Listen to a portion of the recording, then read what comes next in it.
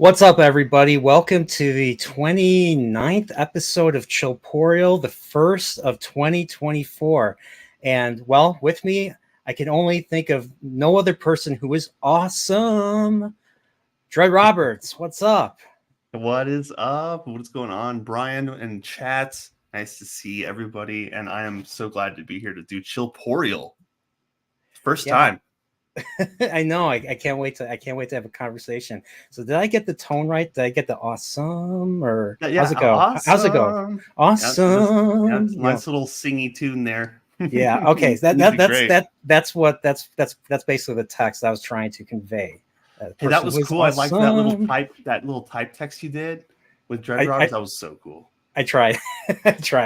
But yeah, man, thanks for doing this. And I gotta say hello to the chat. I gotta see who's here. Words of Paradise. What's up, man? What's up, Leon? He says, giddy down. Oh, because I say giddy up. It's just funny to do the opposite. So my friend Nathan, the man Manethrin, always says giddy up whenever we do our Wheel of Time book club streams. So I kind of followed in his footsteps and always say that every time I start a stream.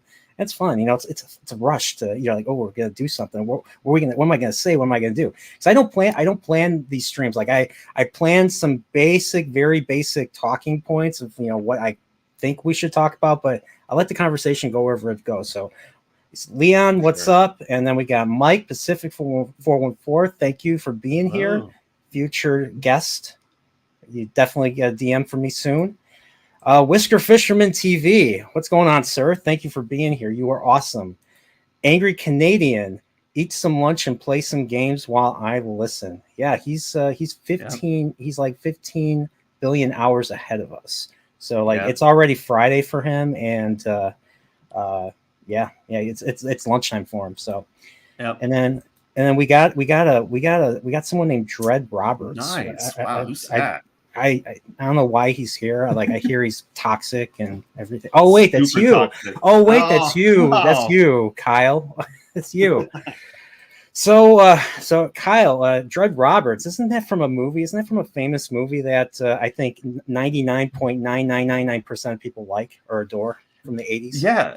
Yes, it is. It's Dreadroberts is just a moniker of Dread Pirate Roberts from The Princess Bride, it's really funny that you say that so many people like that name, because every time I mention the name to certain people I want to know that what it's from, they have no idea, and then I have to tell them. So it's rare I meet people who know what Dreadroberts means. They think my name is actually Robert, or they think that that my last name is Robert. So I'm like, no, I'm actually just referring to a movie. You keep saying that name, Dreadroberts. I don't think you mean what it think. Or how's it go? I don't think you know what it means. What you wait? How's it go? It means what you think it means. Okay, yeah, there you go. Yeah, exactly. They don't seem to. It's like 50-50. It's like I wonder when I like, what's your name on YouTube? I'm like, Dreadroberts. Are like, oh, well, that's a weird name. It's like, no, it comes from somewhere. Yeah. So my friend Chris introduced. So I didn't grow up with. What's funny is I didn't grow up with The Princess Bride. Yeah, I know. I'm sorry. Oh. I still haven't even seen Labyrinth. My friend Marty, who I had for my Christmas stream, he's like, his whole family are like, you haven't seen Labyrinth? I'm like, you haven't seen Labyrinth though, like for real? No, I haven't seen it. I've only seen. Have to watch that and discuss it for sure. You heard it here first. So, okay. So yeah, but yeah, Princess Bride's such a charming movie. Like I watched it the first time. There were a few things I wasn't like. I was like, how come they just left the king tied up?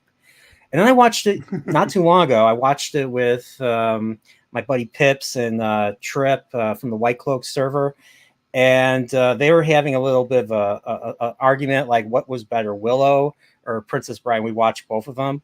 I was like, Ooh, Princess Bride, definitely yeah. Princess Bride's the better movie by far, in my opinion. Like I think I Willow. have to agree. What's weird is I grew up with Willow, so Willow and Legend of Zelda were my initial, like my very first exposure to fantasy in general. So That is crazy. I didn't actually watch Willow until years later, but Princess Bride I picked up at a young age. But I yeah, did enjoy Willow. I think it's a good movie. yeah. So I was real. So my family had cable. So I was I was born in the early mid '80s, and so I was real young in the late '80s, early '90s. My parents had cable TV, so they had like HBO, they had the Disney Channel. And the Disney Channel, besides playing classic, Mickey Mouse, Donald Duck cartoons, and other, programming, Mousercise was one that I used to watch. That came out even before I was born. Uh, they have movies. They used to have different movies. They used to have movies, and Willow was a movie that they showed regularly. So I saw Willow on the Disney Channel at first, back in probably as early as 1990, 1991, or maybe even earlier than that. And they used to play like non-Disney stuff. Like it was interesting how they did that. That's how I first saw Boy Named Charlie Brown, a whole bunch of things. But that's how I saw Willow. But the Princess Bride, I never encountered. Like we never owned it. My parents never saw it. I'm assuming my parents never saw it. They never talked about it. And yeah. That's really interesting. How back in the 80s, 90s, depending on what you remember, what was it like learning about, well, how different is it from today? Like just learning about movies, getting word of mouth to, learn about what this movie's about. And how is that different from how it is today, where There's it no seems internet. like information? Exactly. There was no internet, and I've said this on multiple streams. I'm probably going to talk about this next week with my guest for next week. But I used to before there was no internet. I'm sure everyone in the chat agrees. There's really no internet in the late 80s and 90s. How I found out about stuff was through my dad. Always got the Sunday newspaper. I'm in Chicago, so my dad always bought the Chicago Tribune and the Chicago Sun-Times. Those are the two major newspapers. And one newspaper had Gene Siskel as the movie critic, as their resident movie critic, and I think it was Sun-Times had Roger Ebert. You've heard of Siskel and Ebert, right? Yeah, I have. I actually did not know that they do like resident like contracts with them. Is that true?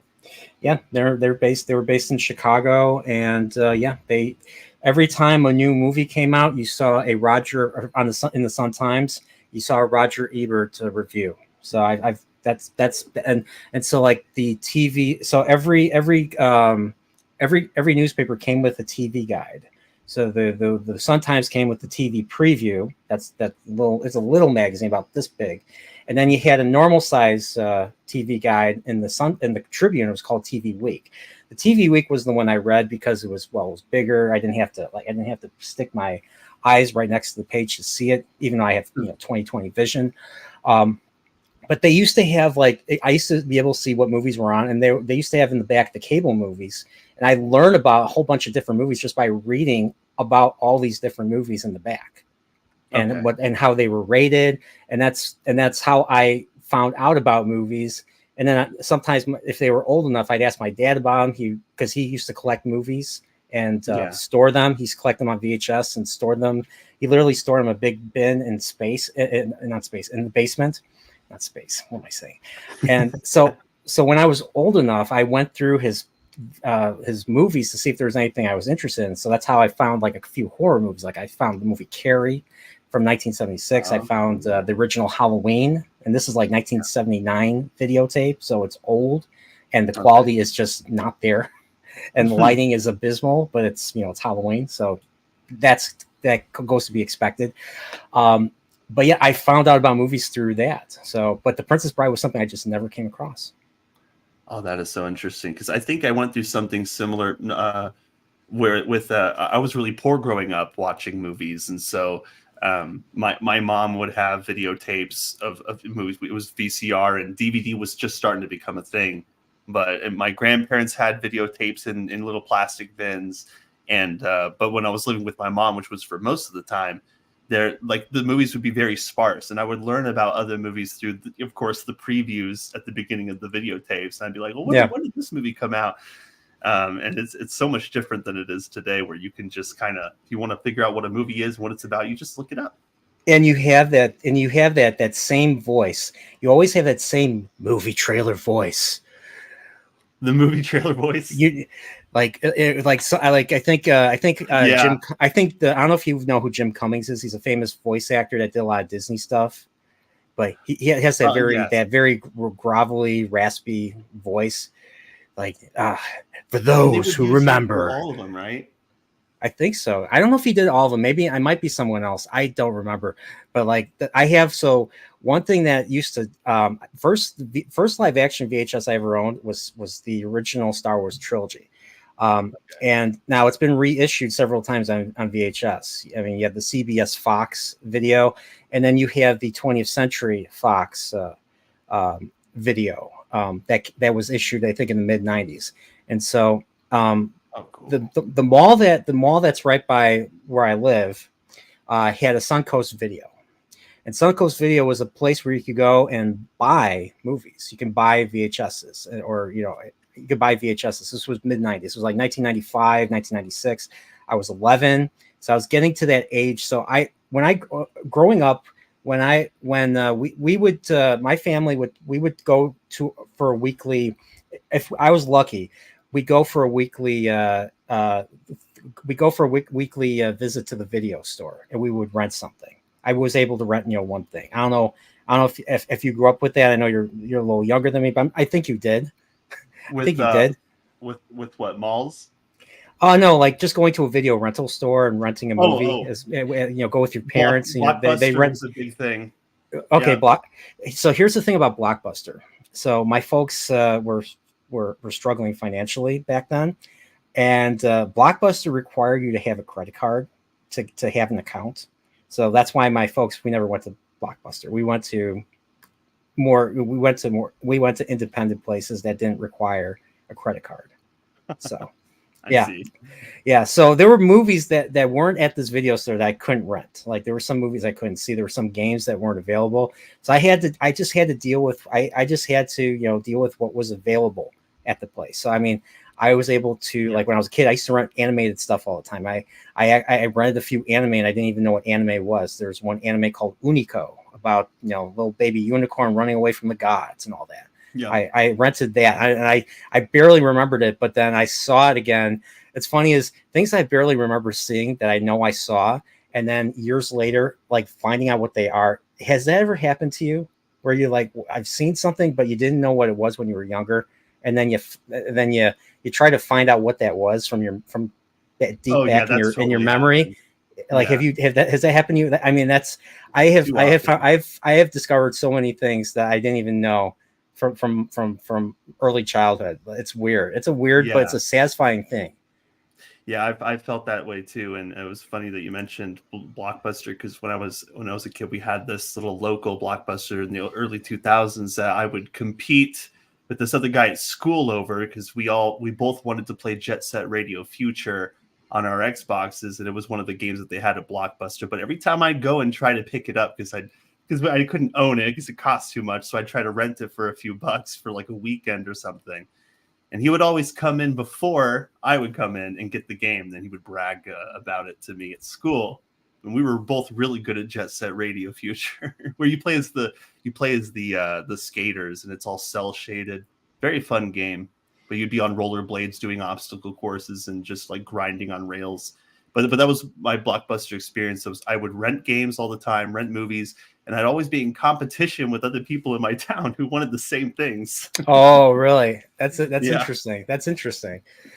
Like they're like So I didn't that I wasn't in that I didn't have friends, so I didn't have that competition.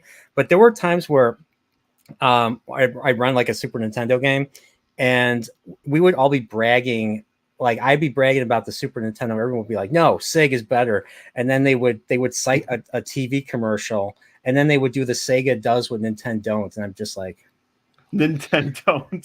yeah, that was the Sega commercial. But here's the thing, though, I did eventually want a Sega Genesis, and my favorite Christmas of all time, when my parents were going through the roughest of times, the most traumatic thing for my dad was losing. He had a business and he lost it basically around that time, and I don't know how my folks paid for it, but I was just like, and I knew that they were going through this. That's what's even more messed up about it. But at the same time, I asked for Sega Genesis. Like the one thing, the system was old enough that I think it was under $100. So I think that's how my folks were able to afford it. So I got to play Sonic 2 and Sonic 3, and it was a magical Christmas. It was cool playing a different type of platformer, but yet it's similar but yet different at the same time. And I still play the Sonic games to this day. So that is so cool. That Sega Genesis, that's one of the systems I actually never got into. I'd say Nintendo games and Sonic games are some of the games that I played the least, just because like times were tough. Like you mentioned, it wasn't very easy to get the system that you wanted, and a lot of times you had to fight for it. Both with your family and with other people who wanted the same console, especially if you were in smaller towns. Yeah. But there was, I can't remember if it was on Sega Genesis. I played this dolphin game. I can't remember what it was. It was like an orca something. Echo the Dolphin? Echo the Dolphin. It was, yeah, I think it was. On Genesis, right? Yeah, because you could play as a dolphin or a killer whale or something, and you're like jumping over rocks in the water trying to get to the next part. And then like that's another fish. Yeah, I think that's Echo the Dolphin. I think. Okay. Yeah, I think that's one of the only ones I had played at the time. So I got a question for you. To quote Leon's chat here. So I did not know about the internet until I was in 8th grade. So this was 98 to 99 school year. So that's when I think I first used the internet. And I've said this on streams. You know what I used the internet for to do? The very first thing I ever used the internet for? What? To look up cheats on Ocarina of Time. Oh, okay. That's a good use for the internet. Back in the late 90s, early 2000s, cheat codes were huge back then. Yeah. I know a big game that people were looking up cheat codes for. It was a really big thing. Was the Fear Effect games? It was like that multi-disc, like choice-making video game, and I had my mom's boyfriend, and I know I'm like just ranting off what you just said, but my mom's boyfriend at the time, who's my brother's dad, Slimsies, you know him. So his dad used to play Fear Effect, and he would look up the guides for the game, and he would print out every single ending and how to get there step by step. And then he and my mom and whoever friend was visiting at the time would sit there reading the script, saying, okay, so they would flip like 3 or 4 pages of just watching them like it's some kind of, just this big heist planning. And it's like, all right, so you got to shoot him in the face, but also take her shoe and put it here so that you can get this ending where the daughter turns into the demon. I'm like, this is crazy stuff. And they did the same thing for Silent Hill 2. Really I have not played those, so that's something that I got to mark down on my list of a billion things I got to watch and play to do and everything. I've gotten ever since starting my channel. I've met so many awesome people. I've gotten billions and billions of recommendations. Like I think everything has been recommended to me. And I'm just like, I am overwhelmed. I don't know where to start. Like I have a hard time figuring out what to watch next. And I have so many physical media that I haven't even opened yet. So, and what Leon was saying and what a couple other people were saying, you should absolutely go for Labyrinth first, because that movie with David Bowie and Jennifer Connelly, which is actually the first Jennifer Connelly movie I ever saw, that like Labyrinth is a really special movie. The songs are really awesome. You got Jim Henson. Oh, it's David Bowie involved. David Bowie. Yeah. The songs are going to be awesome always. Yeah, and Jim Henson's goblins and just the way they all jump around. And some of the cool contraptions they make in that movie. It's a really, really good movie. I'd say it's that was Jim Henson. That was when he was still alive then. Yeah, I think he was heavily involved in that one. I can't remember how extensive it was, but I know that I'm pretty sure he made the puppets for it. Yeah, I wouldn't be surprised. Yeah, Jim Henson. I've only seen like a handful. I've only seen a handful of stuff. I haven't. What's funny is the Muppets that I grew up with was the one that my parents recorded on HBO. It was the Muppets Take Manhattan, 1984. That's the Muppets that I remember. I've not seen any of the other Muppet movies. Okay. Oh, I did see Muppet Christmas Carol because that came out when I was, I think it's first or second grade. As did I. Yeah, so I saw that, and I don't know if I've seen. And Muppet Babies was a big cartoon when I was growing up, 80s, especially in the 80s and 90s. Ooh, Muppet Babies. Yeah, and then they made a remake because that's what they do now, and it looks awful. So yeah, like they took a lot of 80s cartoons and they've been remaking them. Thank God they haven't remade Super Mario Brothers Super Show. Oh, okay. Please don't, in case anybody's listening. But yeah, they remade DuckTales. I mean, see, I really liked the DuckTales. I didn't know they remade it. Yeah, they remade it. It came out in 2017. The animation is ugly.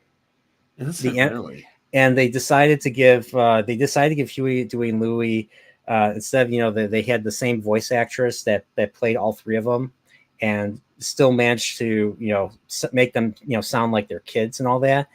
Right. They're basically middle-aged comedians. So you have like Bobby Moynihan and I can't even think of the other guys' names.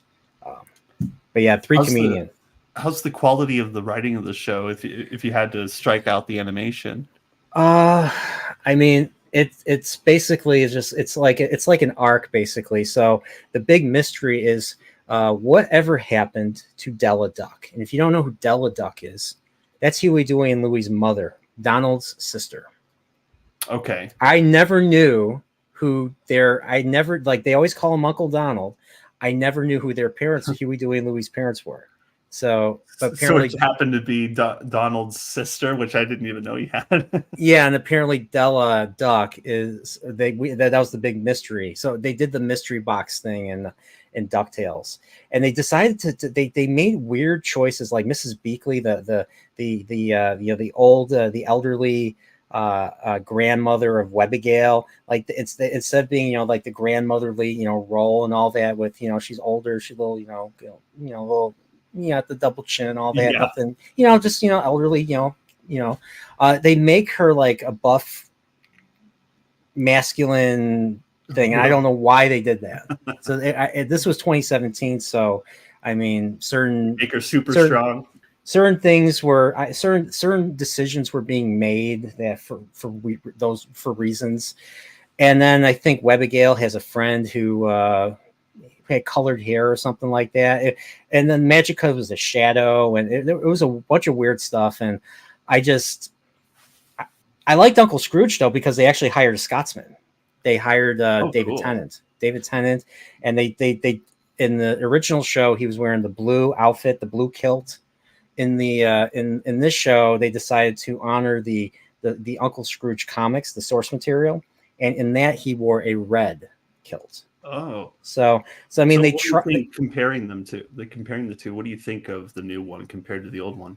I mean, the new one. I mean, the old one is superior. I mean, the old one is superior. I think the older one works. The older one was more. It was episodic, and they took episodes and they adapted pop culture. They adapted pop culture into those episodes. Like there was an episode where Scrooge buys a studio because they owed him money.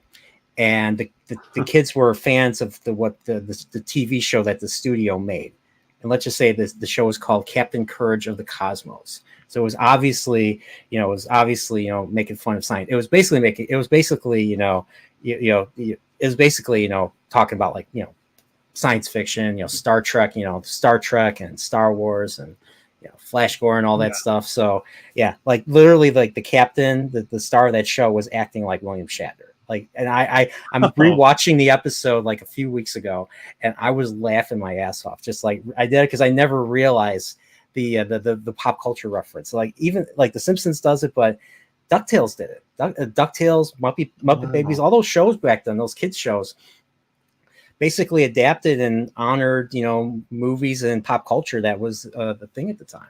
So yeah, I mean, Indiana Jones was another well-known one that they did, and Indiana Jones got a lot of its ideas, according to Lucas, from the Uncle Scrooge comics. So, that's interesting to find out. Eventually, I want to do inspiration. Eventually, I want to do a DuckTales retrospective. Eventually, the OG show and the video game. Yeah, you should absolutely do that. And I think I relate on that subject with, like, for you, it's DuckTales, and then you see this new show that's just like, why does this thing exist? And it doesn't look as pretty as the old one. I felt that same way with SpongeBob and the newest incarnations of their animation for the show, which is just downright absurd and ugly. Like it has this they put emphasis on body movements that just look so weird and out of place, as opposed to the old show had this really joyous atmosphere, but then they would like do the hyper stylized zoom ins on characters, like if there's snot coming out of their nose, or if they look like bloodshot and haven't gotten any sleep. They would do stuff like that, but they would balance it right. But now they seem to have taken those zoom ins, and they just apply it to the outer shot, where all these characters just look really like badly animated, doing all the things they do, as opposed to in the past. And I was wondering, I'm like, I wonder how many shows or how many people have just been so disappointed by current day animation, which seems to just not compare to the old shows at all. It's just like, it seems like they're either not trying, or something's getting lost in translation. It's just not fun. Cal Arts as people mockingly say now. Yep. And so AC here, Angry Canadian. New SpongeBob is garbage. I didn't even know there was a new SpongeBob. Like, is it made by the same people? Is it? So I actually don't know. AC probably does, but I know that they don't have the old guy who plays SpongeBob anymore. I think he's done. I think they kept some of the old voice actors, but their faces seem a lot more. I don't even know how to describe it. It's like that cranky, janky, just like. It's just so weird. It's like if someone's like frowning, it's just like extra pronounced, or if someone's smiling, everything's extra pronounced, to where it's like supposed to look like a wacky animation rather than just like an immersive, SpongeBob-y world. And there's even things they do in it that's like really disgusting, like not in a cool like way like you'd feel back in the day watching Nickelodeon shows. That today it's just like, what in the world? Why are they drinking ink and throwing it up and looking like possessed demons in this scene? And so I'm just not a fan. So SpongeBob is garbage. Oh man. Well, I have no comment. I've never really. I might have watched. I mean, my brother probably knows SpongeBob better than I do, because my brother is roughly around your age. So, but yeah, I think it came out like '99. So I was already starting high school, and I'm not gonna watch SpongeBob as a teenager. Are you kidding me? Like, I was hanging out. I was having a blast. Well, not really. I was still playing the nerdy things, but I was just getting more into. I was getting more into Star Trek. Voyager was on, so yeah. So, but yeah, SpongeBob, I think, is one of the most memed shows in existence. Like, I think SpongeBob has covered like so much ground on like human behavior. Like, I think every scenario you get a SpongeBob response. Yes, yeah, especially the imagination one. Like when people think you're delusional, that's the one that they use the most on you. Yeah, like I've seen what's the crab guy's name again? I've seen so many with him. Mr. Krabs? Yeah, Mr. Krabs. There you go. Yeah. Was that? Oh wait, which one are you? You're talking about a meme with Mr. Krabs in it? Yeah. Gosh, I'm not sure exactly which one that is. Usually, when people talk about SpongeBob memes, like the one I go to, like right off the bat, is the imagination one, because it's the most hurtful, most insulting meme you can use on somebody. Oh, really? Okay. Yeah. So there's a lot of like, there's just so much good entertainment from back then. So I wanted to get into so what made you start your channel? How long you been in the game, as they say in The Wire, the game. Oh, okay. Well, so my channel has been around for actually about 10 years, and Oh, I've made content on and off doing weird things. Like if you go way back in time, and you'll see me praising movies that today I would vilify, or you'll see me playing Bloodborne with my buddy on PS4, or I'll be streaming a game. Like I did a little scene for The Witcher.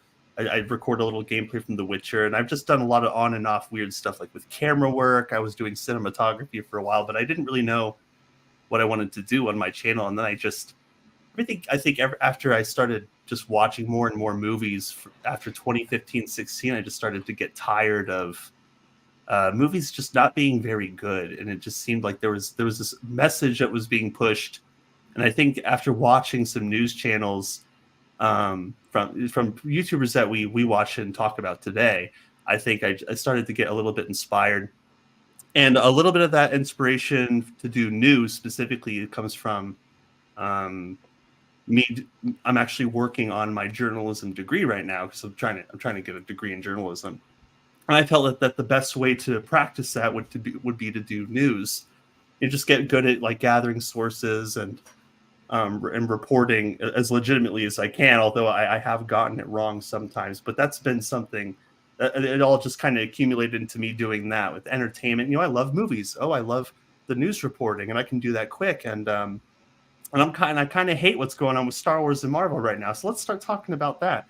But what it really was started to do was talk about Rings of Power, and I came about halfway through that series, episode 5. That's when I started doing actually like recording reviews and stuff. No, I did Resident Evil, the Resident Evil Netflix series, which sucked. is that the one with what's his name from I forget his name he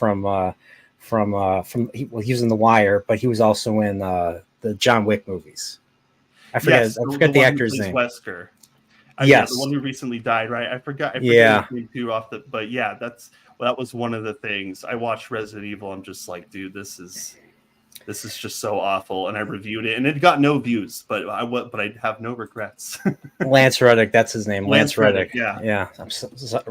R.I.P. Lance Reddick. Yeah, he was awesome. Like Lance Reddick, like anything that Lance Reddick is in.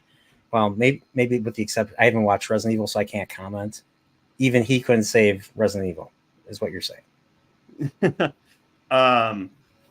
Yeah, that he was a good version of Wesker, whatever that version was trying to be. He had this imposing figure, but like when he came in at the end of that show with his leather jacket, like with his leather coat, and he was going all classic Wesker, I just didn't work for me, and I don't know why anyone else thought that it worked. It just looked goofy, super goofy. Yeah, it's just so Resident. So have you played all the Resident Evil games? I've played most of them. A lot of like the off, not the off brand, but like some of the smaller games, like on PSP or other consoles, like Code Veronica 2 and games like that. Like I've played a lot of the main games, maybe like one or two of the off kilter games. But yeah, I've played most of them. Resident Evil 4.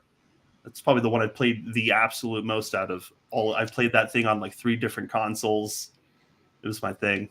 So you got to tell me, did you play the remake of 4? Yes, I did. I actually beat I beat Resident Evil 4 on PC, and okay. I liked it. I didn't like it as much as the old one. The old one is special. Okay. It's just because there's 2 different key components. Like in the first game, when you aim, you can't move. And in the second game, when you aim, you can move. And people think that's kind of a small change, but it really just changes the entire dynamic of the game. When you're standing still and aiming and you have like 6 enemies coming at you from different angles, you really have to think. Yeah. Consider your options. So having the movement would make it easier. Yeah, I think it did. I think it made the game a lot easier being able to move around. It was a new function at the time, aiming over the shoulder. It was a very new concept, but it worked because it put you at a disadvantage that made sense for the gameplay. But the remake kind of does away with that and gives you a bit more of an advantage. And I think that I breezed through the game a lot easier, a lot quicker because of it. Did they make some really insane changes? Besides obviously that movement change. Like, did they make any changes to the story? Did they add places, or did they stay as faithful as possible? They did. I think what they did, I think breezing through it, I think was partly because they removed there's a huge section near the end of the game that I think they shortened by like 2/3. It takes you a little bit longer to go through this area. They also changed the story for some of the characters. Like one of them that you meet, I forget his name, is that Spanish guy. But they give him way more to do and give you like a whole budding bromance with the guy for a good portion of the game, as opposed to the original game where they don't really do that at all, but they give him so much more to do. And then they take Ada Wong, which is the hot girl that Leon's kind of in love with, and they reduce her role, or they give her like a voice cap lady who doesn't really translate as well. They make several changes. I think at one point they were rumored they were going to be like putting an extra level in there with an airship, but I think that never happened. Really? Definitely not. You could when you said they removed, or they reduced Ada Wong's role, that wasn't. They were Capcom. It's not a Western studio making this. Oh yeah, no, for sure. But the characters looked really. Honestly, the graphics for that game were incredible. I really love the art direction. I think that's what got a lot of people on board with it too. Okay. Yeah. So like I've been very, like I said, I've been very lazy. So once I started the channel, I haven't been playing games on my TV anymore. I've been playing games, exclusively for streaming. And I hate setting up I'm too lazy to set up for streaming. That's why I don't play nearly as much. And plus I don't have the same drive to play games. I don't have the same drive that I used to have. So okay. Yesterday there was a little spark. I was watching another channel, Matt Cave. Basically he was playing a challenge, a Super Mario Brothers challenge. So he challenged himself not to hit any enemies in the game. Okay. And I saw that, and I saw him struggling, like, and you know what? I should do it. And so I went and I set up and I started streaming. I started playing that, and I made the stakes higher. So I not only did I not allow myself to not only allow myself not to hit any enemies, but I couldn't allow myself to get hit either. So I had two things, and it was tough. It was tough. But then when I got to the final level, I was like, I started every time that's happened, I had to reset the game and start over. And I got to a point where I got to the final level, and I was like, you know what? I'm going to give myself a handicap. I'm going to try and complete this. Oh, was it really tough to not hit an enemy? Yeah, especially when there's bullet bills all over the place, and so not only hit an enemy, but and then you have Hammer Brothers in the last two levels. They're obstructing you. So you have to jump, and the thing is, you can't tell when they're going to jump. Like they're almost impossible to read. So so it gets pretty tricky, and then you get to the very final part where you're right before Bowser. So you get out of the pipe. There's a Hammer Brothers right next to you. You have to pass him, and then behind him there's a big pit with the flame balls that pop out of the lava. You have to watch out for them too. And then you have Bowser throwing the hammers at you and all that, and it gets pretty tough. But I was able to get past it. I was on my last life. I actually used up my 2 lives that I had, but I was able to get past it, and I finished it. And then I was like, you know what, I'm going to play the entire game. So I played the entire game without using the warp zones at all. So so that's what I did. That's what crazy. I did. So I don't think I would ever be able to do a Mario challenge. I don't think I'd ever be able to do it. Apparently that's a good idea, and apparently doing challenges will bring people to watch. So that's why. So I'm gonna see if I can come up with some other ones. I don't know if they have NES Remix. Maybe I'll play some NES Remix if they have it on the Switch. I'll have to find it. So some stuff that's fun, and maybe do some I still have to do some multiplayer. So there's a lot of ideas for the channel I need to do. So I know engagement. from how I know you as a guy who likes to play a lot of the classics. Are there any new games that you've seen recently that people play or that are popular that it would interest you in this day and age? They're not remakes. That are not remakes, yeah. Because I was going to say, well, I still have to play in Final Fantasy VII remake, so that's a remake. remake, that one's actually good. I enjoy that one. Yeah, and then the second one, Rebirth, is going to be coming out pretty soon, and I'm like, geez, already. So yeah, but yeah, like I have, but yeah, right now I'm currently playing Super Mario Wonder. That's the latest 2D Mario that came out. So that's a game I need to beat, and I do want to play this as a Sonic Superstars, another 2D Sonic. It's not a remake, but it's just like, it's a 2.5D side scroller. So sick. So I'm still into like, a lot of the franchises I grew up with. I still like to play Mario and Sonic. Sonic is hit or miss. There's a lot of crappy Sonic games, and a lot of the 3D ones just don't really work. So really, but Angry Canadian will tell you that the latest Sonic, the open world Sonic, the open zone Sonic, the Frontiers one, Sonic Frontiers. I think he liked it. I don't know if he's still here, but I was just thinking the same thing, that AC would probably praise Frontiers. He said he really enjoyed it. Oh yeah, and by the way, AC hates 2D Sonic. Oh, he doesn't like it. Yeah, and so as a result, me and him have to do a 2D Sonic video game music stream. Because I love those. I love the first two Sonic. I love the first two Sonics that had Masato Nakamura from Dreams Come True, the bass player from Dreams Come True, do his tracks. Those tracks are iconic, and they're widely replicated by other composers. But I love the Sonic 3 stuff too. I love the Sonic 3 stuff with some of the stuff that Michael Jackson allegedly worked on with his team, and then he had I forget what was his name, June Senaway, I think, was the other composer. So cool. Yeah, so there was a lot of good tracks. Like I still listen to them. Like I go for walks or exercise, I'll listen to like the Ice Cap Zone theme or the Emerald Hill Zone theme. So yeah, like. So there's a lot there. So let me ask this, since we're in a chill stream and this just kind of popped into my head. It's kind of random, but do you think that there's a reason why American game developers or American filmmakers don't grab more or hire more Japanese composers? Because I know so many Japanese composers that just blow American composers out of the water with their music. And I just feel like they would be such better films, but I don't know if it's like a language barrier or what. Japanese, like in the movie industry. Yeah, like in movie or video game industry, like American filmmakers or game developers just hiring Japanese composers to do their music, because it just seems like they do music better these days, at least in my opinion. The one Japanese there's few Japanese composers I can think of that. I mean, there's Joe Hisaishi, who's known for all of his Studio Ghibli work, is all the stuff. I think he's done. I think every single Hayao Miyazaki movie. By the way, I finished the Boy and the Heron review, so I'm going to probably upload it tomorrow. I finished it right before right before the stream, actually. So expect that. I didn't mean to plug myself.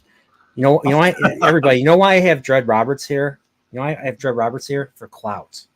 I need the clout. I need the clout. So that's so funny, because like none of my subscribers ever know when I'm on another stream. Yeah, and I basically posted. I only got like 3 hits, so nobody saw my tweet either. So they're just jealous. They're just jealous. So, but yeah, you have, you have Joe Hisaishi, you have Yoko Kanno of Cowboy Bebop. So I'm thinking anime composers right now. I don't know who was another famous anime composer. I'm trying to think.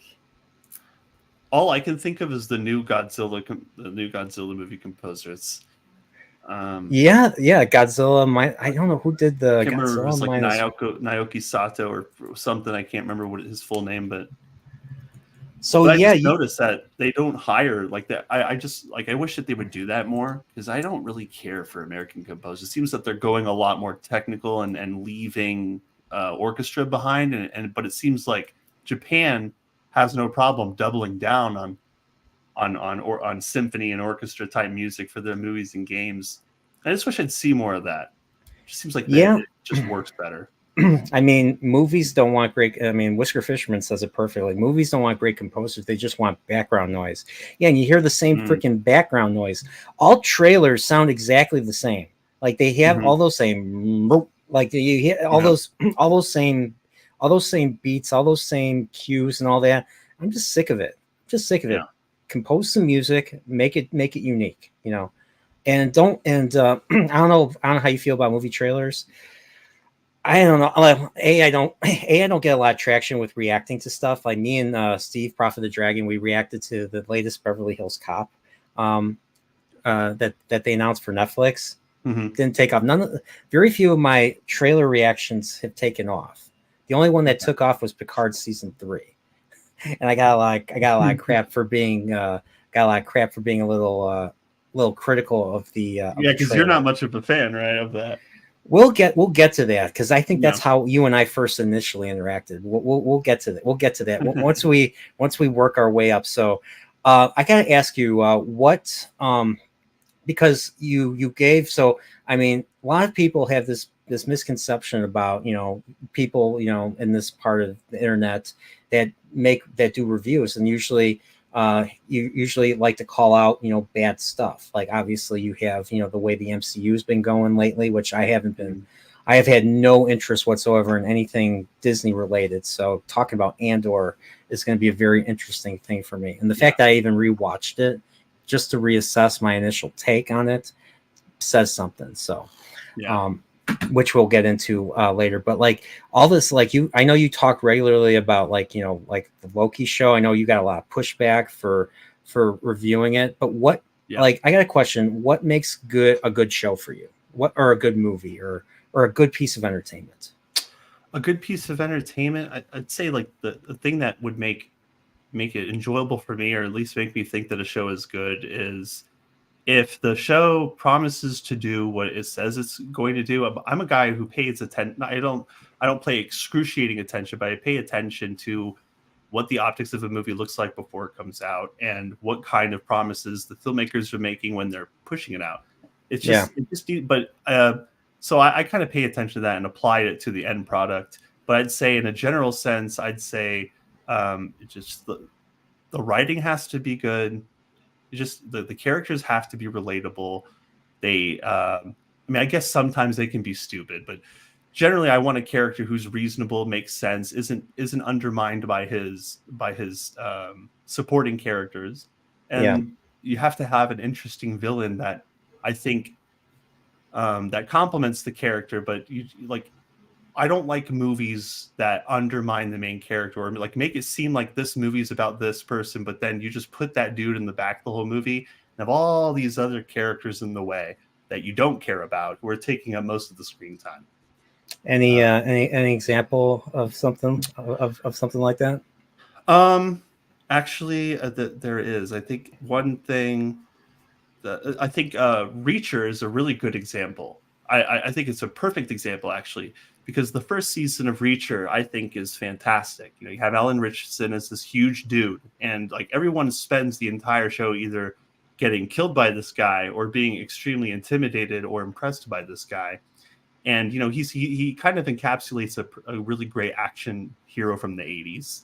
And I thought that they did that story really well because it was a very tight knit, closed plot that made sense. You know, they're dealing with a crime syndicate that's terrorizing a small town, and they kind of figure it out. Reacher uses his brawn and his brains as well to figure out what's going on.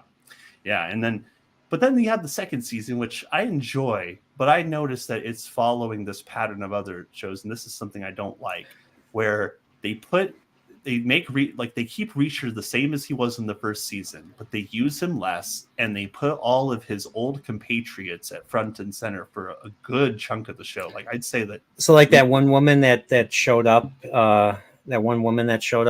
last season.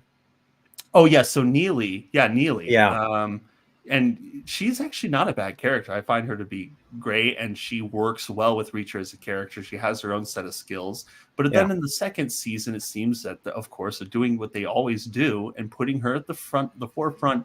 They artificially inject this whole like, do I ever tell you, Neely, that you're smart? He says this so many times to the point where it gets cringy. He's like, have I ever told you oh you're smart, no, Neely?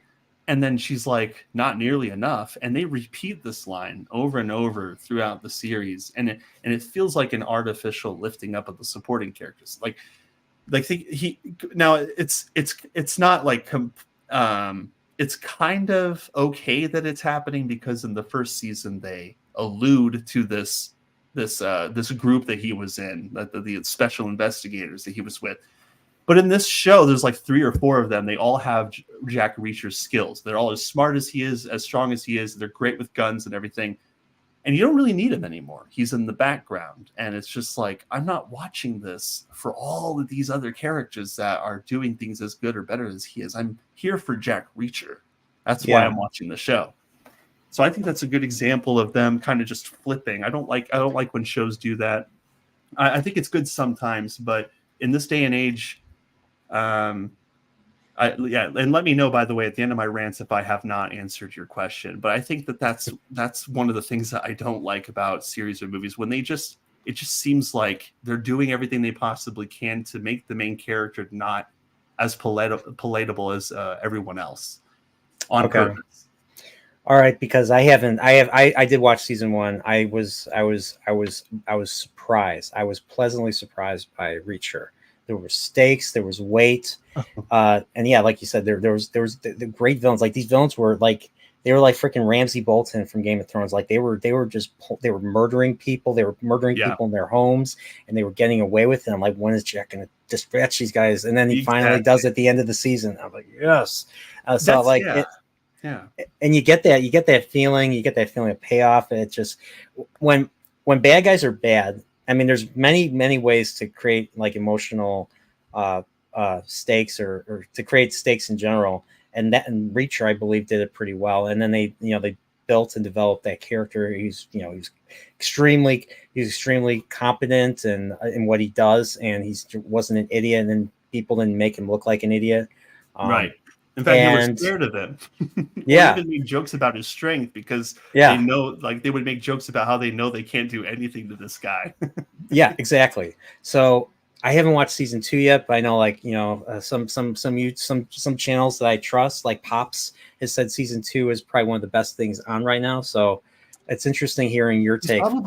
He's probably right. It's not like it's a really good show. Like compared to other shows on TV, yeah, it's good. Like I'd say the writing is still there. It's just, but I can see where it's kind of heading, and I hope I'm wrong. But they do that weird thing, because you've seen this in other shows. Like you've seen it. I mean, I guess Kenobi doesn't count because Kenobi's always had a beard. He's always been the scruffy Jedi. But that might be the worst show. That might be the worst show I've ever seen. Yeah, but with the exception of maybe the Wheel of Time. And I know everyone's gonna say, "Well, Rings of Power is the worst thing." Oh yeah, I get into this debate quite a bit about Rings of Power versus the Wheel of Time. Everybody says that Rings of Power is the worst show. I'm like, is it?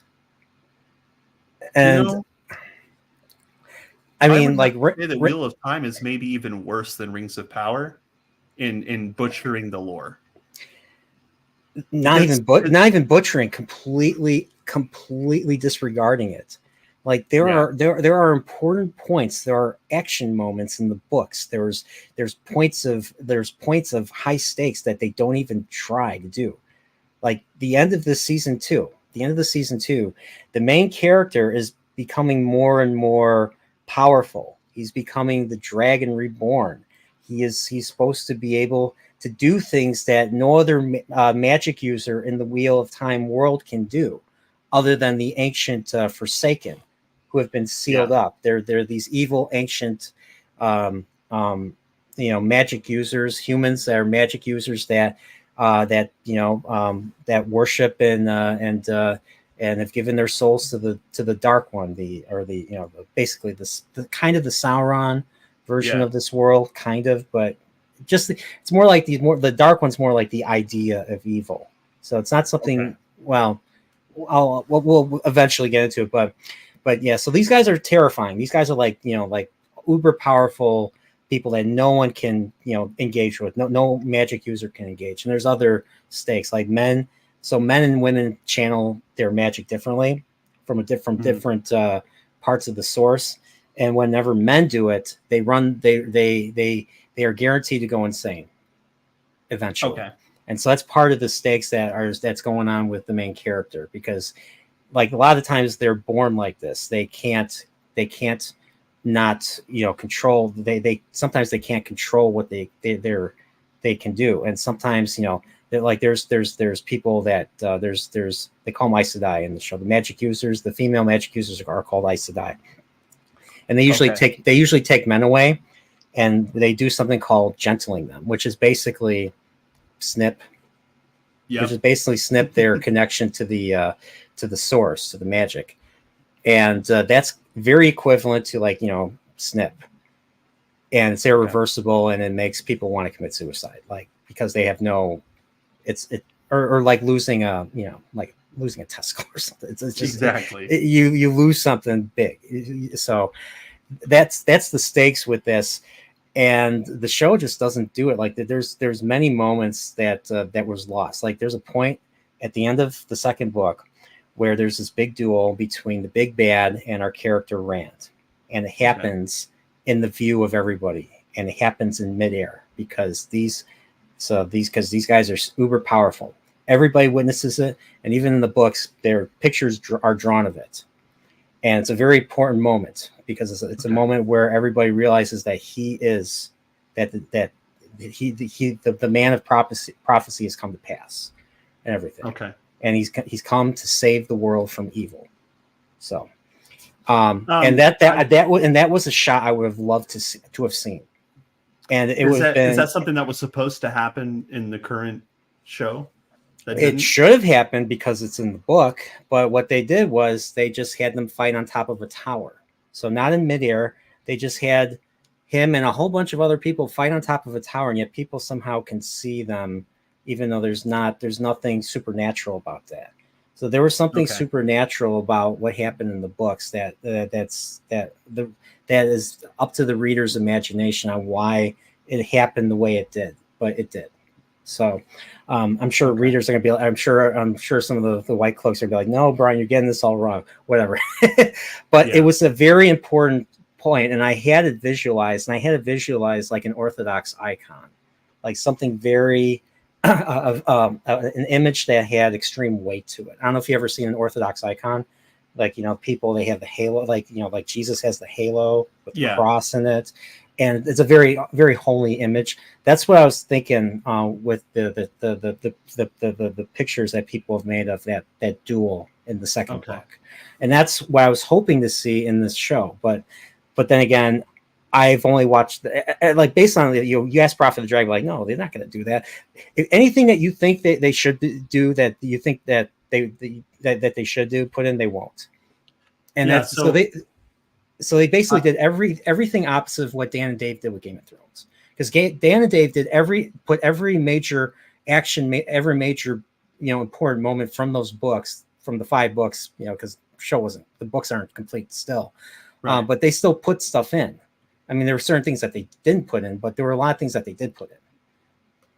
Yeah, it's my understanding that, because I have not kept up on, I'm not caught up on the books, but I did watch the entire first season of Wheel of Time, and I noticed one thing that I thought kind of aligned with Reacher was that Rand is there, and I don't know exactly how they do the storytelling in the books. Am I correct in that they have different viewpoints in different sections of the book? Because that's certainly how they did it in the show. But they'd have like viewpoint from Rand, but then they switch to another character and is that how the books usually go?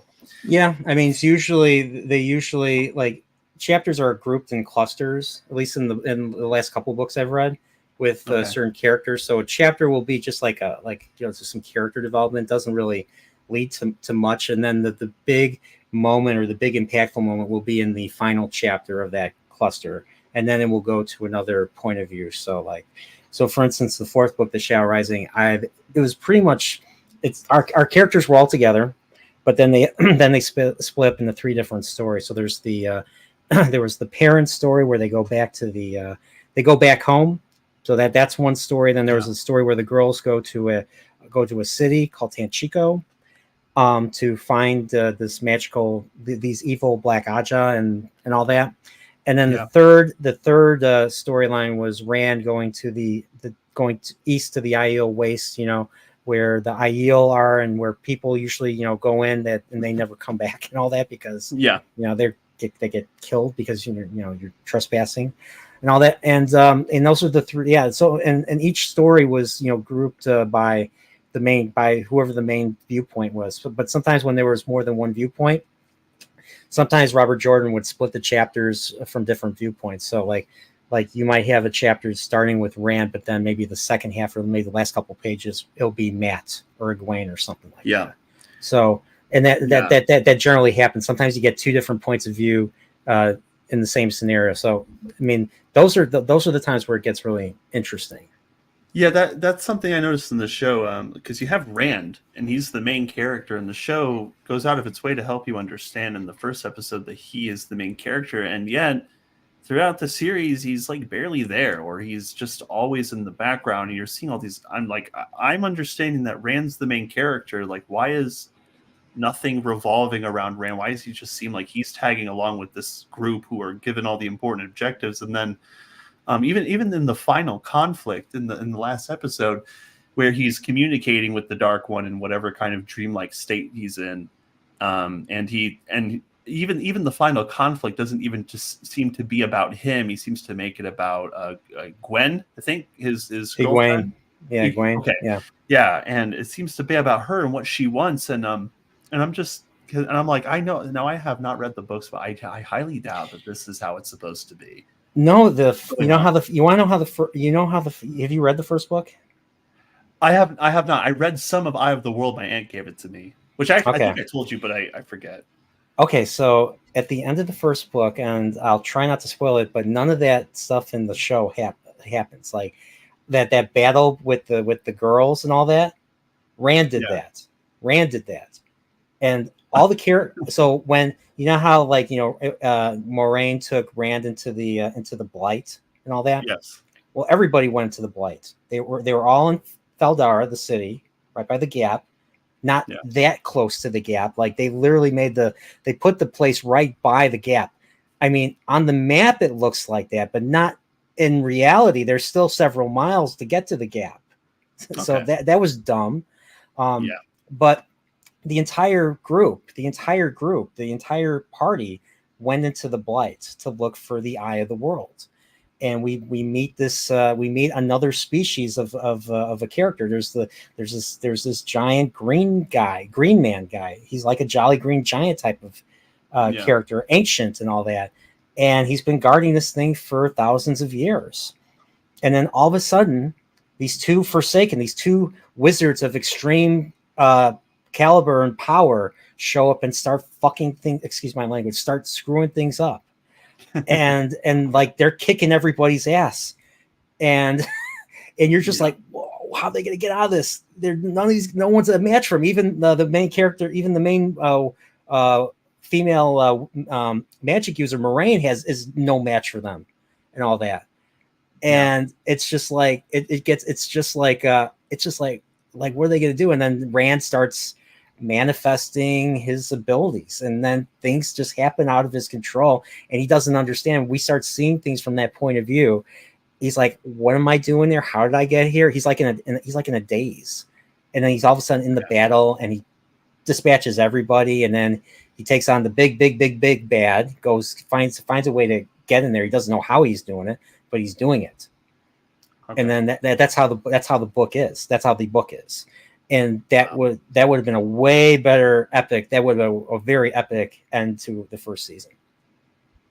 Wow. Had they followed the book. So the big point of contention, especially between Prophet of the Dragon, Salty, Traveling Sea, Man Manethra, and the White Cloaks, is that they I mean, they are called book cloaks. They're called, this and that. You know what I'm talking about? People that, criticize shows now are called, all your ists Yeah, they're and like all called that. Puritans and everything. Yeah. Book purists. Book cloak is the term now. Okay.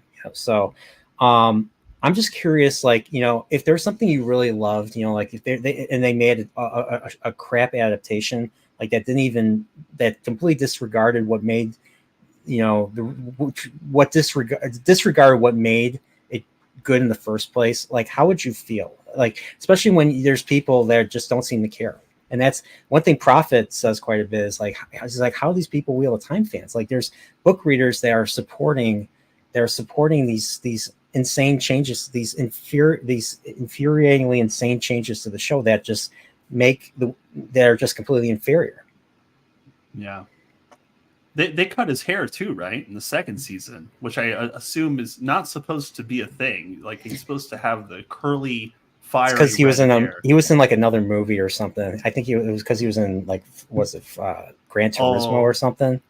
Oh yeah, he was, because he's the villain. I forgot about that. So that's why. That's interesting. And I heard the second season is a lot worse than the first one, because I have not watched the second season. Hey, what's up, Salty?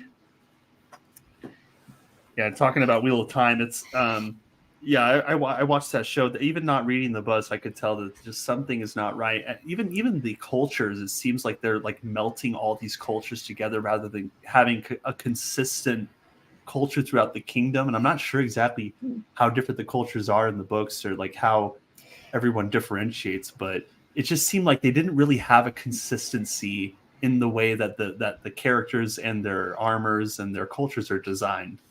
No, there's none of that. And we've seen, like, especially Prophet of the Dragon, he has seen, they have reused costumes from frickin' Troy. Like, on one of the trailers, one of the scenes, the guy was wearing the armor that I think Hector was wearing, or the doublet. I forget what they call it.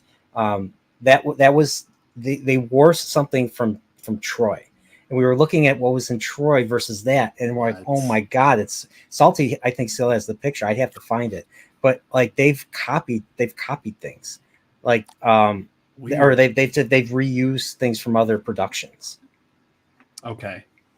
Yeah, that's just strange. But that seems worse than Rings of Power, because at least, like, Rings of Power, for all the faults I can give it, at least they tried to be a little bit like Peter Jackson's movies. And Peter Jackson's movies were at least a love letter, if anything. So that they tried to get something right. I mean, but there's so much wrong with that. But I'd say Wheel of Time, it just seems like they just outright did not care. Yeah, or they wanted they interpreted. Salty put this perfectly in a video he did. It's more about interpretation than adaptation. So they call it an adaptation. It's not an adaptation. It's a non-adaptation. Basically. It's an interpretation of. It's another interpretation of what Robert Jordan did, and it's off. What a shame, because I find his lore, I find his premise of the Wheel of Time, because I was looking up and reading about the Wheel of Time itself and like the origins, and about like I'm not sure I'm going to get 100% correct, because it was like 3 a.m. I was reading, but like they had like the spindles and how all of time and energy is connected, and like how history, the pattern. The pattern. That was such an intriguing premise, and I didn't see that being touched upon. And like, now I did think the Wheel of Time intro was pretty cool, because it tried to kind of convey what the pattern is about and how it works and stuff. I thought that was pretty cool, but I think that's the problem was they showed Aes Sedai. They are not. Okay. They are not the central characters. The central characters are Matt, Rand, and Perrin, the 3 Ta'veren. So that should have been them. Okay. That should have been shown in the intro. But the whole thing, the loom and all that. Yeah. I mean, Robert Jordan was a big fan of dresses. He loved to describe dresses and clothes and all that in the books. So cool. And using the idea of an ever rotating wheel, a rotating wheel with 7 spokes that weaves the pattern. The pattern comes out of it and all that, and the pattern basically represents the course of everybody's life, and all the choices we make and all that. And like Yeah.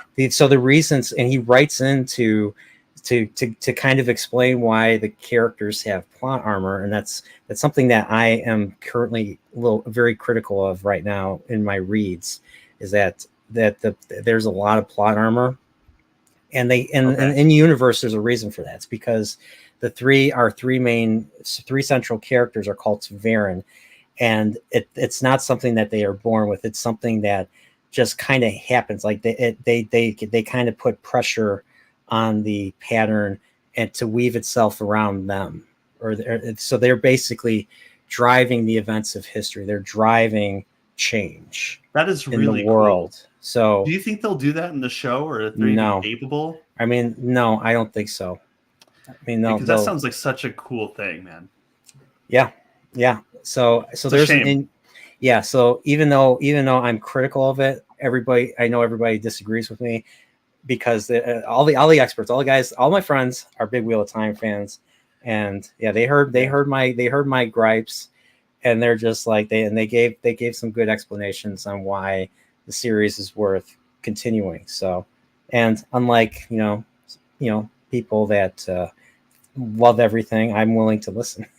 I'm willing to listen and everything to other points of view. So, but breastplate and all that. So, the rings of power. So I've been using. So every time I think I'm going to bring up Rings of Power. Now, Rings of Power, I think, is the one show I think you've done a review for every episode. So Yes. I remember first hearing about this, back in 2017. They bought the rights to Lord of the Rings. I'm like, what? Amazon's going to make Lord of the Rings? And this was before, this was before The Last Jedi came out. This was before I started noticing changes. Like I started noticing weird choices that Hollywood was making. But like, I was just like, okay. But now it's just gotten to the point where it's so egregious. It's so egregious with everything. And like, I thought Game of Thrones season 8 was like a low point for fantasy. Mm-hmm. No, not anymore. Not anymore. No, now you have Rings of. It was the bar, because that last season was so messed up. But it seems like now you can probably set that aside as like one of the not so bad endings, because of how much wrong they've done to other IPs in just the last few years after that season finale. I did actually like I liked some of the fight scenes, so like some of the fight choreography in the 8th season.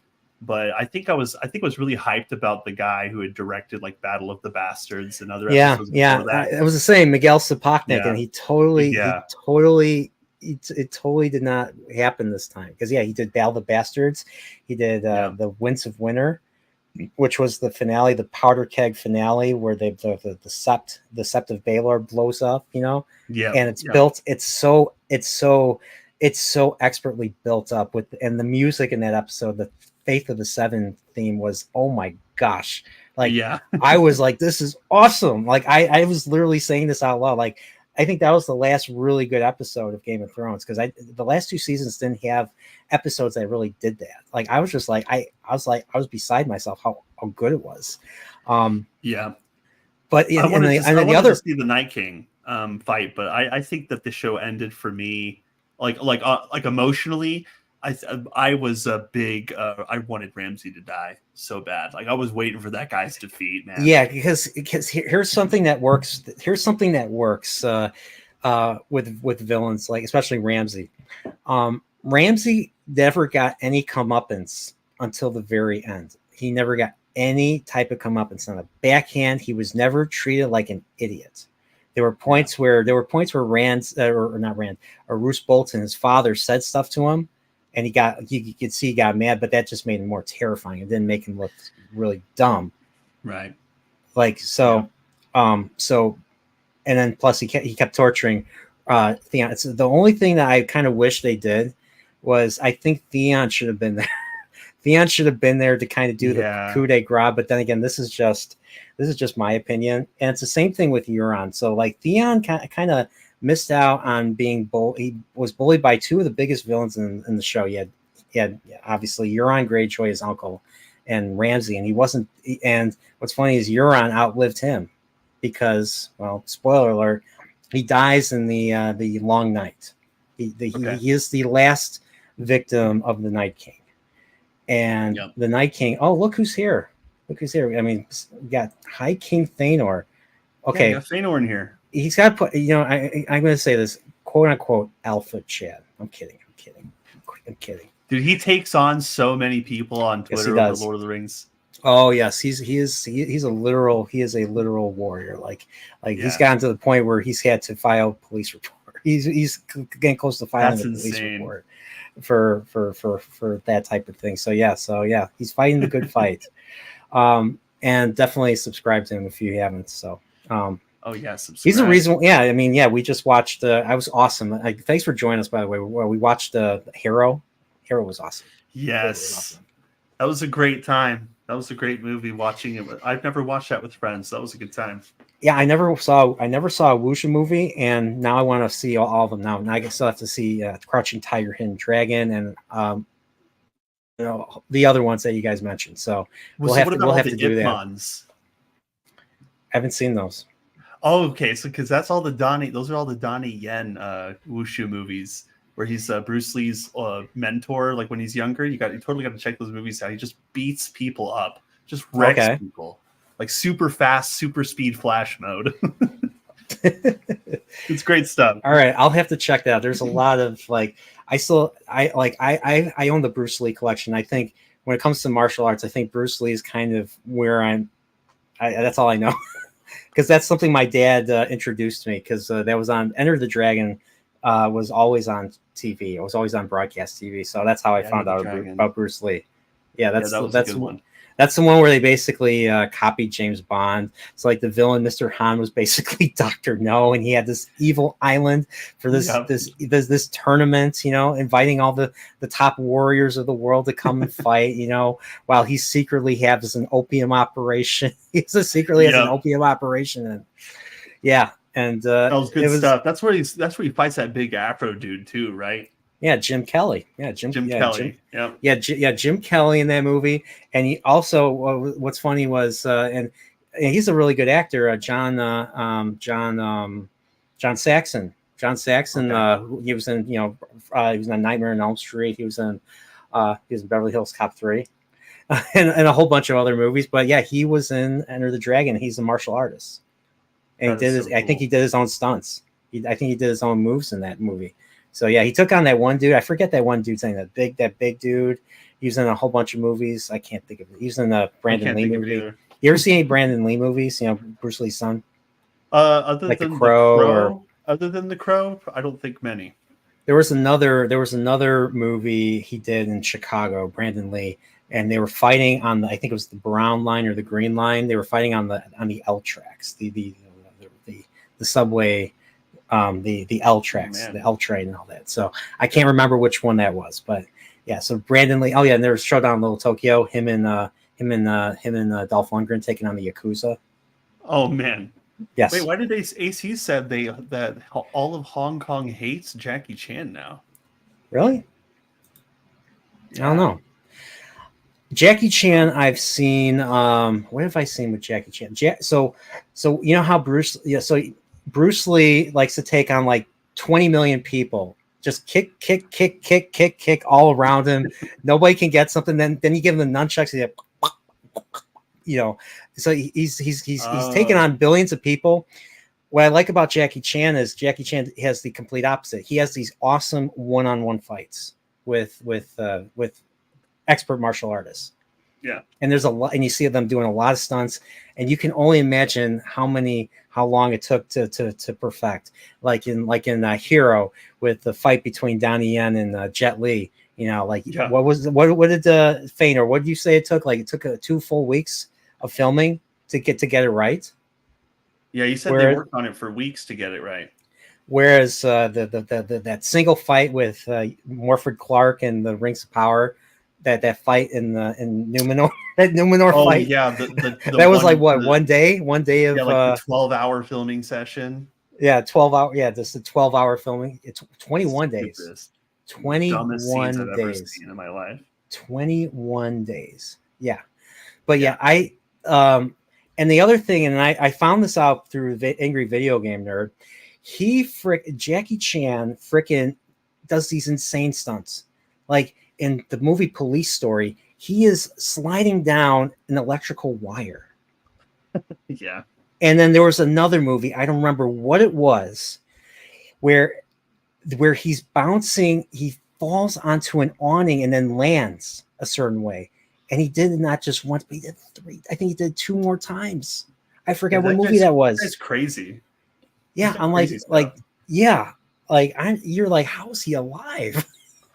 Yeah, that I actually loved him the most in I think Rush Hour. It's just where like I think that Chris Tucker, every time Chris Tucker spoke, it's exactly how I felt watching Jackie Chan. But I'm just like, yeah, get him, Jackie, get him, Lee. You have to kick him upside the head. Did Chris Tucker have to learn martial arts, or was he just pretty much the comic relief? He'd be like, and then Jackie Chan would do all the fighting. Is that how it was? Sure they taught him a couple of things. I think it was like Chris Tucker would get in a cool like kick or two, and Jackie would like give him the nod of approval. But then most of the time, it'd be Jackie beating people up.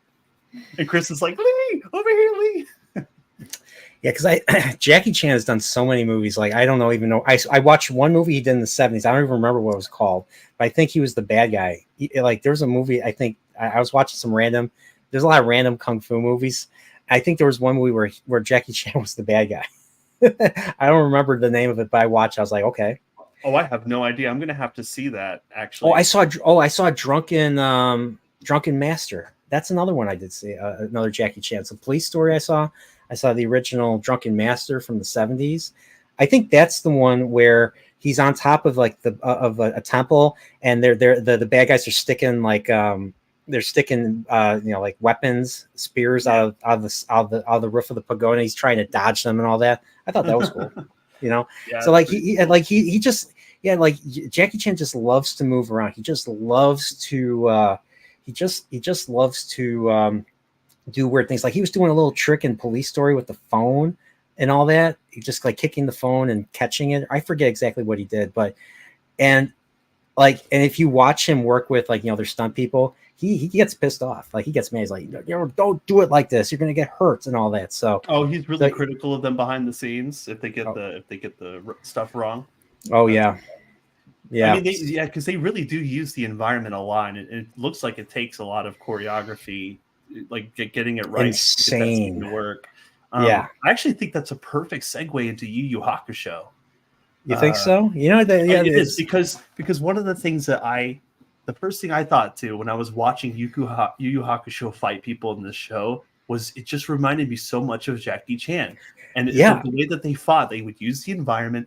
And then Yu Yu Hakusho gets the crap beat out of him, and he does this little anime movement where like you can see his physical pain in his waist and his shoulder, where he's like, and like his whole body around. Like that's just totally Jackie Chan to me. I felt watching it. I like the action. I liked how Yusuke Urameshi, the main character in the green outfit. I like how he was fighting. I like the fight he did with that demon dude. I think it was episode 3 or episode 4, and they're like in a car junkyard or something like that. And he just leaps into the car to dodge this guy. And I loved all the like you said, I loved all the motions. I loved all the I loved the like you said, the use of the environment to fight or to defend. It felt like Jackie Chan dialed up to 11. Like you said, the car is sliding back and he swings his arm around and goes inside the car to prevent himself from getting hit, amongst other things. And they're over accentuated. Yeah, it's good to see you, Zach. I'm glad you're here. But the over accentuated movements of their bodies, whenever they would get hurt, it was so anime and so Jackie Chan. I loved it. I really loved watching it happen. Yeah, so this is something I did know. High King Feanor about Jackie Chan Jackie Chan was in. Yeah, Jackie. I think he got his neck snapped. He got his neck snapped by Bruce Lee. So he got killed by Bruce Lee. Oh, now I have to go back and watch it because I didn't know he was in there. You can find it on YouTube. I'm sure there are billions of people have already clipped that and hey, and they'll show an arrow saying this is Jackie Chan, and all that. So, cool. But but I think the best Bruce Lee fight, and I don't know if you agree, was when he fights Chuck Norris in the Coliseum. Well, not really in the Coliseum, but in the Coliseum. It's the fight I've been thinking about the entire time. Yes. Because a big running joke in my family, they were on that bandwagon of like Chuck Norris's kick is the thing that killed Bruce Lee ultimately. I've made that terrible joke too. So yeah. Yeah, we ran with that one for a because long time. remember the Chuck Norris jokes. Remember all the, like, the craze of Chuck Norris jokes. Oh yeah. So I'll tell you one that my friend came up with. So Chuck Norris walked into a chemistry room and tore down the periodic table because he only believes in one element, the element of surprise. Oh. And I'm sure you've heard this one when they were filming Code of Silence. Chuck Norris had to jump into the Chicago River. Chuck Norris did not get wet. The Chicago River got Chuck Norris. It's really great.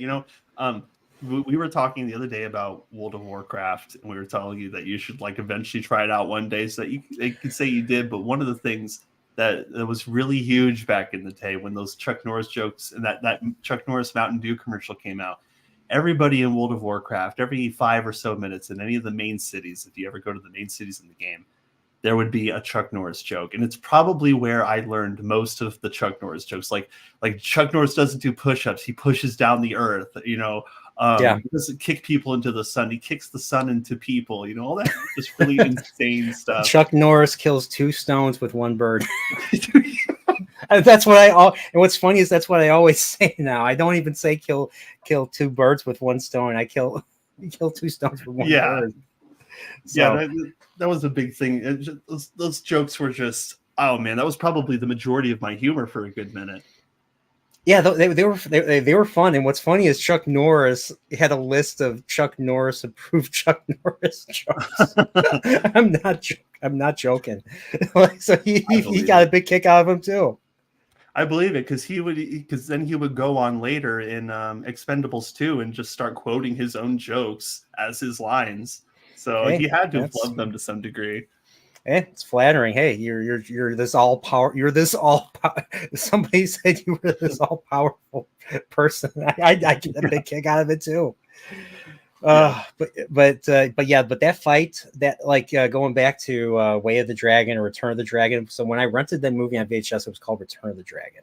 So they changed the names of for the English localization. So the Fists of Fury was actually called the Big Boss in Hong Kong, and then the Chinese connection here is actually Fist of Fury.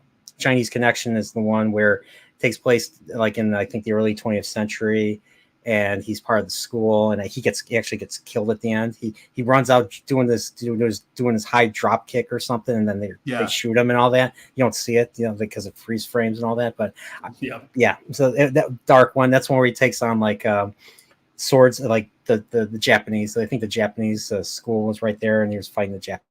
And Okay. But in all those movies, he took on multiple bad guys, usually at once, and usually always came on top. Yeah.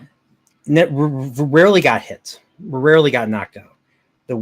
So what makes Way of the Dragon so unique, him fighting Chuck Norris, this is probably the one fight, and this fight was, I think, 5 to 6 minutes long, maybe a little shorter.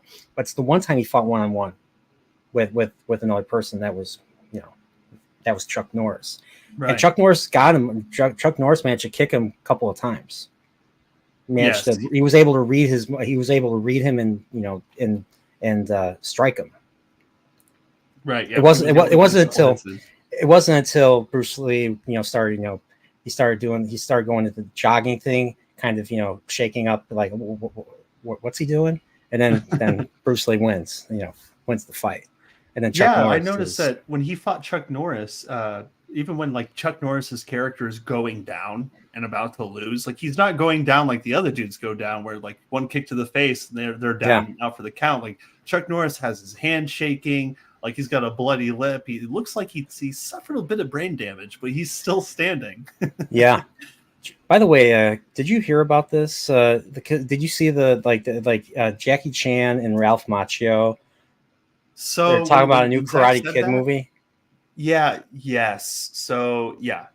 You did not imagine that actually, and I was thinking about it when he said it, but now I'm remembering that there was some kind of ad. I think it was an ad on Twitter actually, where they had a Ralph Macchio and Jackie Chan ad for a Karate Kid movie that they're making. So I believe that I don't know if they're going to continue with Jackie Chan as Miyagi and then like, Will Smith's son again. He was actually, I think Jackie Chan was actually Mr. Han. So the same name right. as He was the a villain Mr. from Right. Enter the Dragon, Mr. Han. That Mr. Han. Oh, well, no, that's it's not funny. the same guy. It's so because Jackie Chan is not playing, he's not playing Japanese guy. He's playing, he's playing Chinese guy. Right. So Mr. Han. So, but yet they still call it the Karate Kid. That's I'm assuming you saw that with Jaden Smith and. Yes, I did, and of course I didn't like it as much as the original. I'm like, why call it the Karate Kid? I mean, I know you're trying to honor the original John Avildsen film, everything, but yeah, Pat Morita, Noriyuki Pat Morita was actually, I mean, he wasn't from Japan. He was American and he spoke perfect, English. And so his Japanese or his accent's very, very exaggerated, which makes Mr. Miyagi even awesomer. Yeah, that's really cool. But the actor was Japanese. The actor was Japanese, and karate is a Japanese martial art. It's not a Chinese martial art, or I don't even know, like Mandarin. I don't even know, like there's so many branches of China. Yeah, you got Cantonese, you have Szechuan, you have Hunan, you have Hunan, and me and my brother joke, because Hunan looks like human. So when we see Hunan beef or Hunan chicken, we say human chicken and human. That's human. That is actually blowing my mind. That's something I never really thought about. Is the fact that they're in China. They're not like it's not even karate they're learning. So I don't even think they mentioned the word karate in the movie. Or I think maybe Jaden Smith does, but I forget. So I forget. I'm assuming you probably know way more about martial arts than I do. Is Kung Fu pretty much all of Chinese martial arts, or is it just one of many? I actually don't know for sure. Well, I grew up with Taekwondo. That was my. I think that's I think that's Korean, right? Yeah, it's South Korea. Yeah, I believe it's South Korean offense. And my brother actually takes Hapkido. He's a really high up there in Hapkido, which is South Korean defense. Okay. You would think the way Hapkido is pronounced, you would think it was Japanese. Hapkido. I could totally understand why people would think that. Yeah. Yeah. So. Yeah. Yep. Karate is definitely not Italian. I know that much. Oh no, for sure. No, it's not Italian. Yeah, even though Way of the Dragon takes place in Rome, it actually takes place in Rome. And he goes to help his family who own the one Chinese restaurant in Rome. Basically, that's what that movie's about. But yeah, that's what Words of Paradise said. I think he has some idea about Kung Fu. Kung Fu basically means hand-to-hand combat without weapons that you have to train to learn. Okay.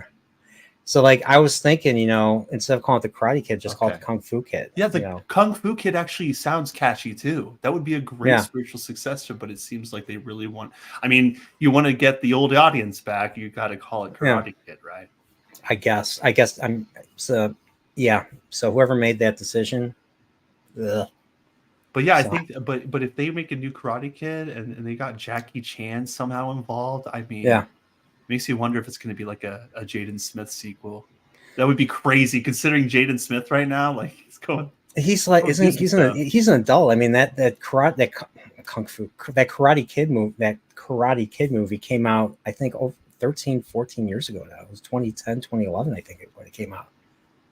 Yeah, maybe they'll do the same thing with the other cast and like Cobra Kai him and like make him an adult who trains other Karate Kids. I was going to ask you. What do you think? I love Cobra Kai. Like, I did not think. I mean, like, I knew that, like, William Zabka and Ralph Macchio were doing stuff together. Yeah. Especially they were making videos and stuff. So I was just like, all right. I was like, for the sake of nostalgia, I'll check out the first season of Cobra Kai on YouTube Red. Yeah. And so I watched. It was 3 a.m. I had nothing. I couldn't sleep. I opened my computer. I downloaded the entire season. I put it on. I watch it. I watched the entire season in one sitting. That's how good it was. Like I did not expect it to be so good. I did not expect Johnny Lawrence to be my favorite character. Johnny Lawrence is Right. my character. He is my favorite character on Cobra Kai. He is the character I am the most invested in. He's the character I got. The fact that he had a redemption. Yeah. And this is something I don't think people are going to agree with me. But you know who else I want a redemption for? Who? Kreese.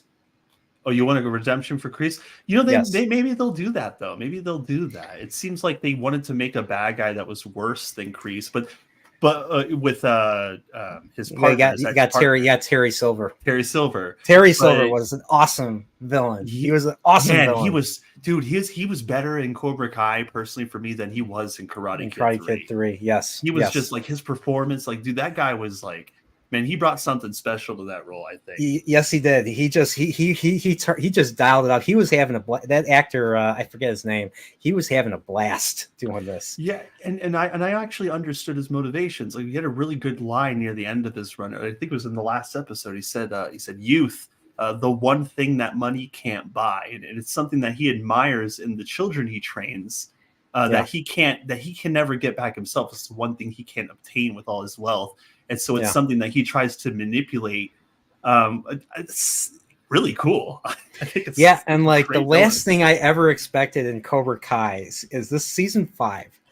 The last thing I ever expected was to see a sword duel in Cobra Kai, and he freaking Terry Silver and Chosen, the bad guy from 3 and the bad guy from 2 fighting it out. Yeah, I was like one thing about Cobra Kai and Karate Kid, they're like the live action equivalent of a slice of life type of thing. You don't characters don't die in these stories. No. So I was like, are they going to kill Chosen? Like, are they going to kill somebody off? Like that? I was terrified for Chosen. Because he got wounded. I was like, oh, he's not going to die. He's not going to die. Is he? Is he? I really did think he was. I thought he was a goner, to be honest. I thought they were going to go like the super dark route. I'm glad he didn't. Oh no, exactly. Who would have thought you'd ever see those two fighting? And what's funny is like, so like I'm critical of like certain things for not having high stakes, but like something like this where it's established as a slice. I know slice of life is technically an anime genre. I don't know what to call it. I don't know what to call it for Western live action. So I'll still call it like slice of life, just, it's about, normal people and, like you're taking karate classes.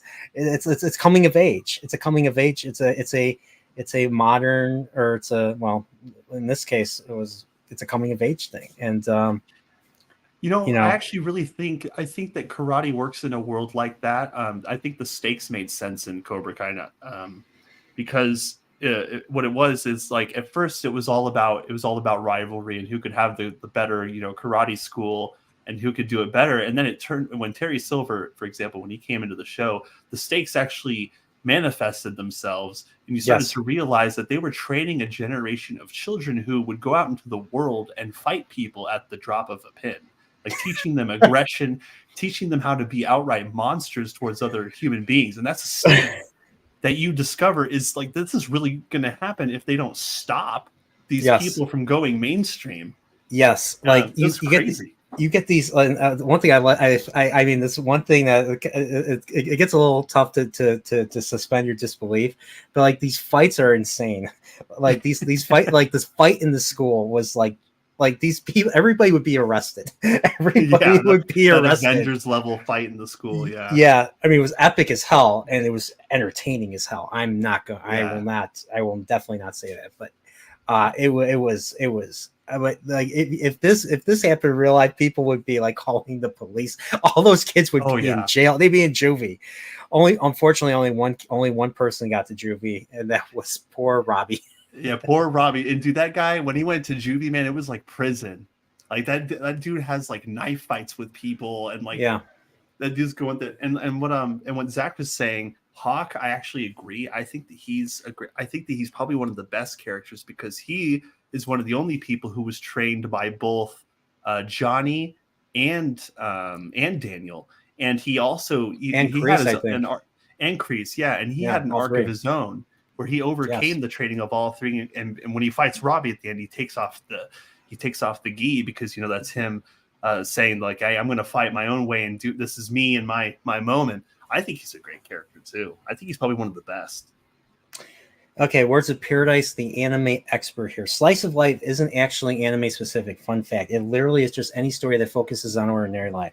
All right, so I had the right idea. The right idea. If Leon says so, you know it's true. Cool. But yeah, Hawk's arc. So Hawk starts off as the awkward. He's the one that gets bullied, and then he becomes part of Cobra Kai, and then he stays with Kreese. When Kreese takes over Cobra Kai, and then he switches. So I like how I love the shift of alliances and then and allegiances in the show. And so, but by the time season 5 ended, it felt like they wrapped up almost everything. The only thing that I feel that I still think needs to wrap up is the thing between Kreese and Johnny. Yeah, because they finally wrapped up the loose end with the girl that they liked from high school way back in the day. They wrapped up that arc and even Johnny and Robbie. Johnny and Robbie, yep. Yeah, Johnny and Robbie and Miguel. They all three of them are now they're family now because Johnny and Miguel's mother they're expecting a baby boy. So that baby boy is going to be half brother to Robbie and Miguel. So that's their bond right there. So I thought that was beautiful. Yeah, but I agree with you that I think Kreese really needs Kreese is turning into Ramsey Bolton right now because and I actually find his arc to be really interesting because they have turned him. He is a murderer basically because he murdered spoilers for Cobra Kai, but he murdered his CEO from like way back in the day in order to save the lives of some of his other men. Yeah, and he did that, and he also sent Terry Silver, like to prison for life for basically something he didn't commit, even though that guy did do a bunch of stuff. But that dude's like in prison for life, and Kreese needs to go down, man. Kreese kind of right. I mean, Kreese was sent to prison because of Terry Silver at the end of season 4. Oh, right, and right. then Kreese escaped prison. Oh yeah, okay. So I'm thinking. So I want Johnny, and I don't want Kreese to be the villain. I want Kreese to be redeemed. I think he's gonna die? He might die. I mean, he might go back to prison, but I hope Johnny can forgive Kreese, and because I think Kreese wants Johnny's forgiveness, and I think what's weird is I think Kreese is genuine in that regard. Okay. And that's something that I want to see. If they do that, I will be very happy. And I feel that would be a great way to close out Cobra Kai. Yeah, I mean, I guess it would make sense for Kreese to get a redemption. I'm still on the train of like I kind of hate him right now just because of what he does to kids and what he uses kids to do. Oh, okay. I mean, he was bad. I mean, like in the Karate Kid movies, he was bad. I don't know. For somehow, I consider him, and the way they've shown shots of him and William Zabka and Ralph Macchio, like I consider Kreese to be the third main character after those two. So yeah, I mean, I hope to see something awesome. They're making a final season. They're going to have that world tournament. So I can't. Bringing in a big bad from the older ones? I don't think so. I mean, I don't think so. I think they're. I don't like. They brought everybody. They got Mike Barnes. Like I was expecting Mike Barnes to be the bad guy, but that was the one thing that was disappointing about season 5 because I was hoping Mike Barnes would terrify Daniel again, and then Daniel would have his own arc to fight Mike Barnes and everything, and Mike Barnes would have his own school. But they brought in the gang from Japan, so close. That was close enough. It felt like Kill Bill almost. Maybe Terry Silver's like backup plan in case he went to prison was he has Mike Barnes take over the mainstream Cobra Kai in the next season. They made Mike Barnes the good guy. Mike Barnes goes in and fights with oh yeah, that's right. I totally forgot about that. With Johnny and Chosen, basically. and that's where the Chosen and Terry Silver have their duel, have their sword duel, and everything. So Yeah, it was, it totally slipped my mind that he was there that whole time. Oh, that's so he yeah. can't beat the bad guy then. It's a little. Yeah. I wonder what's going to happen. Yeah, and then like because I think the Kreese wanted some help, and that was the one time that Johnny drops the F-bomb. He literally says, "Go fuck yourself" to Kreese and everything. So I was just like, okay, so that obviously hasn't been wrapped up yet, but but I'm hoping there's a redemption there. I'm hoping. Yeah, because if there's one thing Cobra Kai's main theme is redemption. And it really showed, and it really paid off with Johnny. I mean, Johnny is my boy in this show. Like, yes, like William Zabka just knocks. To me, William Zabka carries the show. I agree. And I think Johnny makes sense as a character just because he wasn't irredeemable in the first movie anyway. Like even at the end of the first movie, when Daniel wins, the guy concedes and helps him lift up his trophy. I mean, he knows that what's going on is wrong, and obviously he has that hatred for Kreese growing up because of what Kreese did. He was not approving of it, and it's so interesting that they're not perfect characters. They're all complex and they have different problems, and sometimes their lives switch from.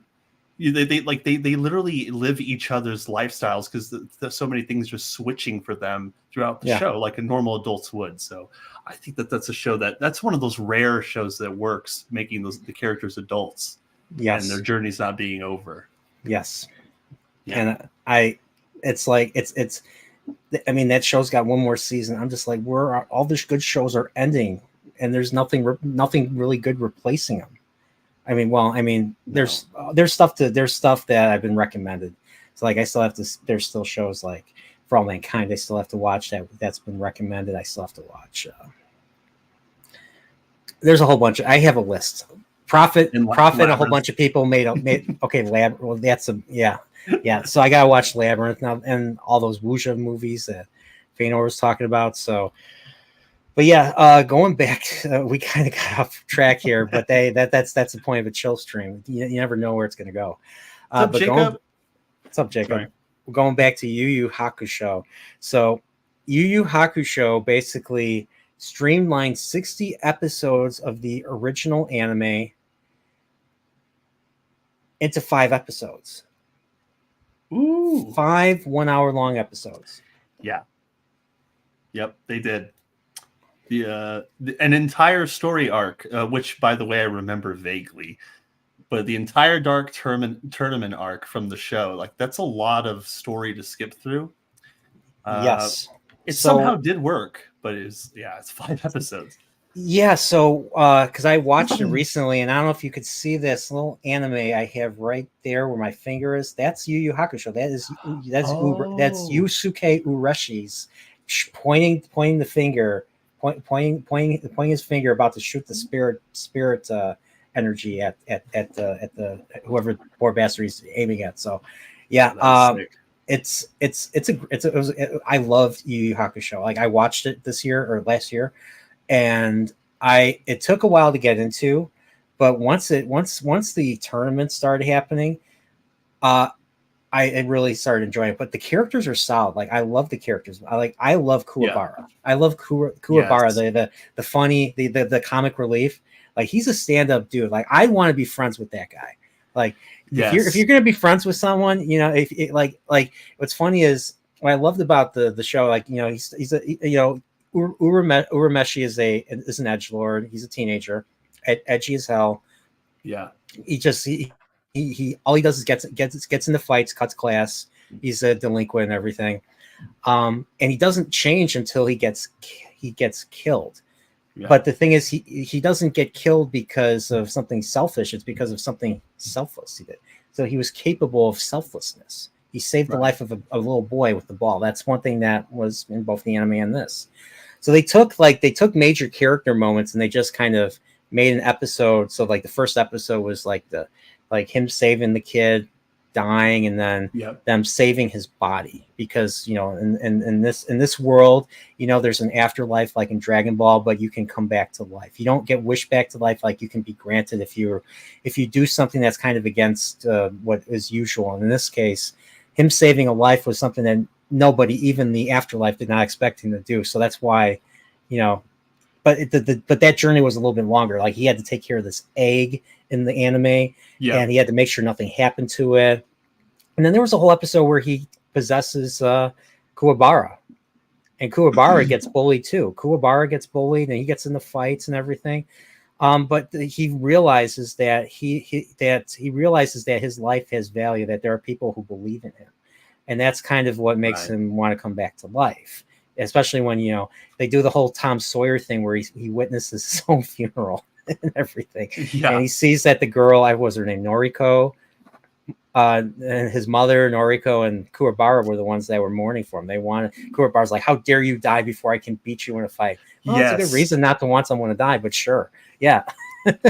Yeah. I feel like people who never have watched Yu Yu Hakusho might actually get into the anime if they watch the live action show, because and Kuwabara is a really great example, because man, that show hits you with some serious, thought-provoking, like poignant character arcs. That these dudes like reach within themselves to find their inner man, and they like break their physical limitations like to like be the best. That's a really cool arc for Kuwabara, which I think is done great. I love seeing characters grow. I love seeing them grow in the anime. And it seemed like, the growth in this Netflix show, they just skipped all they skipped a whole bunch of stuff. It didn't feel quite earned. I enjoyed this. Okay. I enjoyed this adaptation, but this is far inferior to what the anime and the manga did. So the anime was the adaptation of the manga. And there were just so many moments that they skipped. There's a lot of story that they skipped just to beat the bad guy, to beat Toguro the elder and Toguro the younger. Toguro the younger is the one with the sunglasses. So they actually they fight him before not the Dark Brotherhood. That's Oblivion. That's Elder Scrolls. The Dark Tournament. Before the Dark Tournament, there was the arc before the Dark Tournament when they go into the place, which was where they were at in this Netflix show, with that pink suited, fat, bald gangster dude who was also in the anime, but he gets killed off like before the Dark Brotherhood arc. And they fight Toguro, and he pretends to die, and then he comes back to life, and then he's like, the beginning of the Dark Tournament arc, he literally goes into the city, finds Urameshi, chases him, and starts terrorizing him, and he starts beating him up in this building that's not built yet, like there's the frame there, but that's it, right? And it's there's no one in there, and he's just like, "You're going to fight in this Dark Tournament."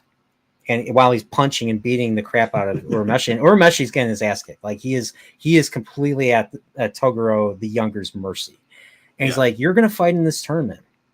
If you don't, I'm going to kill everyone you love. All your friends, all your family, unless you do this." So he's got to do this. He's already, the stakes are high. This guy's not joking around. And he's not, and you find out that he is the strongest of everyone in this tournament. And there's a lot of people they fight in this tournament, including those lackeys of his. There's the dude that the long-haired dude, the creepy long-haired dude that threw the bomb, the literal exploding spirit bombs. Yeah. And then there's the night dude, the night dude, the armor dude with the big giant axe. Like, those guys were fought at the very end of the Dark Tournament arc. Oh wow, okay. Yeah. And like, they were getting their butts kicked. Like, these were multi-episode fights and everything. I mean, one thing I noticed that I didn't see in the show that I thought was supposed to be was the fact that the spirit detectiving. I mean, he was a spirit detective. I wasn't seeing a whole lot of spirit detectiving. there was like a little fly that was taking over people and causing them to do stupid stuff and all that. So like the driver, it took over the driver, and that driver was going to nearly hit the kid, and that's why Urameshi dies, and then Yep. he had the that same thing take over a bullied kid. So Right. you see this And one so kid there getting was bullied. Yeah.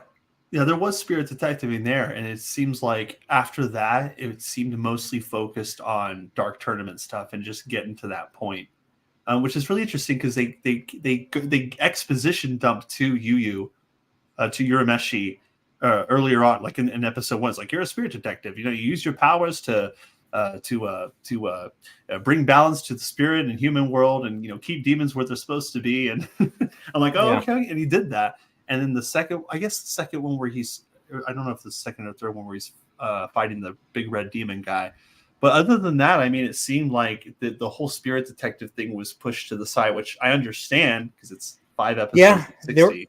there was another arc before that. There was another arc where they had to go into the demon land, and they had to take out this. They had to take out this one guy, and there was like, and there it was fight after fight after fight and everything between this guy and his lackeys or something. And yeah, that was like, I think that was a good 10 episodes. So like they completely skipped that. Wow. And it really developed, like these fights developed the characters. Like it didn't, like nothing was really earned. Like Urameshi getting that spirit orb, or that orb from Genkai, the elderly woman that fought with Toguro. I mean, he gets it, but she's like, it's like she doesn't give it to him for the longest time. She's like, you're not ready for this. And when she does give it to him, he goes through this insane, excruciating pain for like several episodes. And the thing is, nobody can help him. He has to get through it himself. And you're watching this, you're like, oh my God.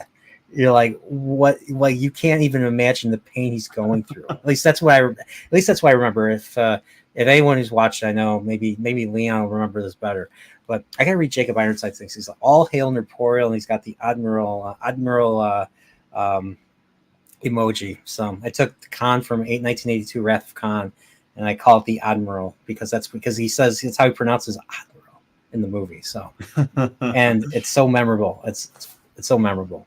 But let's Leon's thing right here. It's like, I have the theory that this show was actually supposed to be a movie that they chopped up and added to make a show mid-production. Even the episode count is wonky. Yeah, 5 episodes, like. Yeah, I don't know. I thought it deserved way more and needed more. I don't know why they only stuck to 5, because I feel like if it had been more episodes and maybe even advertised a bit more, it could have been as successful as One Piece. Really, it's not a bad adaptation. It's a short one. And they do remove a lot, but man, they get so much right, at least from what I recall.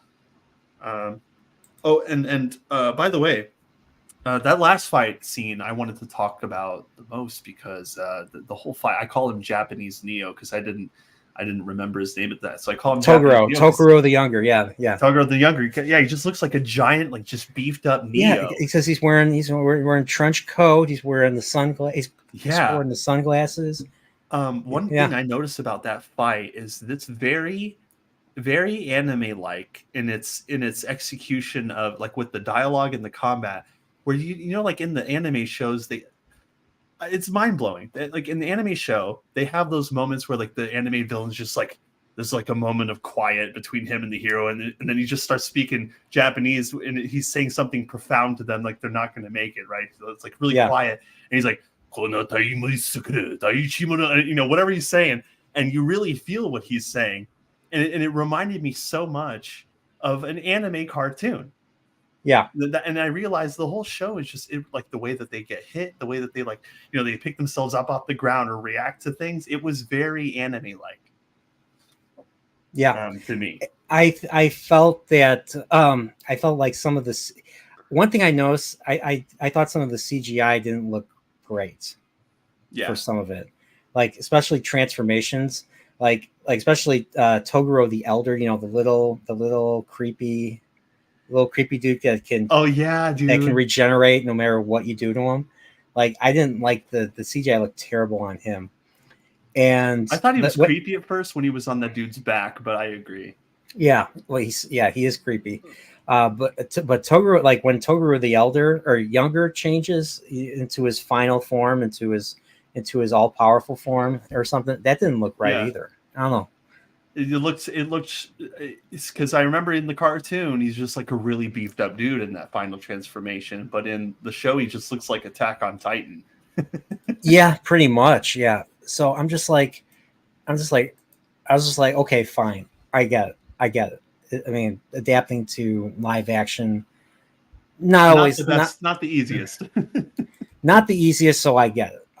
I'm okay. But like my biggest issue was just the fact that they streamlined a show, and I've asked this question. I'm like, why make something inferior? Why make an inferior live action? Like, I mean, is this just and Matt Unbearable 73 actually answered this question. I'm curious how you feel about it. Do you think that they made the show to introduce people to the anime and the manga? I would think that because the show isn't crap. I would say if the show was worse and it just didn't have that, like there's clearly effort put into the characters and the choreography and action. Like someone cared about it. I could feel that watching it. So that's why I would lean more towards. Yeah, that's why I would lean more towards them wanting people to know about it. I would say that people probably would become interested. I'm just hearing you talk about it, comparing it makes me interested in rewatching the anime. And I think a lot of people would feel that way. Yeah, I mean, I like the acting. I think all the actors did a good job. I mean, I don't know how you felt about, like Kurabara not having his red because he in the anime he was a redhead, but he had a pompadour. Yeah, something about the blonde hair. I think that worked better for the live action. I could actually kind of see why they would do that. I mean, I don't really mind. But the way the actor delivered his lines and all that, he sounded like Kuwabara. Like he sounded exactly like he sounded like Kuwabara. He acted like Kuwabara, and I felt the same about Urameshi. How do you feel about Kurama, the long redheaded demon boy? I am so glad that you mentioned him because that was something I wanted to talk about too. I actually thought that him as a character was really great, but dude, his hair did not work for me at all. That's because apparently there's like I've watched other people's reaction to it, and everyone's like, this is obviously a wig. It's so obviously a wig. Like I've seen that type of hair adapted from a Japanese anime done so much better. I don't know what they were thinking, honestly. I like because when he's having like his serene emotional moments, like I just can't. I'm kind of pulled out of it because this like long, weird mop looking hair is just like in your face, and it's just I can't get fully connected. Yeah, but like he's another like I think all the characters are solid in Yu Yu Hakusho. I like his character, but that's because of the anime. And what about Hiei, the one with the one that in this? I don't remember him doing it in the anime, but apparently he stabs himself with that weapon that him and Kurama and that red demon dude who is the bad guy of the three. They all stole like these powerful weapons and everything, and Kurama stole his weapon so that he could save his human mother. Okay. So what I liked about that was, he was willing to sacrifice his life. And then Urameshi comes and he's like, if you do this, your mother's not going to have any, you're going to save her life, but she's not going to have any will to live because you died. So he helps provide some of the life force needed to make Kurama's mother better. So I like that. That was a nice little bond right there. I mean, it was really quickly. It was done over a course of more than a couple episodes. But yeah, I thought that was solid. Yeah, and then Hiei is just a jerk. Hiei is hilarious as a jerk, but the problem with it is, and this is just a nitpick, they hired an actor that was like 5'8". Like Hiei is supposed to be like 4'10", or he's supposed to be like, he's supposed to be shorter than everybody. He's supposed to be like at least. I mean, it's Japan. There's plenty of guys that are 5'4" or 5'3". Yeah, there's a lot of I'm sure there's a lot of actors. Like, why hire someone who's taller? Like he is supposed to be a little guy. I would have to like align their thought process with the casting for Wolverine. Like, why did they cast Hugh Jackman as Wolverine when it's clear that Hugh Jackman's taller than everybody else, right? And and then I think Wolverine supposed to be like 5'2" or something. Logan's like 5'2", 5'3". Yeah. Yeah, he's got that short man syndrome for sure. But Hugh Jackman's got the syndrome without the short, and so, I mean, it would just come down to maybe it was his performance they liked. Maybe they liked his attitude. Yeah, I mean, some people have. I've read the reactions to him. A lot of people have said he looks like a cosplayer. I mean, yeah. I've made jokes about that. There are a lot it's true. Like a Netflix live action adaptation of a Japanese anime is a Netflix it looks like a Netflix live action adaptation of a Japanese anime. So yeah. Yeah, but I'd say maybe Hiei is probably the one I liked the least. I honestly, I don't know. There's something about him I didn't think meshed well. Yeah, he just didn't have a whole lot of moments to shine. So like his motivation is to save his sister, but at the same time he doesn't want his sister to know who he is or something. And yeah, so yeah, I think that was and we didn't get to see a whole lot of it. But yeah, I mean he still felt like the Hiei from the anime. Like he's just this edgy dude. Like you think Yusuke Urameshi is edgy. Well, this guy is twice as edgy as him. Yeah, super edgy. Yeah. So the four main characters. I felt they encapsulated the characters pretty well. I thought Toguro. I mean, maybe they should have hired a more jacked actor, so they CG. But I liked how they did with Toguro and all that. I like the fight, and I just wish they would have adapted more of it. But didn't they do the same thing with One Piece? I didn't watch One Piece. I'm not familiar with One Piece, but then they do something similar with One Piece where they took like an entire season, like 26 episodes, and they condensed into like an 8-episode season, live action. They did, and I think that was probably a much better structured 8-episode version of those episodes. It's a lot less to adapt than. I mean, gosh, like you really did take so many and just compact it into such a tiny season. But I think that One Piece did do it a lot better. But I think that show's also kind of a miracle. And there was so many reasons that thing shouldn't have worked, but it somehow did. It worked because its creator was involved. So had Cowboy Bebop included Shinichiro Watanabe, I think it would have been way better than what they actually did. Like they made the character Vicious look stupid. And one thing they never did in the show was make Vicious look stupid. They made Vicious look cunning. They always made him look dangerous and calculating and everything. Like Vicious was he was only in a handful of episodes, but every time he was in an episode, you knew that shit was going to go down. Yep. That show was. And by the way, Vicious throws Spike out of the window of that chapel, not Julia shooting him. Right. No, that scene's unforgettable. That they should have gotten that one right. Like that one's burned. That scene will be burned into my brain. He throws him out the window, and Spike is able to get a grenade in. And it's one of the awesomest. It's one of the awesomest episodes. Like him fighting all Vicious's goons in the chapel, and then Vicious he's wounded, and then Vicious he gets to the top of the chapel, and then Vicious is there, and Vicious is trying to kill him with the sword, and they both hit each other at the same time. He shoots Vicious in the shoulder. Vicious hits him in the other shoulder with the blade, but Vicious is less wounded, so Vicious just grabs his face and chucks him out the window. Oh yeah, and you're just like, and then they do the slow motion. So unlike Zack Snyder, the slow motion that worked. Yes. So, by the way, I know like we're on stream. I hope you can make it tomorrow night when we watch Dread, because what I'm going to do is actually record that. Because what I want to do is I want us to compare those two movies, the slow motion from Dread and the slow motion from Rebel Moon and stuff, because it's so night and day.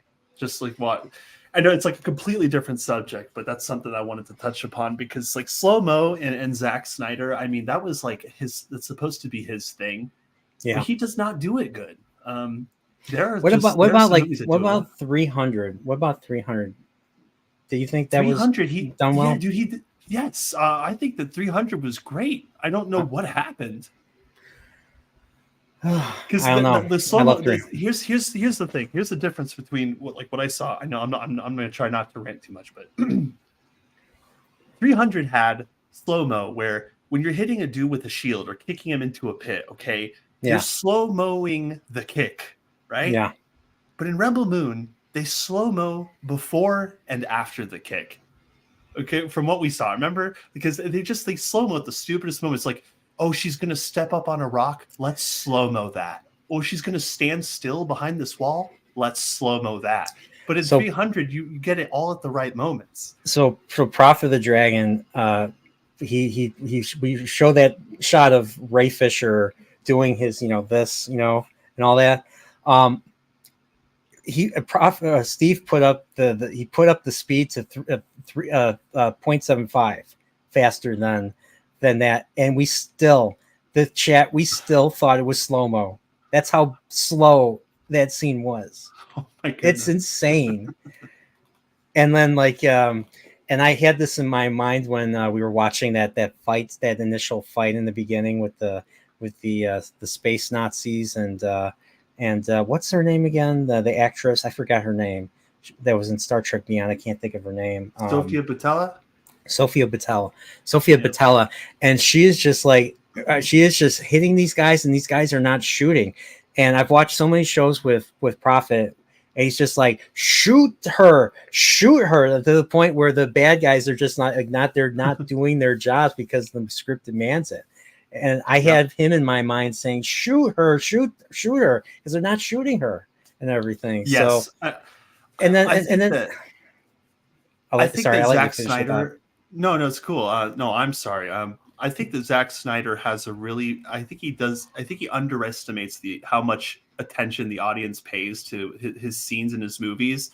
Like, he has all these characters in the background not doing anything when they should be doing something. Like whenever the villagers are standing around when they should be doing villager stuff or reacting, they just kind of stand around and listen to whatever the main character's doing. But like you said, like there's this scene where she could be shot at any time by any of these massively bulky soldiers, man. Like, these dudes have ripped arms. Like, you can see the veins. Like, it's in classic Zack Snyder fashion. They are bulging from their arms. And you've got these 3 gigantic soldier dudes holding this one tiny little soldier hostage while she's killing these other soldiers, and they don't do anything. They're just standing there holding, like, they could let go at any time, and they could all overpower this chick at the same time. To just pile her, and it's over. She is kicking them like she is RoboCop or like she's a Terminator or something. Because like the like that other dude, the farmer dude. Farmers are strong. I mean, when you think about it, I mean, these guys are all farmers. Farmers are strong. These guys are not. I mean, farmers are not weak. Like, they work the fields. They do a lot of physical stuff that's hard to do. So farmers are stronger than normal people. So seeing like that one dude doing a very weak punch, and then she does like a super strong punch in that cantina fight, because that's what I call that scene, the cantina scene. The cantina scene, yeah. His character doesn't make sense on a fundamental level because he's ripped and he's a farmer. I don't know if they thought about this, but like farming, like doing yard work, it doesn't just shape your muscles, it shapes your attitude and your personality. You're a no nonsense kind of person. You're not going to take a dude grabbing you by the balls and telling you you're going to do something. Literally, no. Realistically, that guy would just be like, what do you think you're doing? And pile drive the guy for grabbing him. Plus, he's shorter than that farmer. And there's a lot that dude was intentionally written to be worthless, in my opinion. Oh yeah. It's eye candy, and that's it. Yeah, it was just High Noon was just, it copied so many movies, it copied so many franchises, and it just, I mean, that's a great name for it. High Moon. Everyone's high. That's what it is. High. Well, I keep calling her. I keep forgetting. I keep mistaking High Noon, which is a really good Western from back in the day, which I still have not seen, versus Rebel Moon and all that. So, but you know what was better than Rebel Moon in terms of character development and backstories and everything and payoffs? Andor. Yes. So this is the thing that everybody was waiting for me to talk about. Because I rewatched, for the sake of the stream, I rewatched Andor. So I initially did not like Andor, but I still thought Andor was better than all of Disney Star Wars combined. Well, with the exception of the final act of Rogue One. Okay. I don't know how do you feel about Rogue One? I think that Rogue One is great, and I think I was really biased when I saw it at the time because I've met Gareth Edwards in real life, and so like going in to see it kind of like it was really mind blowing. But I also went in with the foreknowledge that the ending was supposed to be different than what I was about to see, because there's supposed to be an alternate ending. I'm not 100% confirmed, but there was supposed to be this alternate ending where they kind of all make it. And they're able to transmit the message to the rebellion and then kind of escape, or they're kind of like running. The whole scenario plays out differently. Yeah. But I also thought that them dying, all of them dying at the end, was a really great way to end it. And it's something that not a lot of people expected. I honestly wasn't expecting it either. But then there's a reason why these rebels that scored their first victory against the Empire in the in the scrolling credits of the original Star Wars. I am not calling it New Hope, even though, because when it was first called New Hope, and I've said this in other streams, it was first called A New Hope when the VHS came out in 1981. When Star Wars came out on VHS, the VHS release of the original Star Wars, that's when they called it A New Hope. They added Episode 4, A New Hope. And this was after Empire came out. So Empire Strikes Back was the first time you see episode something, and then the title before the scrolling credits. Because when people saw the original Star Wars back in the day, it just starts with, it was a period of civil war, blah blah blah, scored the first victory against the Empire, and yeah. So there was no episode when that came out. So yeah, sorry, I kind of derailed this. So you don't know it as A New Hope. You know it as Star Wars. I know it is New Hope because that's why I didn't know this myself, but okay. When I bought the VHS, it wasn't called A New Hope on the VHS. It was called Star Wars. Okay. And then the movie came out. It was just called Star Wars. So the original Star Wars is Star Wars. Star Wars. That's it. So going back to Rogue One, I felt the character development was poor in Rogue One. Okay. And I felt some of the lines were cringe, like we're rebels, we rebel. I'm like Picard with this, and then you have for no reason, and this is another criticism. Why does Saw Gerrera just stay behind when the whole planet's about to go? I'm not sure. Live the life, save the dream. Whatever. I mean, maybe he didn't want to live. But I couldn't see his role going past that anyway. But I could totally. He wanted to live. He wanted to take out the Empire. He wanted to fight the Empire. He would have been. Okay. Yeah, that didn't make sense. They had to come up with a reason why they have a reason why he wasn't present in the original trilogy. So it was one of those. I think it was one of those things. I don't know if anyone in chat agrees or disagrees, but so that was kind of dumb. I kind of wish we got to know, there were some of the, I felt something for the characters, especially Donnie Yen. Donnie Yen was, I am one with the Force and the Force is with me. I am one with the Force and the Force. I liked his character. I just wish they would have said his name more. That's another issue I had was they don't say, and this is a modern thing. They don't say the characters' names enough. And even Andor to me suffers from this because it's not so much that they don't say the names in Andor. They do. After rewatching it, they do say the names. The names are just not very memorable. Cyril Karn or Mara. What the hell was her name? Mara Dundro or something. She's the ISB woman. Cassian Andor is a memorable one. Luthen. What the fuck? Excuse my language. What Luthen something? I remember. Stellan Skarsgård. Cassian Andor was probably the most memorable for me, but I agree. I don't remember much of their names. I think it's because there's too many characters. It's because it's a Seven Samurai type film, right? there's no way we're going to remember all those crazy names. In And Rogue there's One, definitely no way or in Rogue One, or in Andor. In Rogue One, because there's no way Yeah. you're in that short amount of time, like to get to know all those characters like on a deep level. Probably not, because you had the original Star Wars movies. It took 3 movies to get to know all these characters, right? Yeah. So I mean, I mean, Han Solo, Luke Skywalker, Princess Leia, like those are easy to remember. Even as a kid, I remembered those names, like Luke Skywalker, Darth Vader, or when I was a kid, I said Dark Vader. Yeah, because he was in black. I thought he was dark, and it's dumb. Yeah, it wasn't until I was in junior high that I was like, oh, his name's Darth Vader. Okay. Yeah, that makes sense. I think that one of the things that I agree, though, I think the character development was a little bit on the weaker side, but that's also something I've noticed that Gareth Edwards, he was really good at character development early on. Like when he did his low budget film Monster, I think that was a really good movie. But that centered on, it was low budget and it centered on a man and a woman most of the movie, so he did really good. But I think later on his movies have kind of gone the route of like the story is pretty compelling and the CGI is pretty compelling, but the characters are on the simple side. But I think that his advantage, I think that Rogue One worked because Gareth kind of understood that the OG characters are George's, and you're telling a Rogue One story about Rogue One, and he makes the term work, and you understand why it's called Rogue One later when they use the call sign, right, for the plan.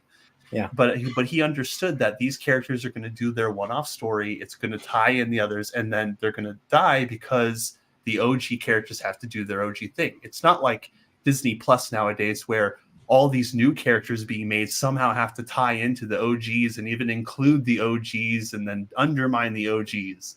Like it was just like Ahsoka. Like they've completely rewritten the way that that Anakin, like his whole redemption story, like his relationship with his son, like that stuff doesn't exist in Ahsoka. It's all about Anakin and Ahsoka and all their history together. And all these new Star Wars fans, they're not seeing Anakin the way he was meant to be seen. They're seeing Ahsoka's version of Anakin. Yeah.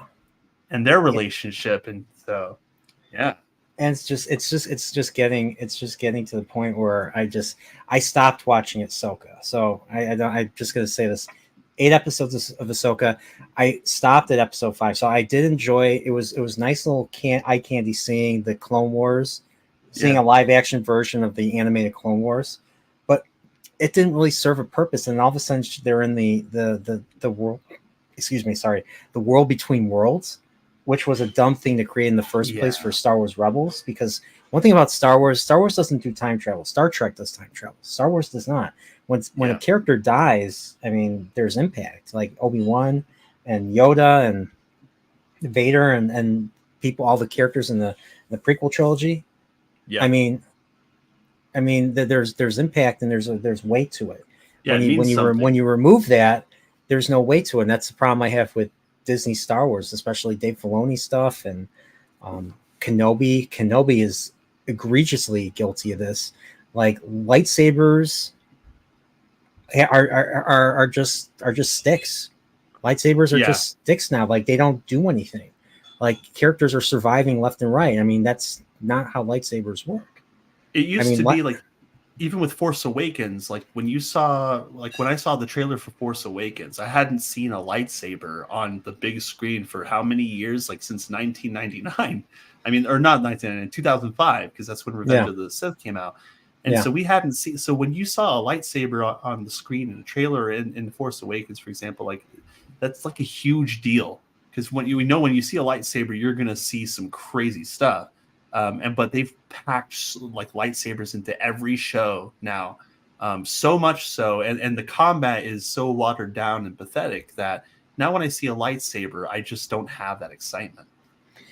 No, and the choreography is just and I don't know if Feanor's still here, but the people that did the choreography back in the prequels were proficient.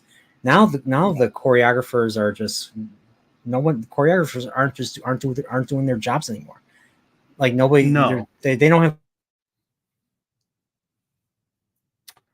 Oh.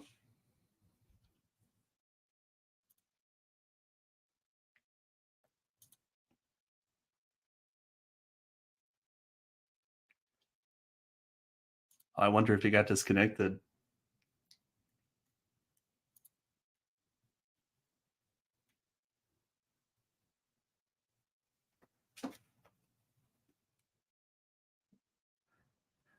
Nerdporeal has left the building.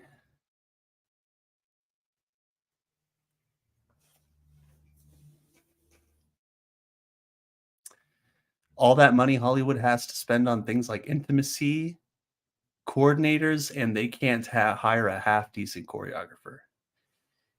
Yeah, I don't know if Brian will come back. Maybe he'll just like link himself back in. But yeah, it seems like all the fights are just choreographed rather than like, because when you're filming a fight scene, your job isn't just to make sure that they get the choreography right.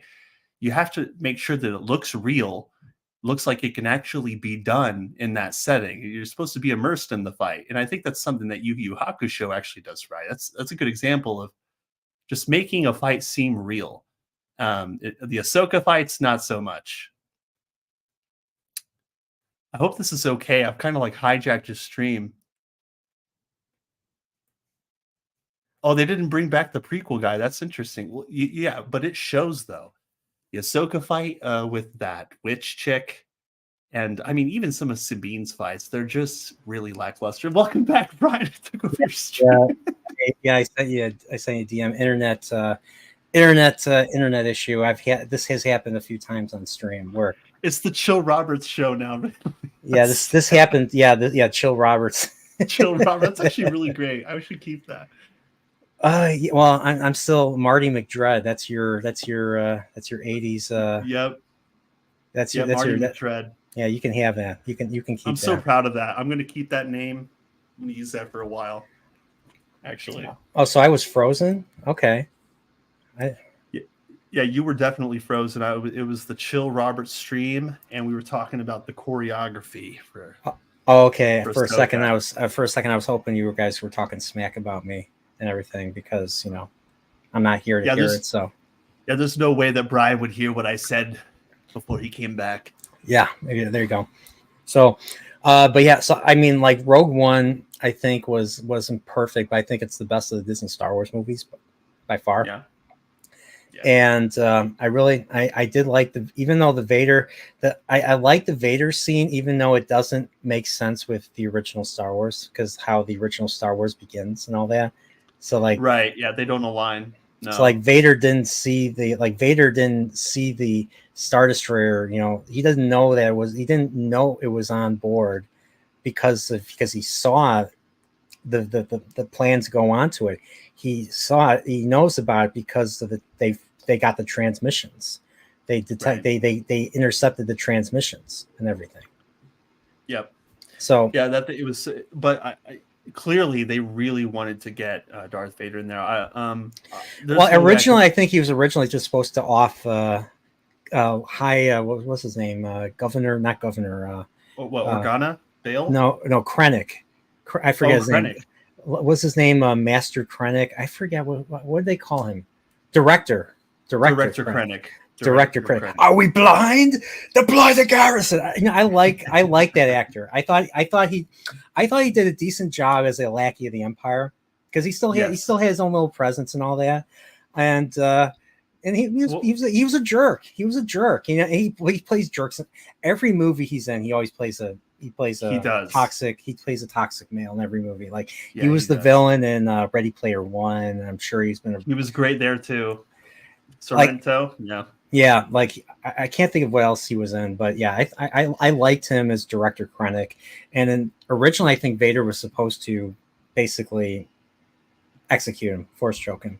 That's interesting because I had read, it's not confirmed, but I had read years ago that there was supposed to be an alternate scene that instead of like Vader like lightsabering a bunch of soldiers up there in the ship, that whole island sequence, like that island planet they're on, was supposed to be longer, and that Darth Vader was supposed to come in the middle of the night while these soldiers were resting around a fire in the jungle and then rip them all up. And I guess they changed that too. And now I can't confirm that, but that was something that I guess the screenwriter was talking about, or someone was, and like Darth Vader was supposed to have like different scenes But they really wanted to get him in at the end, I guess. Yeah. But Director Krennic was great. Who was the art admiral that he was arguing with at the beginning about whose credit it was? He was arguing with He was Tarkin, arguing with Admiral Tarkin, Governor Grand Moff Tarkin, Grand Moff Tarkin, Peter, played by the Peter Cushing from the Star Wars. Yes. What did you? Okay, so I know a lot of people hated the. I mean, a lot of people got creeped out by what they did by adapting people who are deceased. Okay. Or using the likeness of people who are deceased to play a role that they can't play anymore. So they hire an actor and then they do all the CGI work. I liked. What's funny is I thought the Leia stuff was bad. Like at the end of the movie, the Leia stuff looked bad. Yeah. I'm not even sure why I guess they wanted to connect it to Star Wars. That's why the original Star Wars. So that's why they showed Leia like that. Minute. I didn't have a problem with Tarkin. He didn't sound like Peter Cushing, but I mean, he kind of did. Yeah, he didn't sound like Peter Cushing. I think that he did a really good job. The CGI was actually really well done, as opposed to the Leia CGI. It was very different. He didn't do much because he was just like talking to the dude. But I thought he did it. I thought he looked really good for a dude who was just full CGI. Like that's crazy. But he still sounded and acted like Grand Moff Tarkin. Oh yeah. I thought I thought the acting was pretty solid. I even thought it was excellent how like he's like taking credit from Director Krennic, just like if someone from the Empire would, right? And then Director Krennic's just like, this is my achievement, not yours. And I thought that was a cool conversation. Yeah, I agree. Very Star Wars. Yeah, very Empire. So very Empire. So yeah, so I like the battle at the end. I felt there was a lot of weight to it. The thing is, I think at this point, let's transition back to Andor. So okay. I watched it once, and now I rewatched it again. 12 episodes. My opinion has elevated of it. So the big thing that I didn't like, and this is something I feel should be different. I kind of want to hear your take on it. So, I don't know if you remember how it begins, but he goes to this planet. Was it Mordana or something? He goes to this planet, and it's filled with these security guild people or something. I forget what they call it. These security guild people. Yeah. And he basically goes to this cantina. This cantina, this pleasure cantina, to find out where his sister is. So apparently he left his sister behind on the planet Kenari. And we see that little backstory. We see like this it's like a Lord of the Flies type of situation where these kids are kind of like taking care of themselves. They're like their own tribe or something. And Cassian or Cassia or whatever his name was before, Cassa, was there with his sister. So we don't know anything before that though. So I'm just like I kind of thought that backstory was kind of, I don't know. I'm not sure if that was needed. Him looking for his sister and having that backstory, how Marva and Clem, Clem is an alias that Cassian uses. Clem was the man that Marva was with. He considered him a father. I just felt it was kind of clunky how they put that together, and they didn't really pay off the sister thing. The sister thing was put like the last scene that he has with Marva with Aunt Petunia from Harry Potter, same actress. Basically, don't look for your sister. She's dead. It's a fantasy. So that was their way of saying. I think they changed. I don't know if they changed their mind during the production to not include that. So what I think they should have did in the beginning, instead of him looking for his sister and getting harassed by these toxic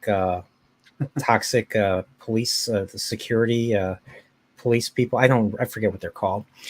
I think the series revolves around him finding the Star Path unit, which is what he gets Bix to contact Luthen in the first place to sell to. That's the reason why Luthen comes to Ferrix, the main planet in Andor, where everybody lives, where Cassian lives, where everybody lives, to sell this.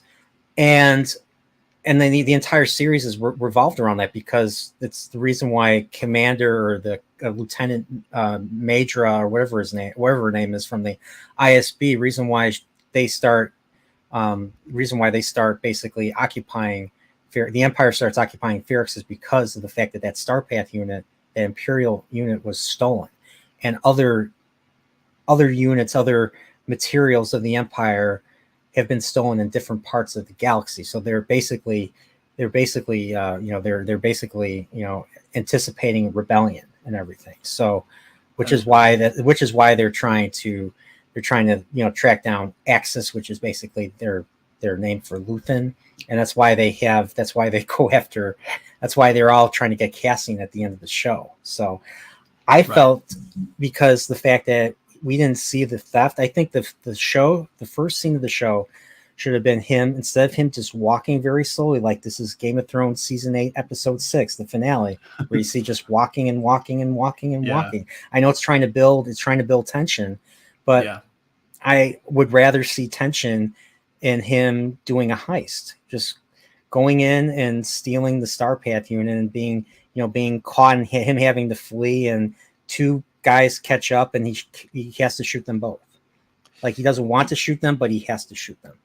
Yeah. I actually that's interesting you say that, because when I first saw the first episode, and like with him talking about how he's looking for his sister, I gave the show too much credit, and I think maybe I like wrongfully assumed at the time, but I thought that he was lying at first, and that he was already working for the rebellion, or he was on his own secret mission. Because I had only known Cassian Andor as, a rebel agent who would lie and manipulate to get done what he needs to get done. So when I first saw the episode, I thought that the sister thing was an act, and that him killing those two security guys was potentially blowing whatever cover he was in. And I think I gave the show too much credit at that time.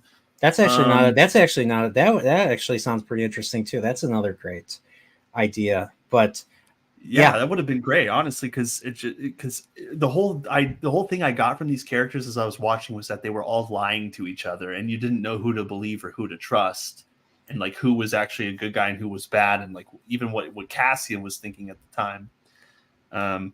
But I think that's really interesting about the Star Path thing. Perhaps the show would have been improved if they had just kind of run with that rather than him walking slow. But I do also understand the slow approach. Because that first episode, even with the cantina scene where he's getting into that tense argument with those two guards, it was intense. It felt forced.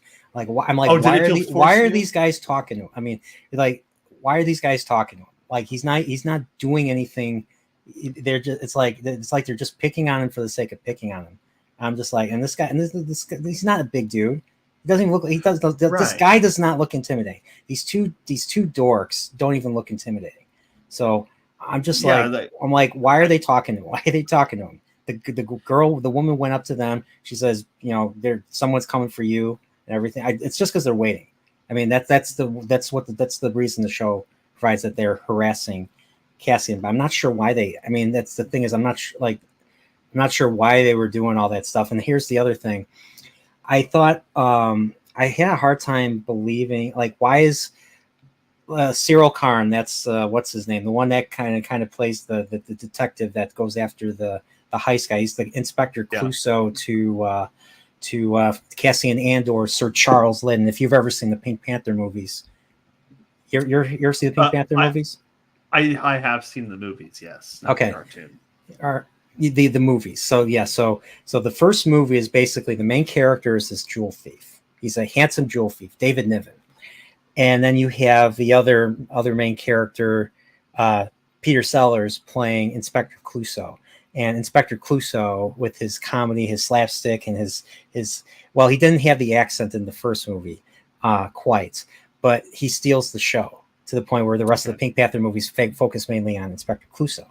But it's basically that same dynamic. So you have the jewel thief, or the thief who's the protagonist, and then you have the cop or law enforcement that is the antagonist, I guess.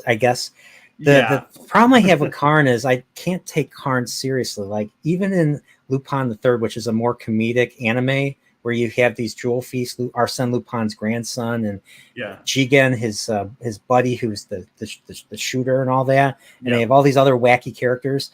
I mean, I forget the name of the detective that is obsessed with capturing Lupin. He has comedy. He's the comic relief, but he's supposed to be the comic relief because that's just how the show is. Whereas Cyril Karn is just pathetic. Like, it's just because of ambition. He's like, oh, these people were murdered. I mean, his boss, his superior, the Lord Royce from Game of Thrones, because he had Nina Gold. So Nina Gold was the one that was doing the casting for Andor. So that's why you're seeing a lot of familiar Game of Thrones actors. You have him. You have the actor that plays Qyburn. The actor that plays Qyburn plays the director of ISB, and I thought he was great. Anton Lesser as I forget his name, Prendergast or something. I thought he was great as the ISB commander. I don't know. I liked him. And then you had freaking the waif. I forget her name. That was one of the rebels. One of the rebels working for Stellan Skarsgård. So that was the blonde woman, right? Yeah, the blonde. Yeah. So Andor's walking with her. So the second arc, he's taken to the planet Aldani with so Andor's taken Aldani with Stellan Skarsgård, and then Skarsgård drops him off with the waif. I can't remember her name or the actress's name. Faye Marcy, I think, is the actress's name. But yeah, I thought she was great. I thought she was great in the show too. So I thought all the I think those were the only three Game of Thrones, but I don't think there was anyone else from Game of Thrones. So Skarsgård's character, Luthen. I liked him. Yeah, Luthen. I liked him in episode 1. I honestly did not like how he was just kind of. He's such an enormous talent. I don't understand why he was kept as a broker for most of the show in a completely different outfit. Because I thought he was compelling in the first episode as a potential mentor for Andor. Yeah, and I don't like. I didn't like how he was placed in such an isolated space for most of the show, just kind of like conversing with the politician for most of it. I kind of thought that he was going to be with Cassian for most of it. That was my assumption. Yeah, that's kind of what I thought too initially. Yeah, and then, like you said, he runs the antiquities. He runs the antique store, and he has this assistant. I forget her name. But when I first watched this, maybe it's because I'm so sensitive or something, but she just came off as extremely insufferable the first time I watched it. You know what I'm talking about? The woman that's basically listens in on the messages and then tells. Right. They're always looking back to see if she's listening. But I can't remember what she did. What was the insufferable? I don't know. She was just like telling him what to do and being bossy and all that. And I was just like, because my impression of Skarsgård was awesome when he's talking to the way Faye Marcy, and he's just like, look at me like a commander, like he had that. I was like, oh my gosh, they're doing something they don't do in entertainment anymore. And then all of a sudden, then in the next arc, then in the next following arc, in the third arc or the beginning of the third arc, we get him and with the wig on in the shop. Yeah, with that woman, and then her bossing him around. I was like, not again. I'm not again. So that was my initial take, and then I watched it again this last weekend, New Year's, and I didn't dislike her as much because she's just extremely paranoid. She's just extremely paranoid, and she's just advising him. She's basically giving him advice behind the scenes. He still has to make the decision. That. So I kind of got over that little thing I had.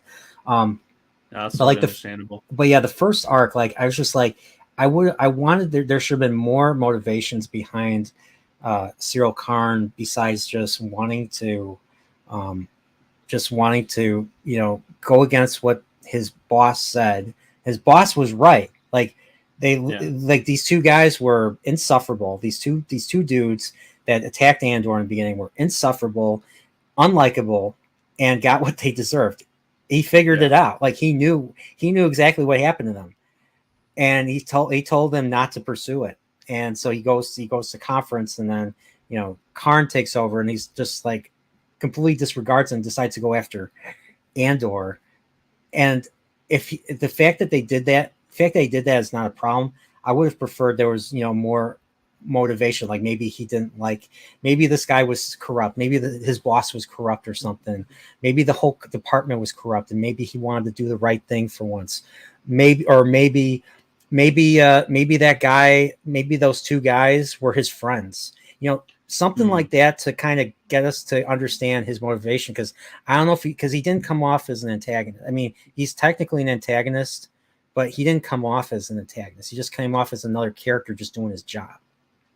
Right. I don't know. When I was watching, I was reading what Leon was saying in the chat, and I kind of agree with him with the idea that the two guys that he shoots that give him trouble in the bar at the beginning. I kind of saw that as that, like sometimes people, because the security branch, that's a sub branch of the Empire, right? If I recall correctly, or they're kind of contracted to work with the Empire if they have to. Yeah, I mean the Empire calls all the shots, so yeah.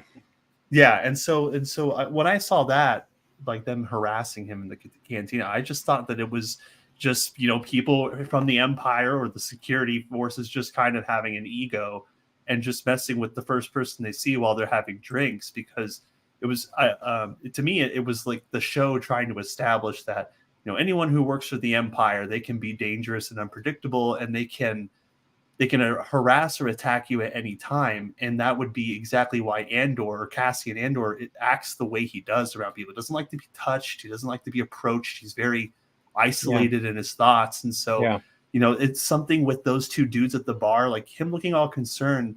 It kind of seemed like it's something that he's dealt with, or that's something he expects. And it's like the galaxy is a sucky place, and wherever you are, sometimes these people can be really egotistical with their power, and that's what I kind of saw those security guys as. Yeah. Okay. Yeah, that's fair. That's a fair take. I don't know. I didn't quite buy it as much. I guess that was. I don't know. It just. But I completely understand the criticism of it too, because it's not a perfect scene by any means. Like these, like why? Yeah, like it's a great question. I was like, why is it that like he's a completely unassuming guy just asking a question at a bar, but these dudes want to start trouble? And the thing is, he's far enough away from they can't even hear anything he's saying. So yeah, it's like, did you look at us? Like, no, it's just. Yeah, and it's not just that. There's other times where characters have just started talking to him for no reason. Like that's one issue I have with the prison scene.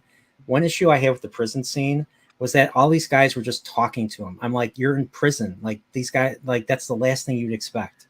I mean, unless what are they talking to him for? Yeah, like you would be figuring he would be trying to get information from them, not the other way around. Like they're giving him all this information I'm like, why are they? I'm watching this. I'm like, why are they talking to him? Why is this guy? Why like that one dude that goes with him at the end, escapes with him? I'm like, why is this dude with him? Like this dude was just like looking at him like he was in love with him or something. I don't want to come off like that, but I mean, this was an issue I had previously too. So like, it's just like sometimes it just didn't feel organic. It didn't feel natural. Right. It didn't feel right. But but other than that, that prison arc was other than that awkward stuff, I still cared about those guys. Yeah. And when I'll say this, every firefight in Andor, even the ending, and I have a problem with the ending, the final fight in the finale, like the finale I didn't like. I mean, I liked the build. I liked the build up to it, but I didn't like the finale itself. Right. But every firefight felt authentic. It had weight. Yeah. And not even the original. I mean, maybe with the only exception of the first Star Wars, I mean, even in Star Wars, it was silly too with the firefight, especially with Han Solo running after the stormtrooper. It shoots and then runs back and everything. So that was kind of silly. But in the beginning of Star Wars, when the Tantive is boarded, they're killing everybody. Like they're dispatching all the security on the ship. Like I mean, the stormtroopers are not supposed to be the best. I mean, they're the ones that first go in. They're the grunts and all that. But they were still a threat. And then off screen, they slayed the Jawas, and they killed Aunt Beru and Uncle Owen. So like there was some weight behind these guys. These guys were no joke. So when they get boarded in the Death Star, it's just you felt that danger. Danger was perfectly set up and all that. So so what I liked about Andor, like especially even the first arc, because it was just Luthen and Andor versus those security guys, this led by I don't know what the other dude's name was, but that heavy set dude with the heavy set dude that gave the speech is the one that's like, thank you, sir, don't say that to him. And, that guy. Yeah. I don't remember if he was Scottish or something, but that was his superior, right? His superior. So yes, well, Karn was the superior. But Karn was, but the other guy had experience on the field, and he had more experience with the men. So when Karn did his little pep talk and everything, he did a poor job because he's just inexperienced. He doesn't know how to reach these men because he hasn't worked with them. And so when he did his thing, it was the second in command that was like telling everyone to clap and everything because. Yep. So I mean, like it's stuff like that makes Karn's the security guy that goes after Cassian, right? Yeah, he's the one that's these guys were murdered. We have to uphold justice. He's all for justice. So I mean, I don't want to consider him. He's technically an antagonist, but I don't consider him like a villain or anything. Yeah, I consider you described him kind of like the Lupin, the detective of the Lupin movie, the going after Lupin. Yeah, exactly. I think he was a great. I really wanted them to have a rivalry throughout the show. I thought it was great to see him lose to Cassian and not understand the situation. Yeah, and to suffer from PTSD. And I don't like how he was shoved into an office and scolded by his mother either. I thought, and eating that cereal, like his mother pouring him the blue milk cereal. I'm like, are you trying to make this character look bad? I thought like give him some agency, give him something to do. So like they put on Coruscant to have him be close to the ISB. That's I think the reason why they did that. And we didn't even get to meet his uncle, the uncle that got him the job. Like maybe he could be this show's version of Jabba the Hutt. Maybe he could be a new villain or something. Yeah. But then again, I don't know. I seriously thought he was going to have a redemption arc and like become like a battle-hardened warrior going after Cassian, just kind of taking matters into his own hands after he realizes that his own leadership fails him and that their protocols got them all killed and all that stuff, and he realizes he has to go outside the law. I swore that's what they were going to do with him because it seemed like that's what they were going to do. Yeah, and I would have loved to see that. Yeah, I felt he just, with the exception of the first arc, he was just, in my opinion, he was just underutilized. Like he was just on Coruscant. He stalks what's her name, Daedra, and I'm just like, oh god, like yeah. But he's the one. He's the one that saves Daedra. So apparently, I'm assuming season 2, maybe she gets him. Maybe he gets a job in the ISB. Or something. Maybe he gets his wish and he becomes an agent of the ISB. I just hope he comes in. I hope he fights Andor at some point because I'm just like if I see one more of these dudes get shoved into an office space for a majority of the show, the Andor's lucky I gave it a chance, but like I was kind of expecting that too. Like the first half of the show, it's all compelling and it sets these characters up, and then it's like they don't do anything with these characters for the rest of it.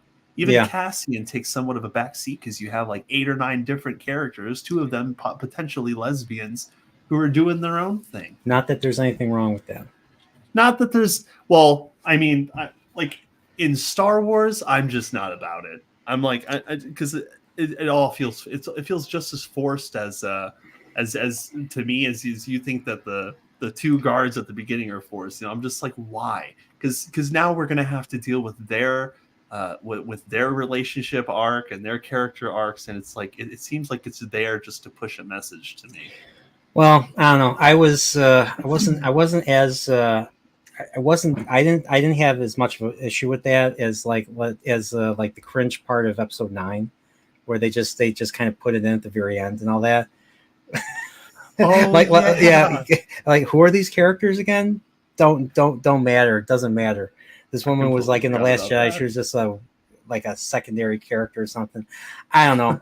I mean, whatever. This is supposed to be the mature Star Wars, so you're gonna see stuff like that. So I was fine with. I mean, the first time I was just like, is this Star Wars? So the first time I watched Andor, I was looking at it through the lens of it being a Star Wars show. Like it was sold to me.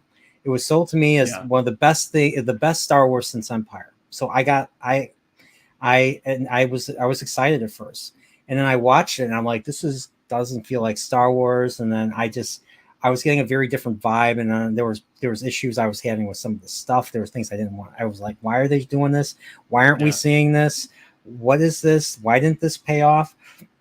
So going in my mind, so that was my mindset last year. This year, my mindset was just watching this and just watching it as another show, not a Star Wars show, but just as another show, and to see whether or not it's it was competent, things were things properly set up, do things properly pay off, do the characters do they follow their own rule, does the writing follow its own rules that they set up and everything.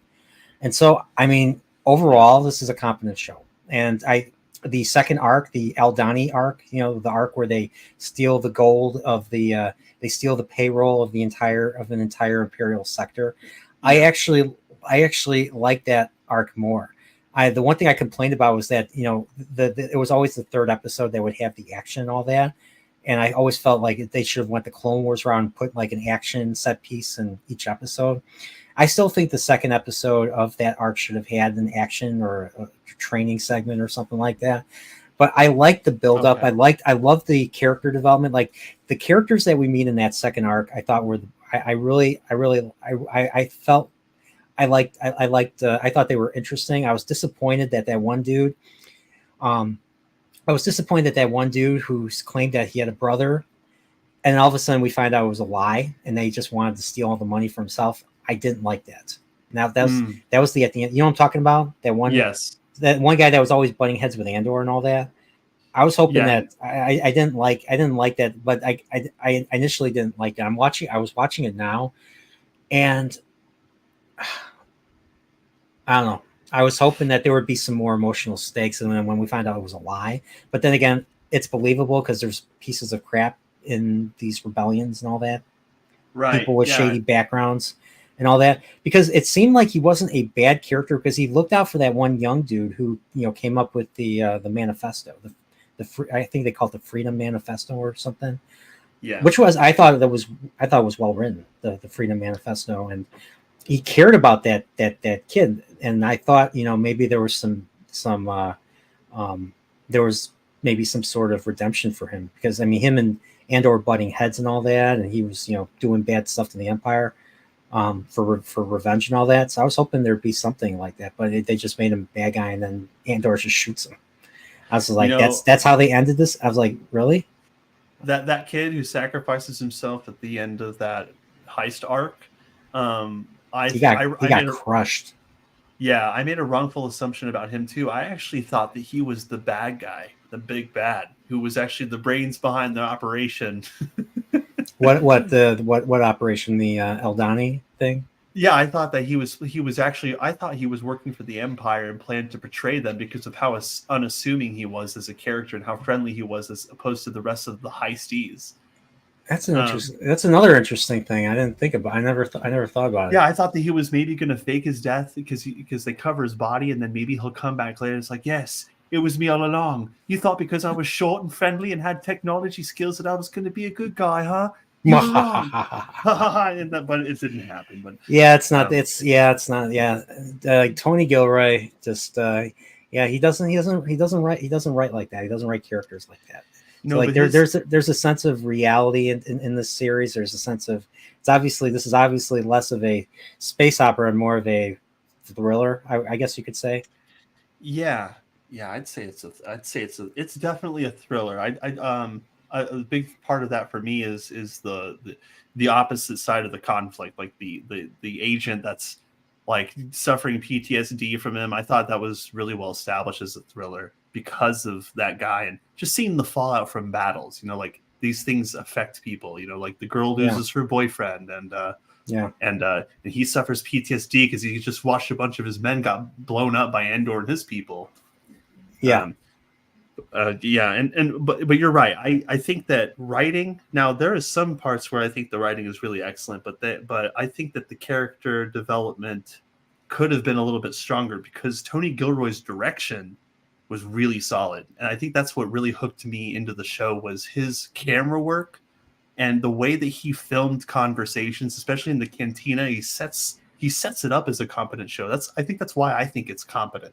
It's just filmed really well. There's no shaky cam whatsoever, which Kenobi, you would think Kenobi would follow how George Lucas, shot, Star Wars and all that. No. Right, exactly. But yeah, I think, like obviously, I mean, I'm gonna say it here. Gilroy is greater than Filoni and Rose. What was her name? Deborah Chow, the one that ran Kenobi. Yeah. So I haven't seen anything else that Gilroy has done. Now, Gilroy was one that was responsible for the rework that was done for Rogue One.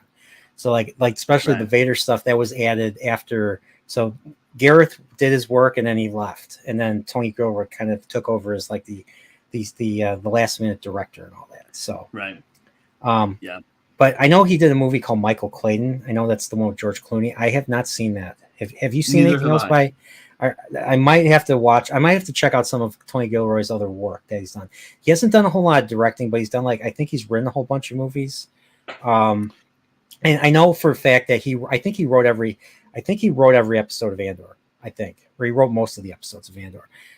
I think he had other people direct it, but he was still the showrunner. So I think the last thing, I think like he had the final say over everything that the directors did. I forget how that works with television and especially shows that are being streamed and all that. So I think it definitely deserved to be given a chance. It got drowned out by all the other bad Star Wars shows that were coming out. Yeah, like none of the bigger channels covered it. So reason why I watched it was because someone I knew watched it because someone else told him to watch it, saying it was good and all that. So it was just by word of mouth that a lot of people have found Andor, and it seems like most people liked it. Most people in this part of the internet or YouTube or whatever you call it like the show for the most part. And I'm beginning to see it now. I still have an issue with the finale though. So the finale tries to do the powder. So one thing, the thing I noticed with the finale, the finale does a nice little slow burn building up to what's obviously going to be a powder keg moment. Kind of like in Game of Thrones, and that powder keg with like I said, the Winds of Winter with the wildfire under the sept, and then and then builds up with that awesome music to and everything. And then Cersei's just standing on the Cersei's just standing on the balcony and just drinks. She's like she toasts her victory against the sparrows and all that, and then drinks the wine and all that. So I thought that I thought that was great. And then obviously a lot of people have said this, and I totally agree, is that scene, that powder keg moment was, influenced by The Godfather. If you've ever seen The Godfather, the first Godfather, the baptism sequence, all that build up to these insane things that are going on. And so they were trying to do that with this. And I just, I thought the Empire reverted to the First Order, just the way like I'm just like, shoot these people. You're the Empire. You're the evil Empire. I know Tony Gilroy likes to write great characters, but you're the evil Empire. Shoot these people. They are attacking you with their bare hands. Exactly. Yeah. I'm just a little bit goofy. I'm like, you're like it's just like it's like maybe I'm just wrong or something. But when I think of Empire's supposed to be the Nazis basically. They want this. They want people to rise up so that they can shoot them, that they victory, so that they can fight or something. And at least that's how I feel. That's how I feel. Empire's riddled with the dark side. Come on, I mean, it's run by a Sith Lord and Darth Vader, another Sith Lord, and everything. So, just like. The thing was, and they had to get permission to use the Rix Road where they're going to have the funeral. Why'd they have the funeral? They had the funeral so they could lure Andor out, so they could find out who that they could question him and find out who Axis is, who Stellan Skarsgård's. They want to find out Luthen and everything. So, but the ceremony they let go on. I understand why they did that, but they didn't inspect the droid. and the whole thing that this show, this is so one issue. One thing that I thought was very good, very interesting, was just the weight of being in a rebellion and the cost, and especially Stellan Skarsgård, basically blackmailing that one dude in the ISB with the mustache. That one dude in the ISB. He's like, I want out. And he's like, no, you're too valuable to want out. And everything, because he's like, I have a kid now. I have a child now.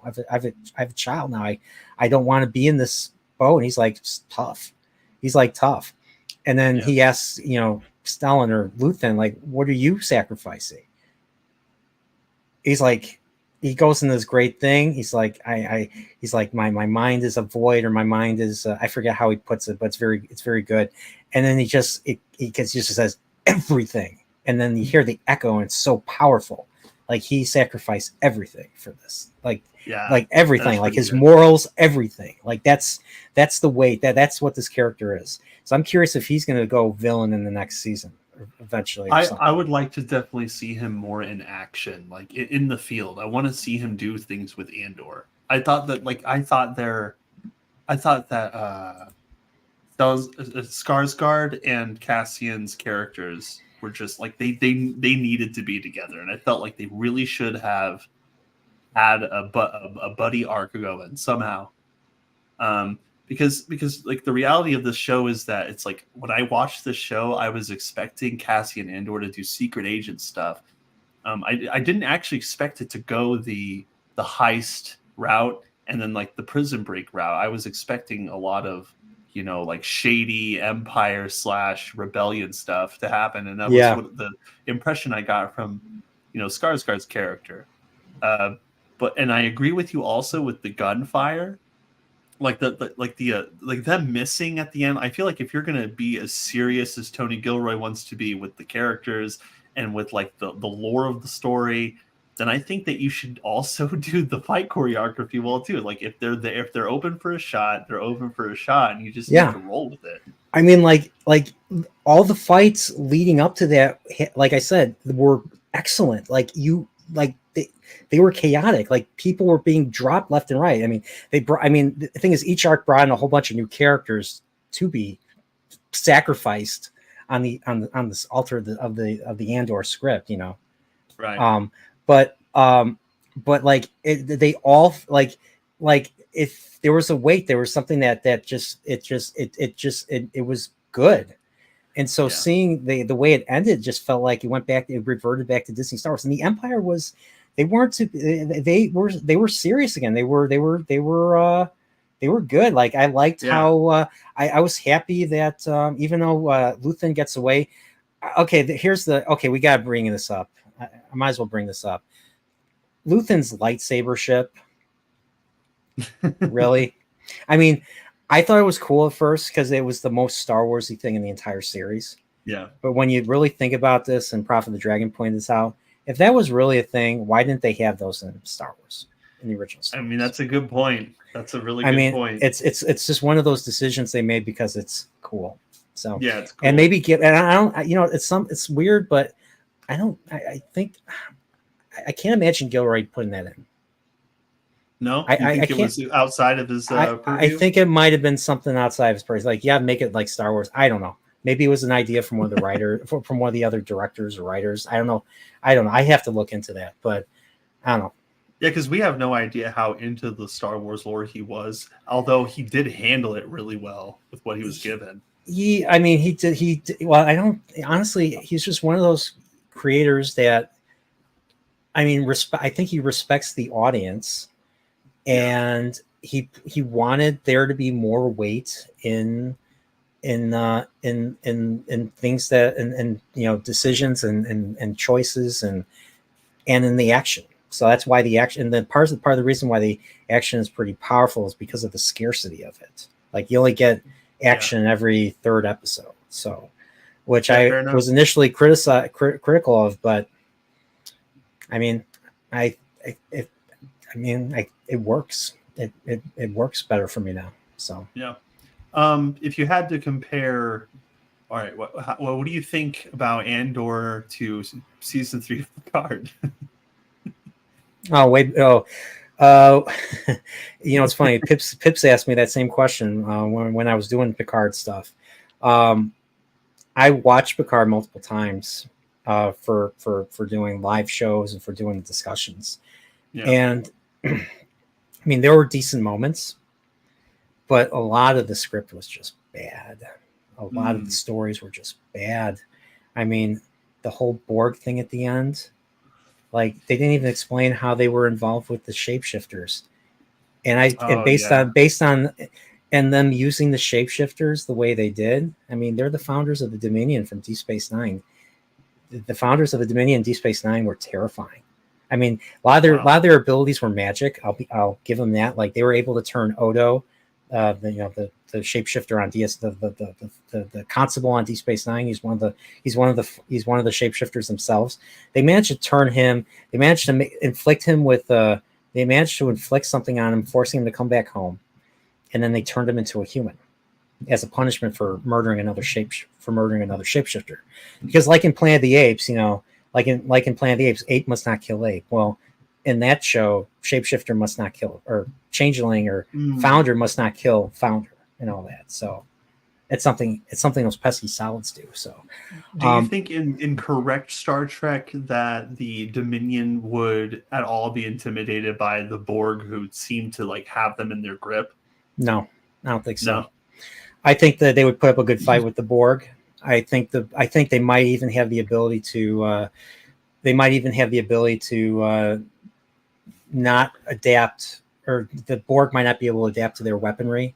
I mean, because the thing with the Dominion and Deep Space Nine was, even with the shields rotating frequently, they were able to shoot those purple beams from the Jem'Hadar ships in Deep Space Nine.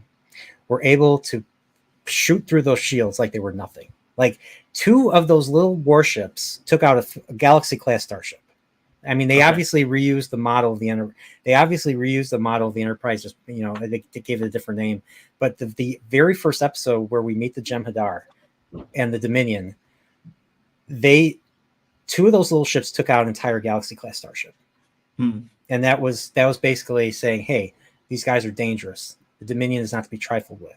And then we find out that not only can they not be trifled with, but like the soldiers and the administrators, they're all clones of each other. They're all bred. They're all manufactured.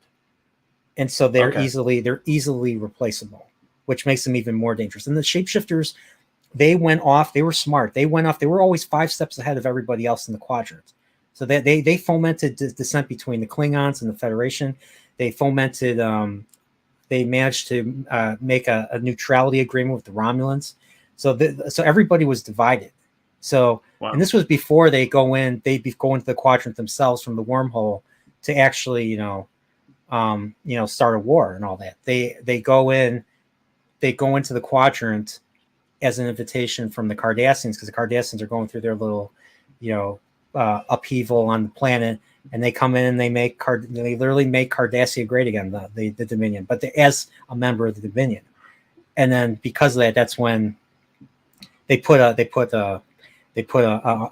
self-replicating minefield in front of the wormhole to keep the other ships to keep the ships out of this part of the quadrant.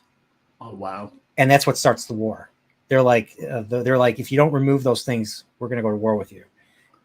And the thing is, even with those ships that were already in the quadrant, they still were outnumbered and outgunned. So there's just no way that the Borg would ever be able to get one up on these dudes. I mean, if you had a Borg fleet, maybe, because the Borg can adapt to weaponry and all that. They only had like one cube, right? I mean, just one, and it wasn't even like fully intact.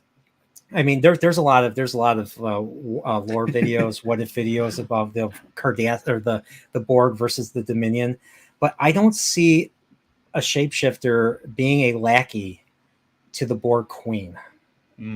So that demon floating jellyhead, the Blofeld demon floating jellyhead, which is what I called it. Yeah. That Vatic, Amanda Plummer's character, her shapeshifter reports to. They never really confirmed it either in the show. That's the other problem. They don't confirm things. And then in the episode before that, so the whole idea is that the ships are all linked. The ships are all linked to this new linking system, this new network, which is a bad idea. So whoever came up with that idea is idiot. And they need freaking Picard's son. I don't even remember his name. Oh yeah, Jack Crusher. Yeah, they named him after Wesley's deceased father, Jack Crusher. So Jack, and the thing is, Jack Crusher just leaves the ship. Jack Crusher leaves the ship. Like if he stayed on the ship, none of the stuff in the finale would have happened. But he left the ship for no reason, and he's responsible for the deaths and destruction of a whole bunch of ships, including the USS Excelsior and everything. And like usual, there's no consequences in New Trek and everything. They just pat him on the back. Everything is, they give him a promotion too. Yeah, and they kill off the captain, the dipshit from Chicago captain, which I thought was bad because he was interesting. He was one of the more interesting characters in that show. But the thing is, he hated 7 of 9, but yet at the end of the show, he secretly wanted to promote her. I'm like, what? No, that doesn't support anything. So that was an issue. I mean, did you like Worf's arc? I mean, Worf murdered the Ferengi. Worf beheaded a Ferengi. They like to behead in New Trek. They do, don't they? And Raffi was terrible. Raffi was awful. Like I thought, I don't know who was the. I thought there were times where I thought she was a bad guy and everything. And then you have freaking, and then she's fighting the shapeshifters with a knife. She's fighting the shapeshifters with a knife, and the shapeshifters are wearing trench coats because in New Trek everybody has to wear a trench coat and everything. Romulans are wearing trench coats. Aliens are all wearing trench coats now. Yep, because that's a thing. But she's fighting the shapeshifters with a knife. Like you can't even punch a shapeshifter, let alone slice a shapeshifter. Ooh. And they're not even easy to kill with beam weapons either. Like you have to shoot them at least 10 times to kill them. They're hard to kill. So, I mean, they made the shapeshifters easily disposable. Okay. Yeah, and then they turned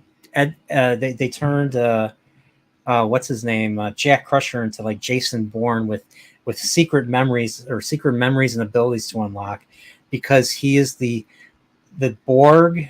He is Locutus's son, so he's got that Borg semen DNA stuff in him, and because of that, he infects all the transporters and all the ships. So everybody now has Picard's DNA sperm in them, and that's why at the end, that's why they all get assimilated. That's why they all get assimilated. I mean, when put that way, I could see why that would have people. Because when you really think about it, that's how it's done. there was okay, but there were. I mean, the first episode. I mean, this series got a lot of hype. A lot of bigger channels covered it. I mean, Robert Meyer Burnett was the one that was really one selling this. He was selling it 6 months before the show came out. So I was because and his reason why I would believe him more than other people was because, I mean, he himself has been critical of New Trek. He's been critical of Strange New Worlds, which is a show that a lot of people like because it resembles the original series in a way, which it doesn't even really honor the original series because it doesn't even follow any continuity, or the choices they make don't make any sense. Like, why is this person here when they should be, whatever. It's nerd shit. Right. Okay. But with Picard was with the exception, and a lot of people liked it. You had him. You had like you said, the Neurotic liked it. Critical Drinker liked it. Dave Cullen. Dave Cullen was the one that really, made me want to watch it even more. And I'm watching with Prophet of the Dragon, and Prophet of the Dragon's not a Star Trek fan, so he has no foot in the game. He's just watching it because, I've done stuff with him. We have a good relationship. We're friends and all that. And he says, if you want to do a show, let me know. And so me and him would do. So we didn't just do live discussions. We did live watches too. Like, so there was 2 streams a week for Picard and everything. And I was excited the first episode, but in the second episode, when they wasted time, I was like, oh no, this is going to be like the earlier seasons again. And then I kind of was right, because it didn't feel. It just got ridiculous. That portal weapon. Weapon. Oh God. And then they discarded that weapon. They discarded that weapon because the Borg Queen told them to. So there was no point of having that, other than just to damage the Titan A, so that they could drift into that wormhole or whatever that was, that anomaly, which ended up being a giant mother.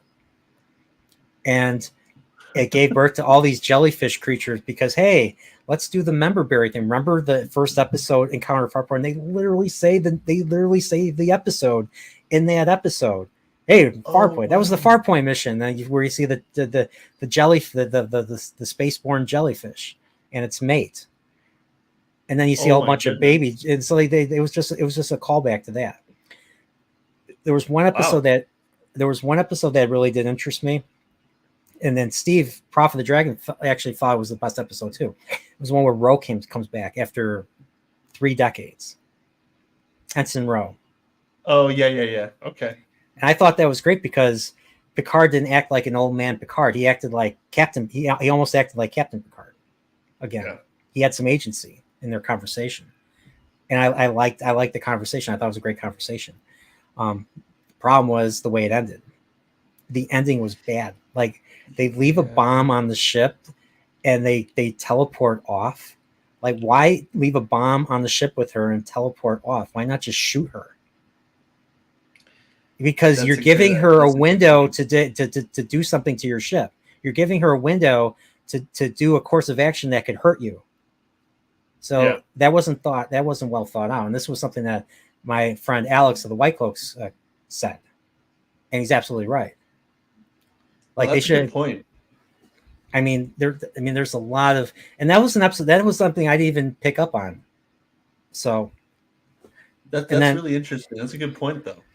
I'm not trying to ruin your thing. I'm just saying why because I know you like it. I'm thinking about, because I haven't seen the first 2 seasons of Picard, and don't. This is the best of New Trek. It's like Andor is the best of Disney Star Wars. Picard season 3 is the best of New Trek, in my opinion.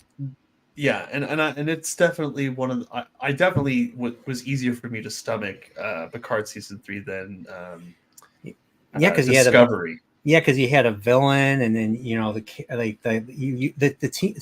thing is, there was a lot of callbacks to earlier Trek. The TNG cast came back together, which is something that a lot of people wanted to see, which is something that first 2 seasons denied everybody. Yeah. Like, you only see Riker and Brent Spiner playing some other character related to Dr. Soong. So, usual because I mean, he's okay. He plays Data. Then Data has a brother, Lore. Then he plays Data's father, Dr. Soong, in TNG season 4. Yeah. And then in Enterprise, he plays an ancestor of Dr. Soong, Eric Soong, who was involved with the augments and the genetic engineering, kind of equivalent to the Supermen of Khan's people from Space Seed and the Wrath of Khan and all that. Yeah. So he played that Soong, and then he plays another Soong. So apparently, Dr. Soong from Data's creator had a biological son that was never ever mentioned in TNG. And but he's in this one. he was in season 1, and then he plays another ancestor of Soong because they go back in time to the 21st century to kind of copy Star Trek 4, but not be funny or even interesting. And I didn't even watch season 2. I only watched season 1 because season 1. I was expecting good stuff, and season 1 was just awful. Like, it hurt more. It hurt. Like, if you watched the show, if you didn't watch TNG or the earlier shows, I'm sure you'd be fine with it if you just wanted to see like just some forced actions, weird action spectacle where things don't make sense. Yeah, but I did actually watch TNG, and I watched the first episode of season 1 of Picard, and saw a completely different Picard. I've seen Patrick Stewart act like a younger person, even in his 90s. So it seemed like to me like he was acting like not Picard on purpose. But didn't he say in interviews also that they were trying to depart from the old Picard and give us a new one? Yeah, he didn't want to wear the outfit. He didn't want to be the captain anymore. He just wanted to be Picard himself. And Picard himself was just an old man. Was just a doddering old man who looked like an idiot. He didn't have any agency. He didn't have any authority, any resemblance or any remnants or any remnant of authority from being the captain and all that. Yeah, because he wasn't exactly like a pushover sweetheart captain when the show first started. He's very commanding. No, he'd give Riker shit. He'd give Data a hard time. Data said something or repeat himself. He dude, Data, knock it off. Stop that damn twitch. He was a dick. Now he's just Picard was a dick. Be kind to one another. Shut up, Wesley. Shut up, Wesley. What's funny is that's a meme. Shut up, whenever Will Wheaton says something stupid, everybody's like, "Shut up, Wesley." and that's funny. That's funny and all that. And what's funny is season 2, Will Wheaton makes a cameo. Oh, does he really? Yeah. So he is connected. So he left with the Traveler in TNG, and goes off to who knows where, but then he comes back and he's involved with the same race that Gary 7 and his people, the aliens that he works for in the Star Trek original series episode Assignment Earth are. Oh. Have you seen the original series at all?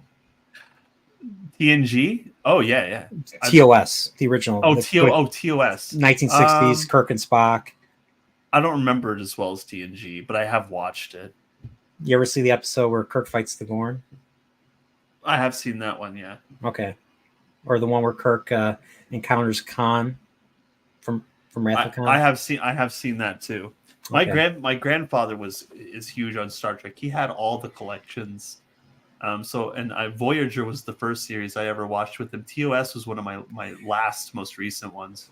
I'll tell you something about Voyager. So this is part of the reason why Voyager has a place in my heart. Now I think it's the worst of the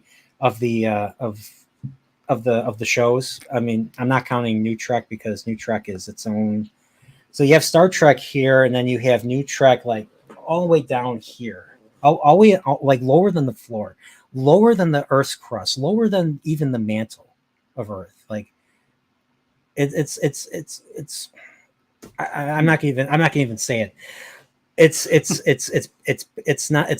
I like. They're two different things. They're two different franchises at this point. In my take, that's how I can separate the two. But Voyager was the least of the live action Star Trek shows. I don't count the I don't know if you're aware, but they did an animated series in the 70s with the original cast from TOS. I did not know. Yeah, so they like William Shatner, Leonard Nimoy, DeForest Kelley. They all came back to be the voices of their characters and all that. So yeah, so there were some wacky episodes. Like there's this episode where Spock gets duplicated and he's a giant and all that. So there's a giant Spock out there in the galaxy somewhere, because that's children's level of writing. I don't know, but a lot of fans like it. A lot of fans actually adore the original animated show. So. Yeah, I don't know about you, but Voyager is actually my favorite. I grew up with Tom and Harry. And, okay. I love them as characters. I think I developed a lot of my humor from those two, or at least how to be friends with people. Tom and Harry were a big thing for me. Yeah, okay. That's actually pretty interesting to hear, because Harry Kim is most people's least favorite Star Trek character. Him or Neelix. I think that Tom and Harry. I think that Harry is a really great, good-natured character. I think he's very smart, and he keeps he keeps Paris very grounded, because Paris is like the big ambitious one who wants to be all flirty and take some risks, and Harry's all like, hey man, maybe that's not such a good idea. But I really enjoyed their dynamic throughout the show. I really did. I love their little holodeck episodes, their little side adventures. I thought that they were great characters. Yeah, what's funny is I actually like their dynamic too. I'll be honest. I know Harry Kim can be annoying at points, but I did like when he was paired up with Tom, like, because Tom is on a redemption arc himself. Like, he was in prison. Originally, he was supposed to be Nick Locarno. Nick Locarno was the character that Robert Duncan McNeil played in the TNG episode The First Duty. That's the one where him and Wesley are trying to cover up the fact that they caused a student's death because they did this illegal maneuver, maneuver around this illegal flight maneuver and all that. Yeah, and they're trying to cover it up, and Nick Locarno is basically pressuring Wesley to stay silent, and then you have Picard telling Wesley like, the first duty of every officer is to the truth, whether it's for the philosophical truth, scientific truth, or something other truth or something. And everything. So there's a lot of pressure there, and he ends up getting kicked out of the academy. But I think he actually originally they were going to have that character go to prison, and then so it was originally, but they didn't. The thing is, they created the name Tom Paris, so they didn't have to pay the guy who wrote The First Duty. At least that's my assumption. I'd have to look into that, to be honest. Okay. But like I think Tom's a strong character. I like his one thing. The thing that I remember about Tom is basically gets along with everybody. And Janeway, he ends up changing because it's kind of like also in Yu Yu Hakusho, like a character will change when they have someone that believes in them, that gives them the confidence they need to believe in themselves. I think. Yeah. I mean, I'm sure there's more to it than that, but that's kind of what it is.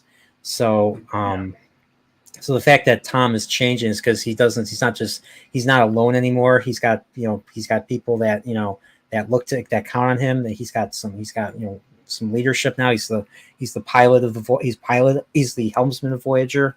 Yeah. And then Harry's just comes off as Harry's just the awkward overachiever, basically. Right. The ensign that's on the bridge always has has his hand raised, and everything, but yeah, I think when Harry's with him, I think that Harry is elevated.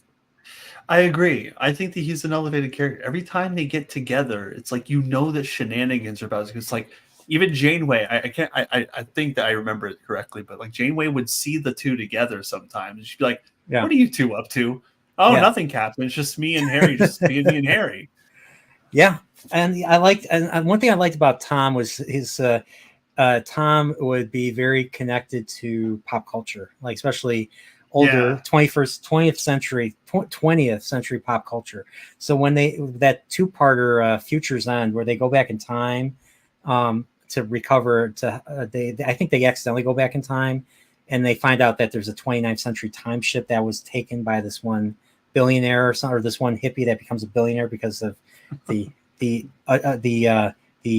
progression in technology because of that. I liked how he was able to help guide everybody in like the customs of 20th century Earth and all that. Even though it was the 90s and there was supposed to be the eugenics wars, which is what the wars that was supposed to involve Khan in the eastern hemisphere of the world. I guess they kind of forgot about that, or they didn't mention, or maybe they mentioned it. I don't remember. But but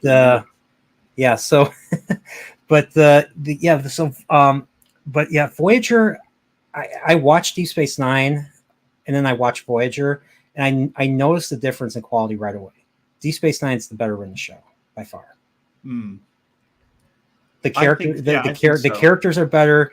The ending of Voyager was a missed. The end of Voyager was a missed opportunity. They had to resort to time travel to solve a problem. So they started in the future.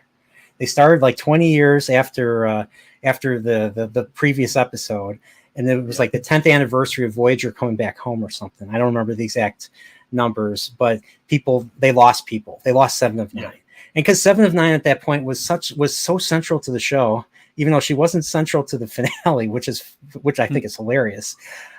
She wasn't central to the finale, so so they made it about her, even though she wasn't in it.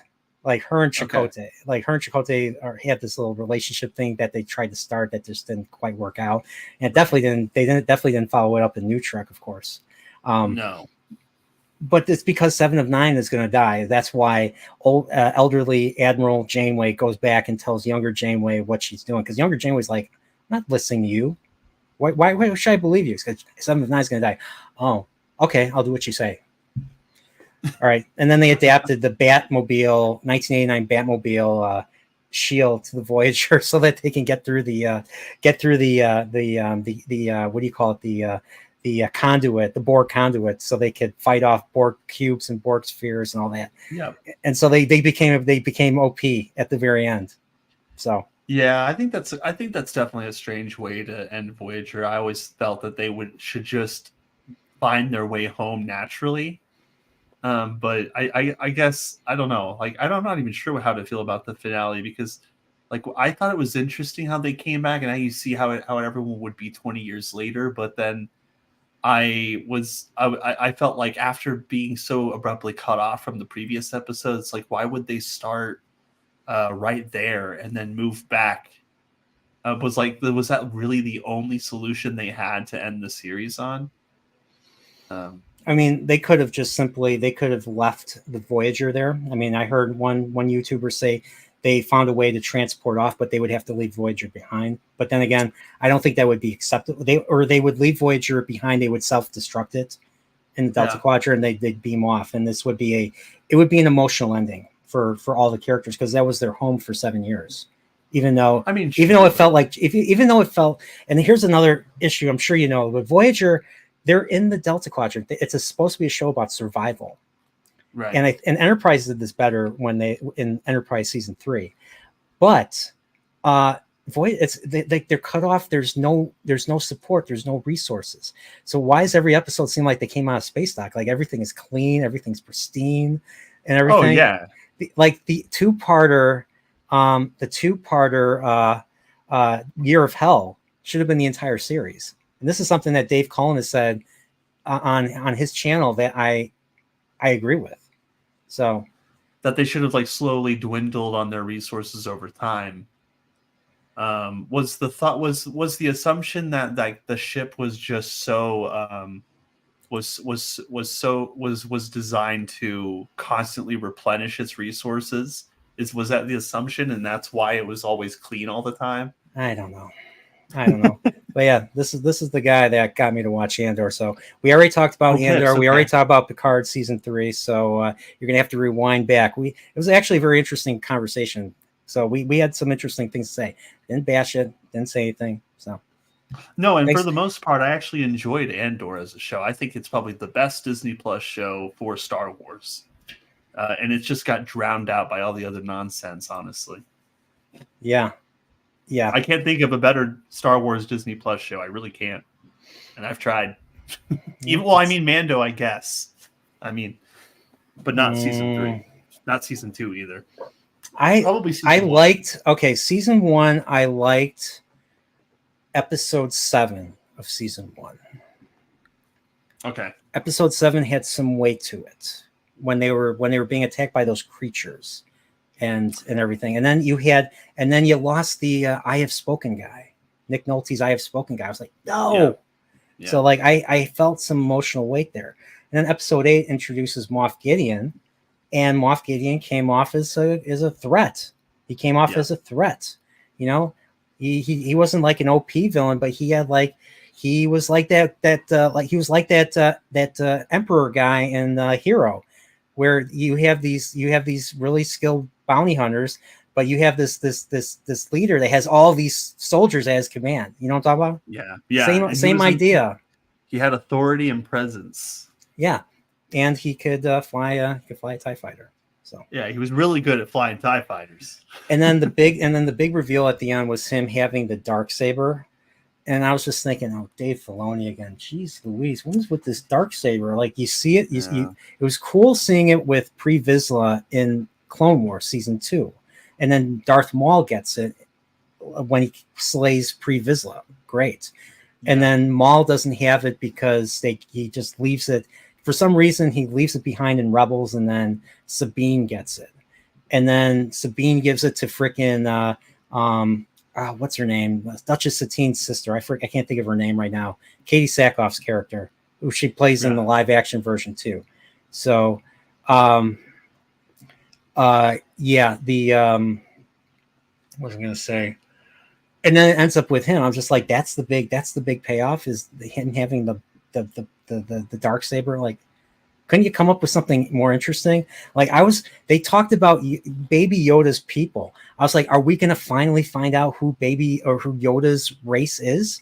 That's what I was thinking. No, they're just talking about the Jedi. His people are the Jedi. I'm like, and that was season 2 and everything. So, yeah.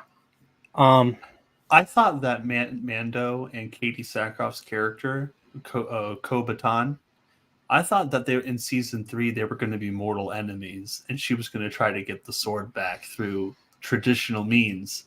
Yeah, and I was really beyond disappointed. Like, I was kind of iffy about that whole subplot where he's like, "Well, take the Darksaber," and she's like, "I can't because it's not like Harry Potter where I earned the wand or whatever."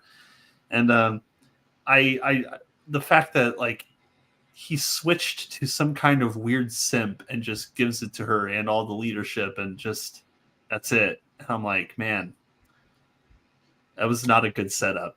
Yeah. So what do you think of this? What do you think of this gentleman's take right here? Indoor is an A for a sci-fi TV show, a B for general television, probably an A for Disney Star Wars. I really can't disagree. I can't disagree. I think that it is an A for Disney Star Wars. Probably a B for general television. Yeah. A for a sci-fi TV show. I'm thinking a modern sci-fi TV show, perhaps. If it was not Star Wars and he did the same plot in a different sci-fi setting, it probably would have been a masterpiece, honestly. It was because the writing is really good.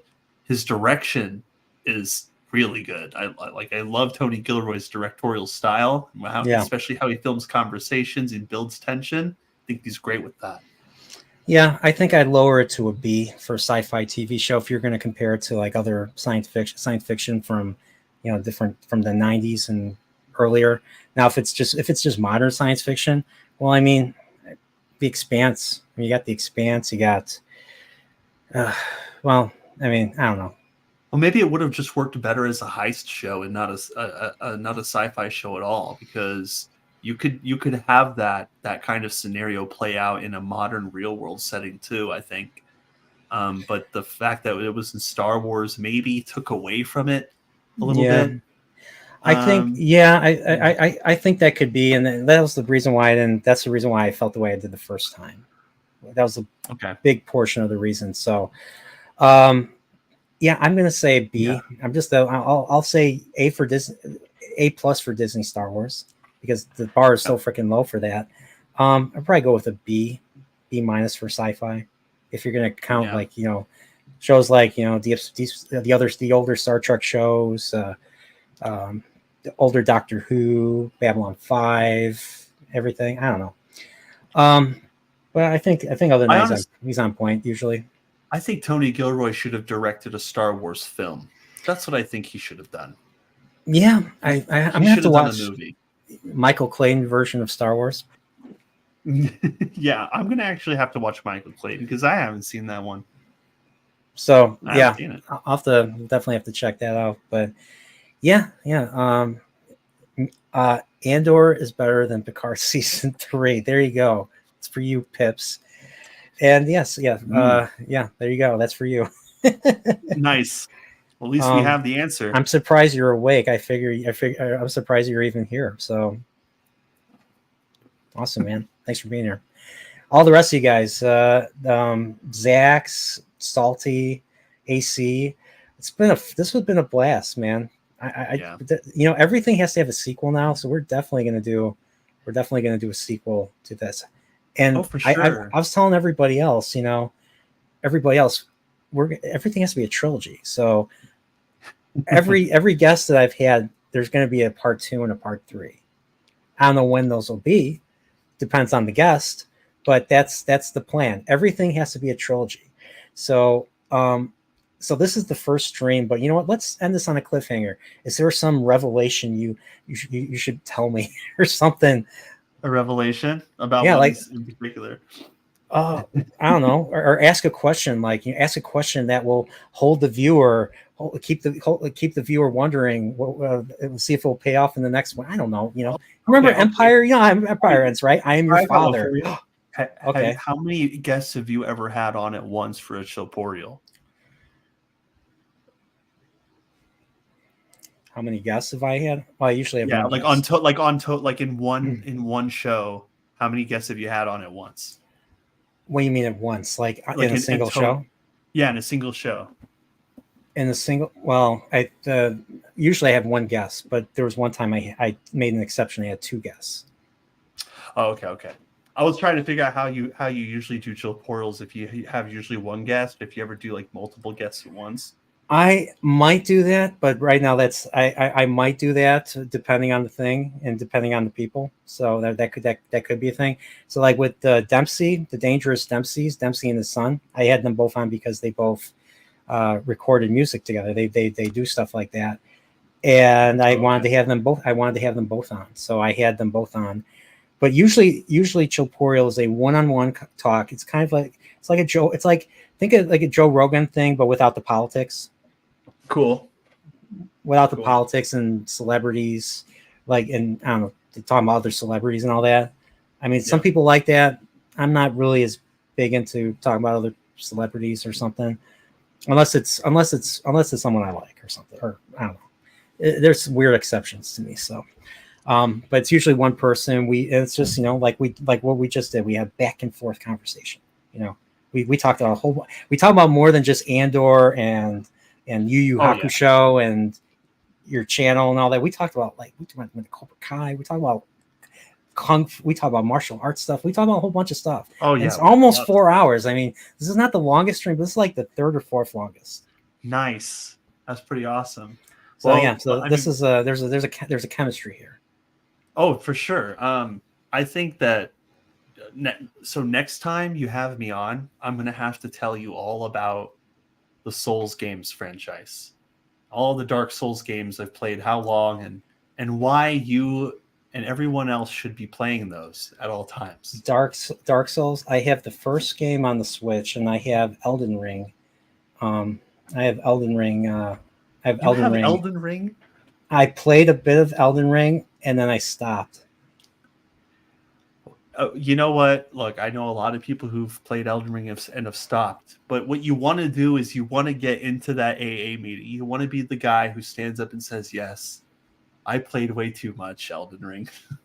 Because I feel like if you can beat Elden Ring, you can beat any game. Or if you can beat any Souls game, really. Souls games are hard. Drunkporeal? A thing that I always say is Drunkporeal is a myth. But there are certain people I drink. This gentleman below is one of people I drink with. developed a liking to whiskey because of this gentleman. Oh, But not like I don't drink like other if I'm not drinking with people, I don't drink. Like I don't have that problem. So like right now, I'm not drinking. So right. I generally don't like unless I'm having a good time with somebody. It's not the thing I like to do and everything. So but like I enjoy drinking with him. I enjoy drinking with Man Manethrin and whoever else wants to have a drink, just have be just it's a bonding thing. So but yeah, I have gotten too happy, and I've kind of gotten a little more argumentative, especially about Andor. Have you had drunk arguments with people? Yeah. I mean, I'm not mean. Not that at I'm least I try judging not or to. anything. It's just funny. No, absolutely judge me. Judge me. I'm a bad Judge person. you. So You terrible human. He's absolutely right here. The hectic is he's not wrong, even though Dreadroberts doesn't exist. He doesn't exist. No. You just made him up on the spot. Pretty much. Yeah, pretty much. Yeah, it's a thing, and people just love to say that now and everything. But it's I've been on his streams, and I've kind of gone a little too. There were points where I didn't even answer a question. He was asking me something. I had too much to drink, and drinking mixed with ADD, not a good thing, because he was asking me something. I never answered the question. Not once. He asked me a hypothetical question about survival, and I ended up referencing a movie. It made me think of a movie. I was talking about the movie instead of answering the question. And I was listening to the replay. I was like, oh my gosh, no wonder why everybody's pissed at me. No wonder why everybody got annoyed with me. So yeah, that's the thing. That's exactly the kind of thing I think about when I'm considering doing my own live stream. I'm just like, yeah, but I know that once I play it back and watch it, I'm going to be red in the face. I'm going to wish I'd never done it. And that's without drinking in the stream. This is Rogan, but with Star Trek. Good Star Trek. Nice. Yeah, that's the thing that's another thing that people make fun of me quite a bit. I somehow always bring Star Trek into the conversation.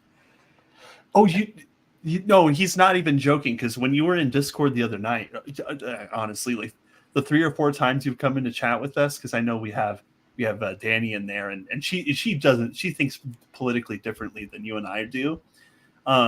But we were all talking about how you had come in there, and we were all talking about something, and then it just veered off into Star Trek, and I'm like, wait, how did we get here? And then Kelly and Danny were getting an education on Star Trek from you, and remember when we told you when you were leaving, we're like, man, that was a great combo. You need to come back. It's because we had learned about Star Trek from you that night, and we're just like, man, that conversation went places we didn't know we needed to be. It's funny. You really will bring up Star Trek in any conversation. It's true. I guess, yeah, and I've been made fun of it all my life for that. First, my mother's like, I can't believe I raised a Trekkie. That's one. That's one. My classmates, I was never scared to, admit I was a Star Trek fan, but I didn't know anybody that liked it, and I got made fun of at school for that. So yeah, just yeah, and then I don't make fun anymore. And here's the thing: when I got into Star Trek, I didn't realize it was such a nerd thing, like awkwardly nerdy. So when I saw the movie Trekkies, the documentary, the 90s documentary that Denise Crosby hosted, and they were showing all these weirdos as Star Trek fans, I'm like, this is the stuff that I'm into, and I'm seeing this. It broke my heart. I was like, I thought Star Trek was cool. I thought it was like the mainstream thing. And I'm watching these weirdos in that movie. Like, I was just like, oh my gosh, I'm one of them. You're one of them. I'm one of them. Yeah, but now in the current day, now it's like, if you don't know those things, you're not cool. Well, now if you don't like it, you are this and that and those. Yeah, you're and this these. and that now. Should have said those and these. Oh, Yeah, I do. It's one of the many P nouns and everything. And it's not even just the Star Trek or Star Wars fandom anymore. Now you have like different factions of Star Wars and Star Trek fandoms, like different types of fans everywhere now. And this is reason why more of us are coming together. I mean, you have Whisker Fisherman, Pips, and Salty. They're Wheel of Time fans, and they were broken by the what Amazon did by what Rafe Judkins did with that adaptation. We did talk about Wheel of Time earlier, didn't we? It's a non-adaptation. It's like Salty says, it's an interpretation, and it's a bullshit interpretation. And it's just, the more things like this happen, I mean, the more people are coming together. So people I have never met, never knew existed, all of a sudden are people that I talk to regularly. I talk to regularly, online usually. So I met some people. I met Pips. I met Prophet of the Dragon. I met Man of Netherite. I met Mags. I met Mags in person. So I was able to do something. I was able to pull something off like that. So, and just like online, we exactly the same. It's not like you watch, it's not like a politician where you watch them, they act a certain way and they talk a certain way and then they act totally different, or fake people in general. Yeah, no, and I'm thankful to get to know people like you and Max and others too, because it's actually because of Zach's. Really, I think Zach's noticed one of my videos and commented on it. And I think he invited me one time, and that's how I got to know all of you guys. And man, that's lucky me, because dude, there's so many crazy people I could have gotten in touch with instead, but I actually got the common sense normal folk. Yeah, super and thrilled about. And what's funny is I think the first time I ever talked to you on Twitter, I think because you said you liked Picard season 3, and I was like on a crusade. Like, if you haven't seen me, I was on a freaking crusade to tell people why the show stinks, because people are just lapping it up like it's people are lapping up like it's some shitty preservative filled beer or something like that. It's just it was bad, and then you have bigger channels telling everybody it's good. I'm just like, no, this is why and why. I got into an argument with Comics Division on Brandon the Anime Guy's stream about that. I was in the chat. Wow. Because I met him. I actually met him. He knows who I am. I met him, and I was just like, how do you? I'm like, did you like season 3? So I kind of brought up the conversation. So I derailed that stream. And he's like, I liked it. And he's like, he told me, I'm like, how? Like this, and this. I pointed to a whole bunch of stuff out. He's like, I'd be lying to you if I said I didn't like it. And I was like, okay, fine. I was like, fine, okay, fair. So I was and then I told you I got into spit with the production designer of Picard. Didn't you you argued with Robert Meyer a bit, didn't you? Or was no, I didn't. I never argued with Robert Meyer. Oh no, you threaded with Terry Metalis. You were responding to Terry Metalis on some things. I responded to Dave Blast, the production designer. Yeah, Metalis has responded to me before the show started, but I was like, hey, I might. I'll probably. He's like, I'll watch it. And he sent some weird response to me. But Hollywood, they're weird. They're weirdos in general. So yeah. But like, I never had an issue with. I never had any negative thing with Metalis. I ended up unfollowing Metalis, but and a whole bunch of Star Trek. Only person I follow is Mr. Shatner on Twitter. Oh, okay. Because Mr. Shatner is no politics. So I follow him. He's hilarious. He's hilarious, by the way. But I actually follow Stashwick as well, just because I liked his character a lot. And I didn't really play a lot of D&D. Do they?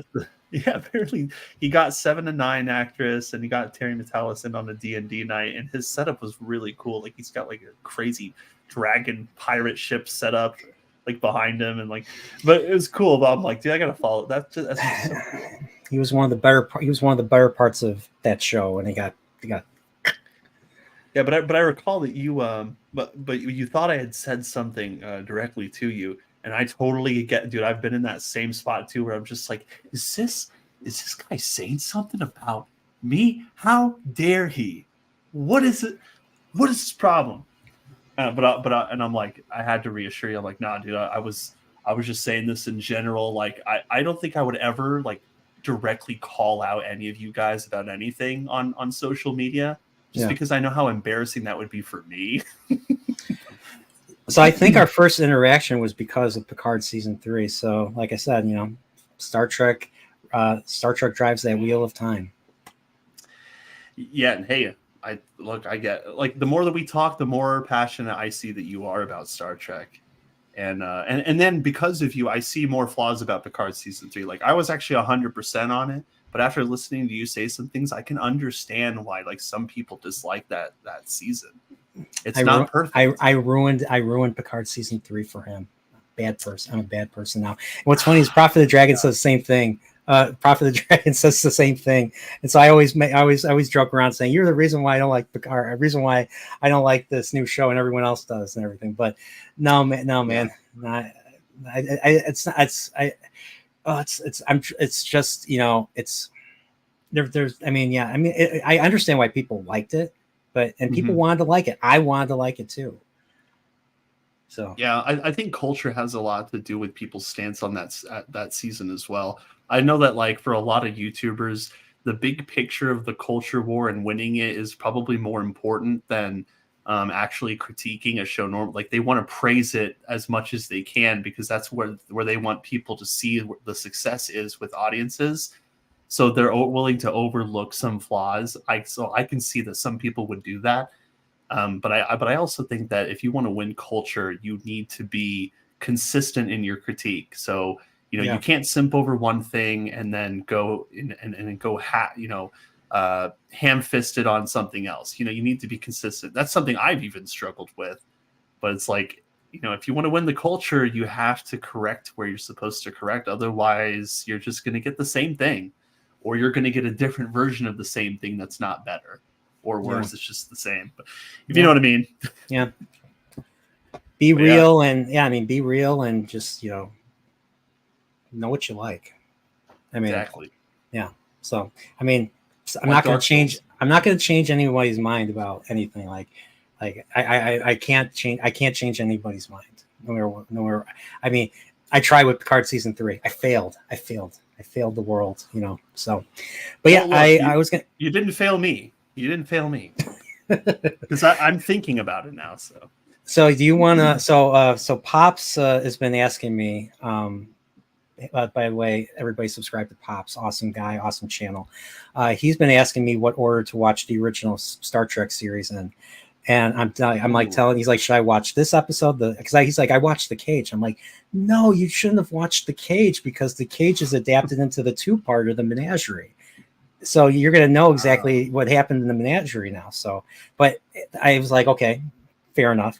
I was just like, you got to watch Where No Man's Gone Before, the second pilot next. Don't watch the air date order. The air date order was screwed up because of the studio, and plus they couldn't get certain effects and optical work done in the time that they needed, that they initially intended. So, okay. So I gave him the production order. I had the entire production order memorized ever since I was a kid.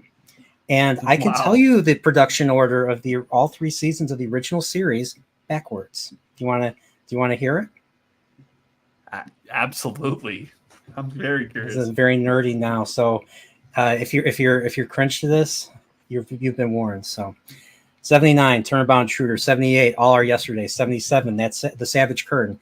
76, Requiem for Methuselah. 75, Way to Eden. 74, The Cloudminder. 73, The Lights of Zetar. 72, The Mark of Gideon. 71, Whom Gods Destroy. 70, Let That Be Your Last Battlefield. 69, That Which Survives. 68, Wink of an Eye. 67, Plato's Stepchildren. 66, Day of the Dove. 65, For the World is Hollow and I Have Touched the Sky. 64, The Tholian Web. 63, The Empath. 62, Is There in Truth No Beauty? 61, Spock's Brain. 60, And the Children Shall Lead. 59, The Enterprise Incident. 58, The Paradise Syndrome. 57, Elin of Troyes. 56, Spectre of the Gun. That's season 3. Now we're in season 2 now. 55, Assignment Earth. We talked about Assignment Earth earlier. 54, The Omega Glory. Combs versus Yankees versus Communists. Okay. 50, that was Omega Glory. 53, The Ultimate Computer. 52, Parents of Force. Space Nazis. 51, Return to Tomorrow. 50, By Any Other Name, the one with the Kelvins. 49, A Piece of the Action. That's the one where they go to a planet that's run by Chicago gangsters. 48, the Immunity Syndrome. Giant space amoeba is making everybody sick in the galaxy. 47, Obsession. Vampire cloud that Kirk wants revenge on. Not joking. 46, Gamesters of Triskelion. 45, Private Little War, Vietnam allegory. 44, Journey to Babel, one with Sarek. 43, Bread and Circuses, 20th Century Romans. 42, The Trouble with Tribbles, needs no introduction. 41, I Mud, second Harry Mudd episode. 40, The Deadly Years, they all get old. They all get inflicted by this disease that makes them old and everything. 39, Mirror Mirror, that's the alternate evil mirror universe one. That's probably the most popular episode. 38, The Apple, where orange people are worshiping a dragon-looking god on a planet and everything. Okay. 37, The Changeling. It basically a ripoff of or Star Trek: The Motion Picture kind of ripped off that story. Basically, a probe comes back and is basically destroying planets and civilizations because it collided with another probe. So, and it kills Scotty. 36, the that's one where Scotty's a serial killer, or they think he's a serial killer. 35, the Doomsday Machine, needs no introduction. 34, Amok Time, that's one where Kirk fights Spock on Vulcan. 33, Who Mourns for Adonais, that's one where Apollo makes an appearance, the god, the Greek god. 32, Friday's Child, where they have to defend a mother and a baby from these tribal people on this planet. 31, Metamorphosis. 30, Cat's Paw, the Halloween episode. Now we're in season 1. We're almost there. 29, Operation Annihilate, with the amoebas on Deneva and Kirk's brother getting killed. 28, City on the Edge Forever. That's the space travel episode. That's the time travel episode with the Guardian, the donut. 27, Errand of Mercy, the Klingons' first appearance. 26, The Devil in the Dark, with the shaggy Horda creature that's defending its silicon egg babies. 25, This Side of Paradise. 24, Space Seed, the one with Khan. 23, A Taste of Armageddon, the one where they fight the wars with computers. 22, Return of the Archons, the one where Kirk tells the computer to go F itself, and it does, literally. 21, Tomorrow is Yesterday. They go back in time. The whole ship goes back in time to 20th century Earth, and they're picked up as a UFO, and they have to go down to the planet, get the photographs, and destroy it. That's that one. 20, Alternative Factor. 19, Arena. 18, Arena is the one with the Gorn. 18, Squire Gothos, the one with Trelane. 17, Shore Leave. 16, Menagerie Part 1 and Part 2. I put both parts in it as a single episode. That's how the VHS was. 15, Court Martial. Me and Gray did a stream on that. Wakizashi Sea House. Subscribe to Wakizashi Sea House. 14, Galileo 7. We just did that one too. 13, Conscience of the King, one with the Shakespearean Company. Harry, the one where Star Trek has kids in the episode and it doesn't work because kids in Star Trek don't work. No, at least TOS. 11, Dagger of the Mind, the one with the mind sifting device. 10, What Are Little Girls Made Of? The one with Dr. Corby and the androids and the old ones on the planet. Space archaeology or whatever, exobiology or whatever. 9, Balance of Terror, the space battle episode with the Romulans, where they have to get the Romulans, destroy the Romulans before they get back to the neutral zone. 8, Charlie X, the one where the one where they find a teenage boy who has the power to do anything, make people disappear, make people turn people, take away people's faces and voices. Charlie X. Then The Naked Time, the episode 7, The Naked Time, where they get drunk. Or they get this space disease where they all act drunk. Like Chillporeal. No, that's not. That's a myth. That's a myth. Okay, 6, Man Trap. That's the salt creature. That's the slasher episode. That's actually really that's gonna be the next one me and Gray are gonna do. So Oh, cool. episode 5, Enemy Within. That's the one where the transporter duplicates Kirk into his non-aggressive form and his extremely aggressive form. Yes, like there's literally a point where the aggressive Kirk nearly drapes Yeoman Rand and everything. So, yeah. And this is 1966. Dang. 4, Mud's Women, the first Mud episode, the one where they have the mail order brides. It's not human trafficking, like everybody says it is. It's not. And then episode 3, the Corbin Mine Maneuver. That's the one where they get tested by this alien. They go past this buoy. They encounter this big giant spherical ship, and they encounter this really terrifying looking alien. And this alien is saying, I am going to destroy your ship in T minus 10 minutes. Everybody's on edge because, I mean, wouldn't you? Yep. And then 2 is Where No Man Has Gone Before, the second pile, and 1 is The Cage. That's it. Honestly, dude, that is seriously impressive. That you can not only know every episode, the title and what they're about, but also to be able to name them backwards accurately. That's really good. I hope you guys enjoyed this Chillporeal. So I think this is if we do this a few more minutes. I think if we do this more than 5, if we do this for more than 5 minutes from now, this will be the longest Chillporeal. Really, 5 minutes? Yeah, because I think the longest Chillporeal I did was with I don't know if it was High King Feanor. We were talking Lord of the Rings, Tolkien, or I'm trying to think who else. Who else? Or there was Peter York, and me and Peter York were talking Star Trek. So, like with Angry Canadian and Halo, and Pips with Wheel of Time, and Salty with Doctor Who, and a whole bunch of other people. I can talk Star Trek for hours and hours and hours and hours. Oh, totally, man. I mean, like, it seems like AC's a Halo dude, you're a Star Trek dude, and I could probably talk about Dark Souls stuff for hours also. Everybody has their thing. So how do you kill those giant dog bird enemies in Caleb, that red area with those giant birds? The red area, yeah. Honestly, the best way to kill those, terrifying. well, if you have a giant strength weapon, that helps. Or if you're a spellcaster or a pyromancer and you throw fireballs, you can get them from a distance and take them out. But like fighting them up close sucks for any class because those things are fast and they hit you with like a 4-pronged beak attack. Like you can only block a couple of those, and then you can get wrecked by the rest of it, and then they can pick you up and eat you. And yeah, you gotta have to I think killing them from a distance is best, or just avoiding them. I think I've beaten the game 13 times now, and I've only fought. How many times? 13 times. What level? Like I have several characters. A lot of them are over 150. What's the max level? I think you can go all the way up to like 700 something, but it like recommends that I haven't ever tried, like the highest level I've ever gotten is like 173, but I think you can go really, really far.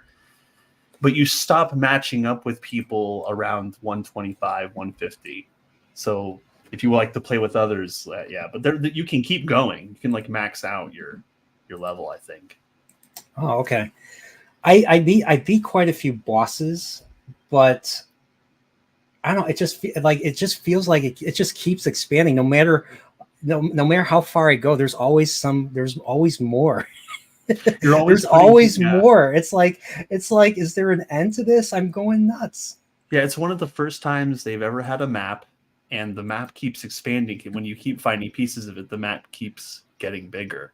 And there's actually a total of 87 bosses in that game, and there's still an expansion coming out. And it's very spread out. There's lots of dungeons, lots of castles, lots of encounters. You can even go underground, which has an entire underground kingdom that goes on and on forever.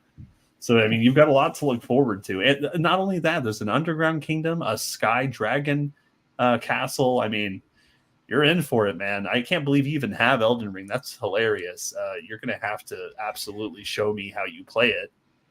My friend told me to just be like a knight or something, a warrior, and so I'm a warrior. So I have like this. I have like I have heavy armor on. So because I have heavy armor on, he rolls very slowly and everything. Rolls. Yeah, and yeah, it's like, you know, watching, like, just, you know, going back to Rebel Moon, like that spider Borg Queen spider person on that planet was basically that was basically a Dark Souls villain. I mean, a spider with a sword and a human torso. I mean, I honestly thought it was hilarious that you had mentioned Dark Souls when talking about that, because it's the first thing I thought of when I saw her. I'm like, that's literally the spider chick boss from Dark Souls 1, where she has like a really hot upper torso and like black long hair. And then when you see the rest of her, it's just like this giant spider queen body. And you're not sure how to feel, but you have to kill her. And so that's what I thought of when I saw that spider alien in that movie. And I'm like, dang, that's really crazy how he mentioned that. It's so funny because that just so happens to be the case. I'll say this again. Andor is better than Rebel Moon. So, but I have to say, I have my Chillporeal playlists up right here, and definitely watch some of them because they are some of the best conversations ever. And I'm not full of myself. Okay, maybe I am full of myself. But my longest stream, and we have to beat this, is the one with PD York. It's 4 minutes 24. I'm sorry, 4 hours. I haven't drinking anything. 4 hours, 22 minutes, and 14 seconds. So we have to surpass 4 hours, 22 minutes, and 14 seconds. Can you handle that? Can you handle that, Kyle? Yeah, I'm surprised you're still sane talking to me. Like I'm surprised at you, man. I'm on it. Like, okay, I'll say this. You're surprising. So in Elden Ring is probably my least played Souls game. I have 638 hours clocked into Elden Ring. But the game I've played the most out of all the FromSoft games is Bloodborne at 1,460 hours. So it's about twice that amount. And I probably played those games more than any other game. Hey, Brian, say the word bosses again. Bosses. Pips knows something you don't. Well, I purpose bosses. I said bosses. Bosses. I said bosses just to hone in my Boston, even though I've never been to Boston, so I have no idea. I have no idea what I'm talking about. But let's talk about best 007. We have to fill in this 5-minute gap. So best 007 movie, and why is it not anything Daniel Craig's been in? Sorry, Marty. Actually, I didn't really mind the one with Pierce Brosnan. I thought that was really good. GoldenEye? Yeah, GoldenEye. I liked that one. Okay, what's better? GoldenEye the movie or GoldenEye the awesome N64 game? Oh yeah, the game for sure. I played the crap out of that one. You and me, we're just like, we know I'm tired. That's probably why I'm speechless right now. I'm tired. Well, the movie didn't have the golden gun, and that's unforgivable. You know what movie did have the golden gun? The Man with the Golden Gun. Oh. And you know who the man with the golden gun is? Who? Christopher Lee. Christopher Lee playing Francisco Scaramanga. I have not seen the Man with the Golden Gun. You haven't seen that? That's 1974 Roger Moore Bond. Like, he has golden bullets. He's got he charges $1 million a shot, and there's a hilarious chase. They're in China, and there's a car. They're chasing Roger Moore's chasing Christopher Lee. And there's somehow Christopher Lee gets on the other side of the river. So what does Roger Moore do? He sees a corkscrew, a little bit of a bridge. So he does an Evil Knievel, a little corkscrew stunt with the car, And they added in post-production, haven't you ever heard of Evel Knievel? And he has that sheriff Live and Let Die in the passenger seat with them. Of all people, J.W. Pepper is in the front seat with him, with James Bond. So, oh wow, oh man, yeah. People would probably get mad at me at how little James Bond I've actually seen. There was this one time where I was commenting. I think I was like commenting on Razor Fist's account one time because they were talking about how it's like how weird would it be if like Henry Cavill ended up being like a really like a version of James Bond. I'm like, that'd be pretty cool because we'd get like a really masculine version of James Bond in Henry Cavill, like a big beef version.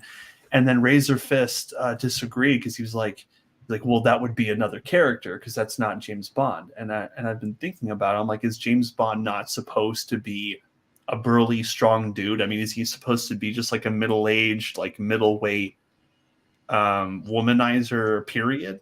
What are your thoughts on that? I don't know. I mean, Bond is basically. I mean, a lot of people say that the Daniel Craig Bond is close to how Bond is in the book and all that, but nah. I prefer the Sean Connery, the suave Sean Connery approach to Bond, where you can actually see the fights and all that. And yeah, this is exactly how I feel. Right on the money, Pips. They are practically born movies. Yes, I agree. I can see that. Yeah. So even though I did enjoy Skyfall, it didn't feel like a Bond movie. And then they kill Bond off, and then they kill Bond. They kill Bond with Foxdie from Metal Gear Solid. Yeah. They kill him with Foxdie because they have to resort to ideas or lore from video games to write their stories now. And so he's on borrowed time anyways. And then freaking and then he gets missiled. So he's dead. He's dead. He's dead, Jim. That's a Star Trek reference. What was I going to say? And then they have the gall to say that James Bond will return. How? It was always James Bond was always the same character. Sean Connery, George Lazenby, Roger Moore. Like, I mean, they were the same. The Sean Connery, like, they were the same character. Did they say James Bond would return or Bond would return? James Bond. Oh, okay. Well, then I have no idea how they're going to do that. So they kill Bond off because, hey, it's the thing to do. Let's kill people off. So, I mean, how long has it been? How long has it been since No Time? I didn't even bother buying No Time to Die and everything. I haven't even seen No Time to Die yet. It's the only one from Daniel Craig I haven't seen yet. Yeah, and like the villain was terrible in that one. Rami Malek's character was terrible. He was barely in the movie. And the way they dispatched, I mean, I don't know how you felt about Christoph Waltz playing Blofeld. I mean, he was bad in Spectre. But they connected him with everything else. A lot of people, I don't know how to feel about that. They connected him with Vesper in the first one. It was actually Spectre and not Quantum that was behind. I think maybe should have just let him be standalone. Would have been better. Like, why not just? I mean, like, if there's one Blofeld, the best Blofeld is Donald Pleasance from You Only Live Twice, where he has that evil mountain volcano base that launches these rockets that eat up American and Soviet modules. I mean, come on. Yeah, I think they put limits. Like, those Daniel Craig ones had limits on themselves because they were trying to be super ultra realistic in like the modern world. So you never would have gotten something cool like a volcano base. By the way, bro, we did it. We did it. We are the longest. We are officially the longest Chillporeal now. So 4 hours 23 minutes. Take that, Petey York. By the way, insane. everybody watch Petey York's video on Star Trek Generations. Definitely, yeah. And he's a big Picard season 3 apologist, but I love Petey York. He's an awesome dude. Yeah, he's a great person to have a conversation with. He's respectful of differing opinions, and he's just a good dude. He's a good dude. Like, those are people that you want to have conversations with. Those are people that you learn the most from. Yeah, that's how I feel too. Yeah. Even though I don't agree with his takes, like he says Picard season 3 is better than TOS, I'm like, No, no, no. But hey, I'm okay with it because, well, A, I'm an adult. I might be immature for an adult, but I'm an adult nonetheless.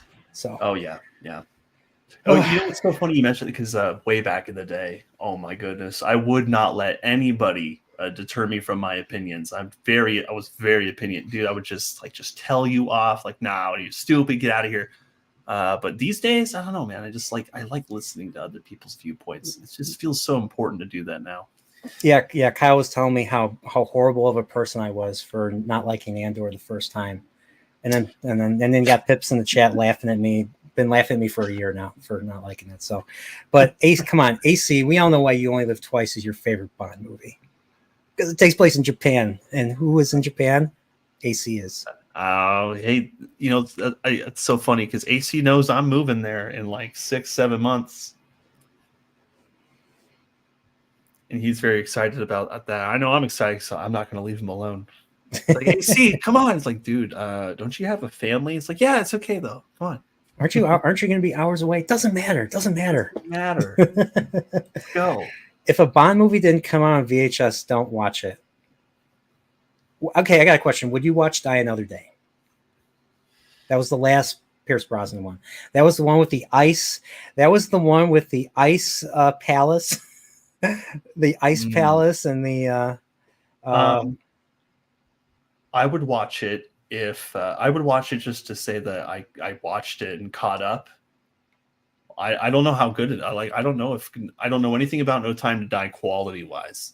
I know that it exists, but I haven't seen it was a fun movie. It was a fun movie. I mean, you had Bond fencing a dude, and then you had a chick fight at the end on the plane. The chick fight was fun to watch and all that. And you had Halle Berry being Halle Berry, and then you had the ice palace and it melted. It melted. What's wrong with that? What's wrong with that? And then I mean, it was a fun movie. What's funny is when you think Pierce Brosnan, you always think GoldenEye, you always think Den 64 game. You never his other you don't think much about Tomorrow Never Dies or The World Is Not Enough or Die Another Day. Like those three movies are overshadowed by GoldenEye and by the Daniel Craig movies and the older films. I think. I don't know. I don't know. What do you think? I don't know. I kind of agree with you. Because who talks about it? I don't think I ever hear anybody talk about those movies. I forget sometimes I forget they exist. I forget they exist, and then and so I see it on TV. I'm like, wow, this feels very nostalgic. Yeah, it's like because I haven't watched those movies in years. Even though the Bond collection is right there, right here, right where my finger is. I got the 2012 50th anniversary. That's so cool that you have that. What's great about those Blu-rays is that they have special features. Because what sucks is, and then the Angry Video Gamer is totally right about this. Why he says Blu-ray are lame compared to DVDs is because DVDs, maybe it's because of the space, but they had so much special features. So I learned a lot from watching special features of things. I mean, besides reading Wikipedia and being obsessed with the years movies and shows came out. I don't know. Don't hold that against me. That's but that's just I just like to learn, especially if it's something I really like. I like to learn as much about it as I can and everything. So I guess that makes me a nerd. That's okay, because I did that with the Lord of the Rings extended trilogy. Just watched all the behind the scenes stuff. I did that for all the X-Men movies too. I had all the behind the scenes footage and even the commentary over the movie. Yeah. So, but yeah, man, I don't think this record's going to be broken for a long, long time. So watch, it's going to be broken next week. Well, yeah, that's true, because the next week's stream is going to be Star Trek driven. We'll reveal that when the outro hits. But so, Kyle, thanks for doing this. This was an awesome stream. It didn't even feel like 4.5 hours. So No, we broke records. I recited all the Star Trek TOS episodes again. This is the second time I've done this on live. So yeah, so nerd cred. So I'm gonna be bullied for the next month or everything for knowing all that.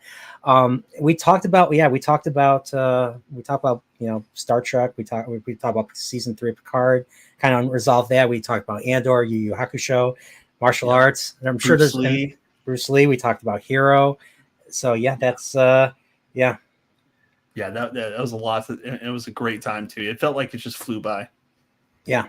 So, you have anything you want to promote? Well, I was going to ask, didn't you have a Yu Yu Hakusho video coming out? I did. So I kind of wanted to go more in depth. So I've been taking longer on that. I wanted to talk about the combat, and then I was working on Rebel Moon. I was supposed to have that out last week, but I wanted to work on that more too because there's just so much more I want to say about that movie rather than just like a quick 8 to 10 minute review. So I'm working on those, and I've got something in the works for my second channel, but that won't be revealed until it's done. So I have to work on that. But I'm just going to be working on stuff, so just stay tuned. Okay. Absolutely. All right, man. Anything else? Well, can't wait to come on to another Chillporeal, and I have to watch some Bond movies, and I probably have to watch some more Star Trek. But it's just such a joy to be able to come on here, and it's just like talking to a buddy, just easy. Yeah, that's the point. That's the point of these. That's the point of these, and I hope I want the guests to be happy. I want to have a good time. I want to have a good time. I've never seen The Matador. Have you seen The Matador? I've never heard of this one. No, I have not seen The Matador. Does he play a matador? He plays. It takes place. I'm looking it up now. He takes place in Mexico. It's a black comedy, and I don't know. I don't know. It's him and Pierce Brosnan and Greg Kinnear. Pierce Brosnan and Greg Kinnear just traveling in Mexico. Yeah, there was I felt like I'm the first time I ever saw him, he was James Bond. So it's interesting that he was a subject tonight. Yeah, he was originally supposed to be Bond in the 80s, but because he was on the show Remington Steele, where he plays a secret agent, I think.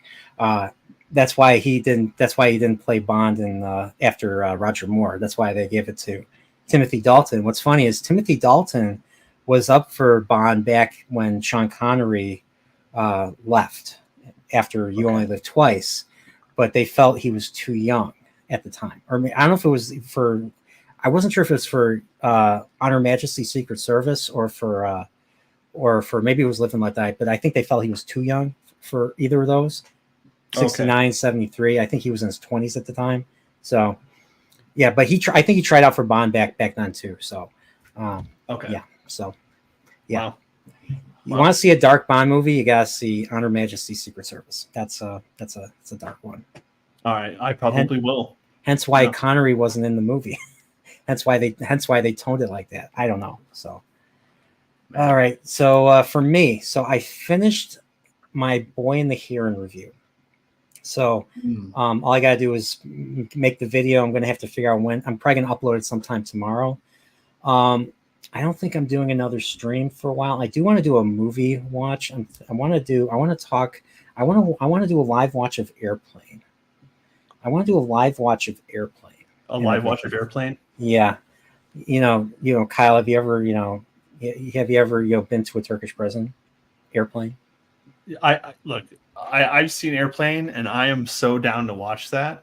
On the condition that we watch Naked Gun, because that's actually my favorite. Have you ever seen Frank Drebin visit the Star Wars universe, visit the Harry Potter? There's videos there's video series. Frank Drebin visits the Star Wars universe or episode as his character.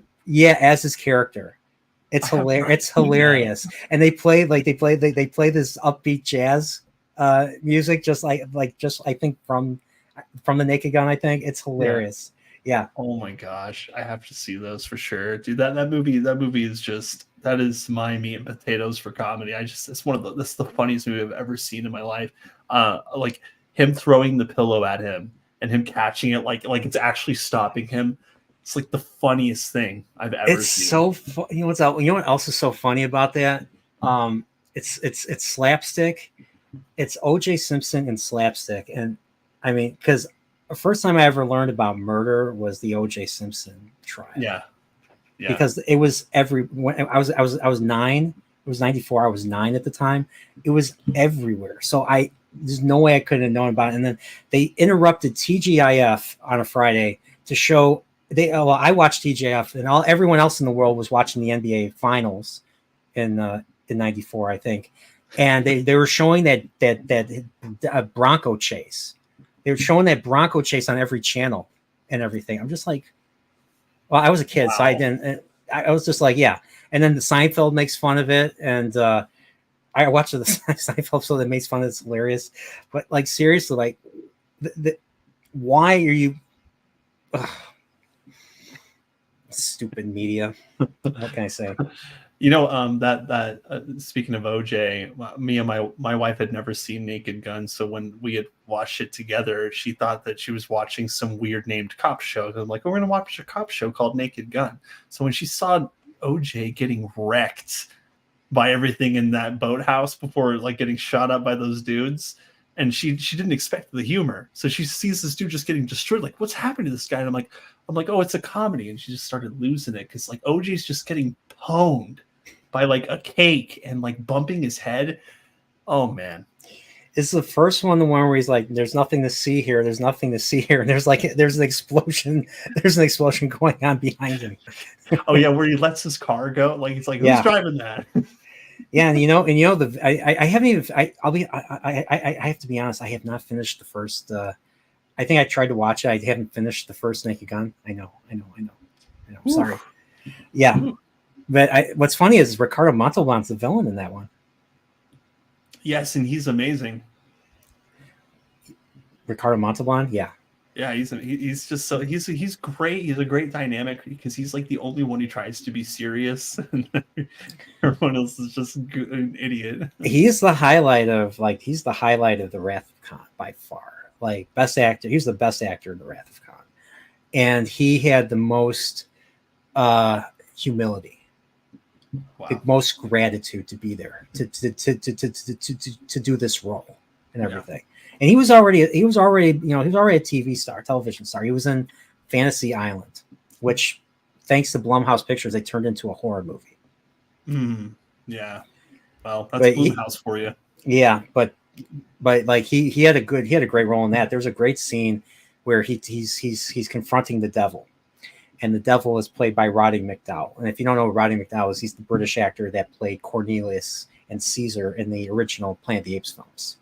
Okay. And Roddy McDowall's a great actor. Like, he's got a presence. Even though he's a little guy, he's no longer with us, obviously. But neither of them are no longer with us. But they both had great presence, and there was a lot of tension. Like, just watching that scene, I don't even know the context, but it was such a well delivered scene. Like, these were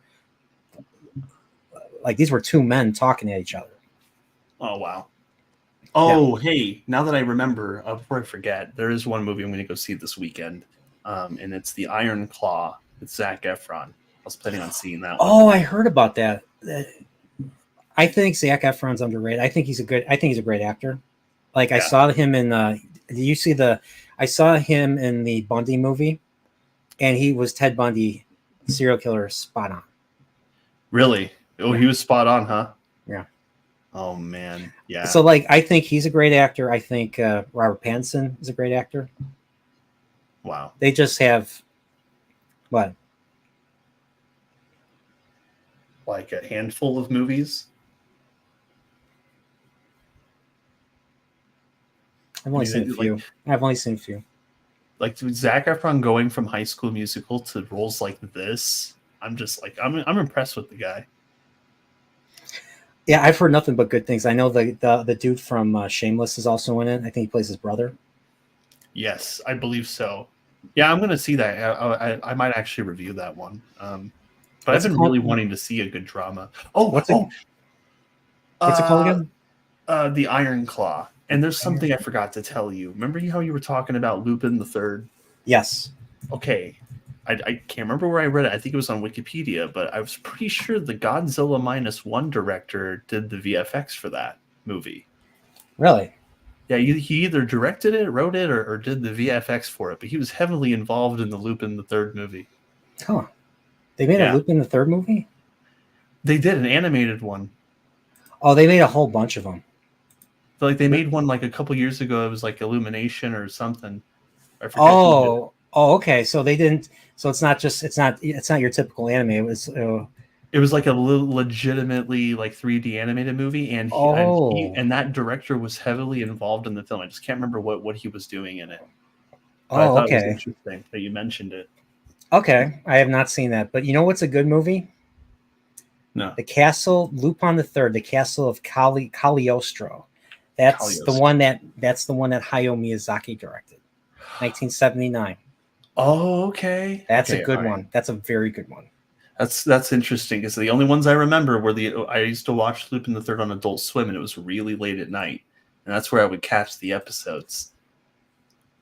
Good night, Pips. Good night. Yeah, I should probably get going too shortly because Yeah, I've got we're expectants. we're running. So yeah. So everybody, thanks for being here. We broke some records. We broke some records tonight. Yes. DJ Ronnie G, Whisker Fisherman, Don Ranger Power, Don Ranger Power. Sorry, and everybody else who showed up earlier. Thanks for being here. Thanks for doing this, Kyle Dreadroberts. Thanks for this is an awesome stream. This is the best stream so far. The best stream, yeah. That's the stream. That's the goal. So will this be exceeded next week? Very likely. Because we're talking Star Trek, and we're definitely talking Picard season 3, and probably everything Star Trek. So that's gonna be fun. Yeah, so definitely check that out. And so everybody have a good night, and let's take a look at who is this mystery guest. Oh.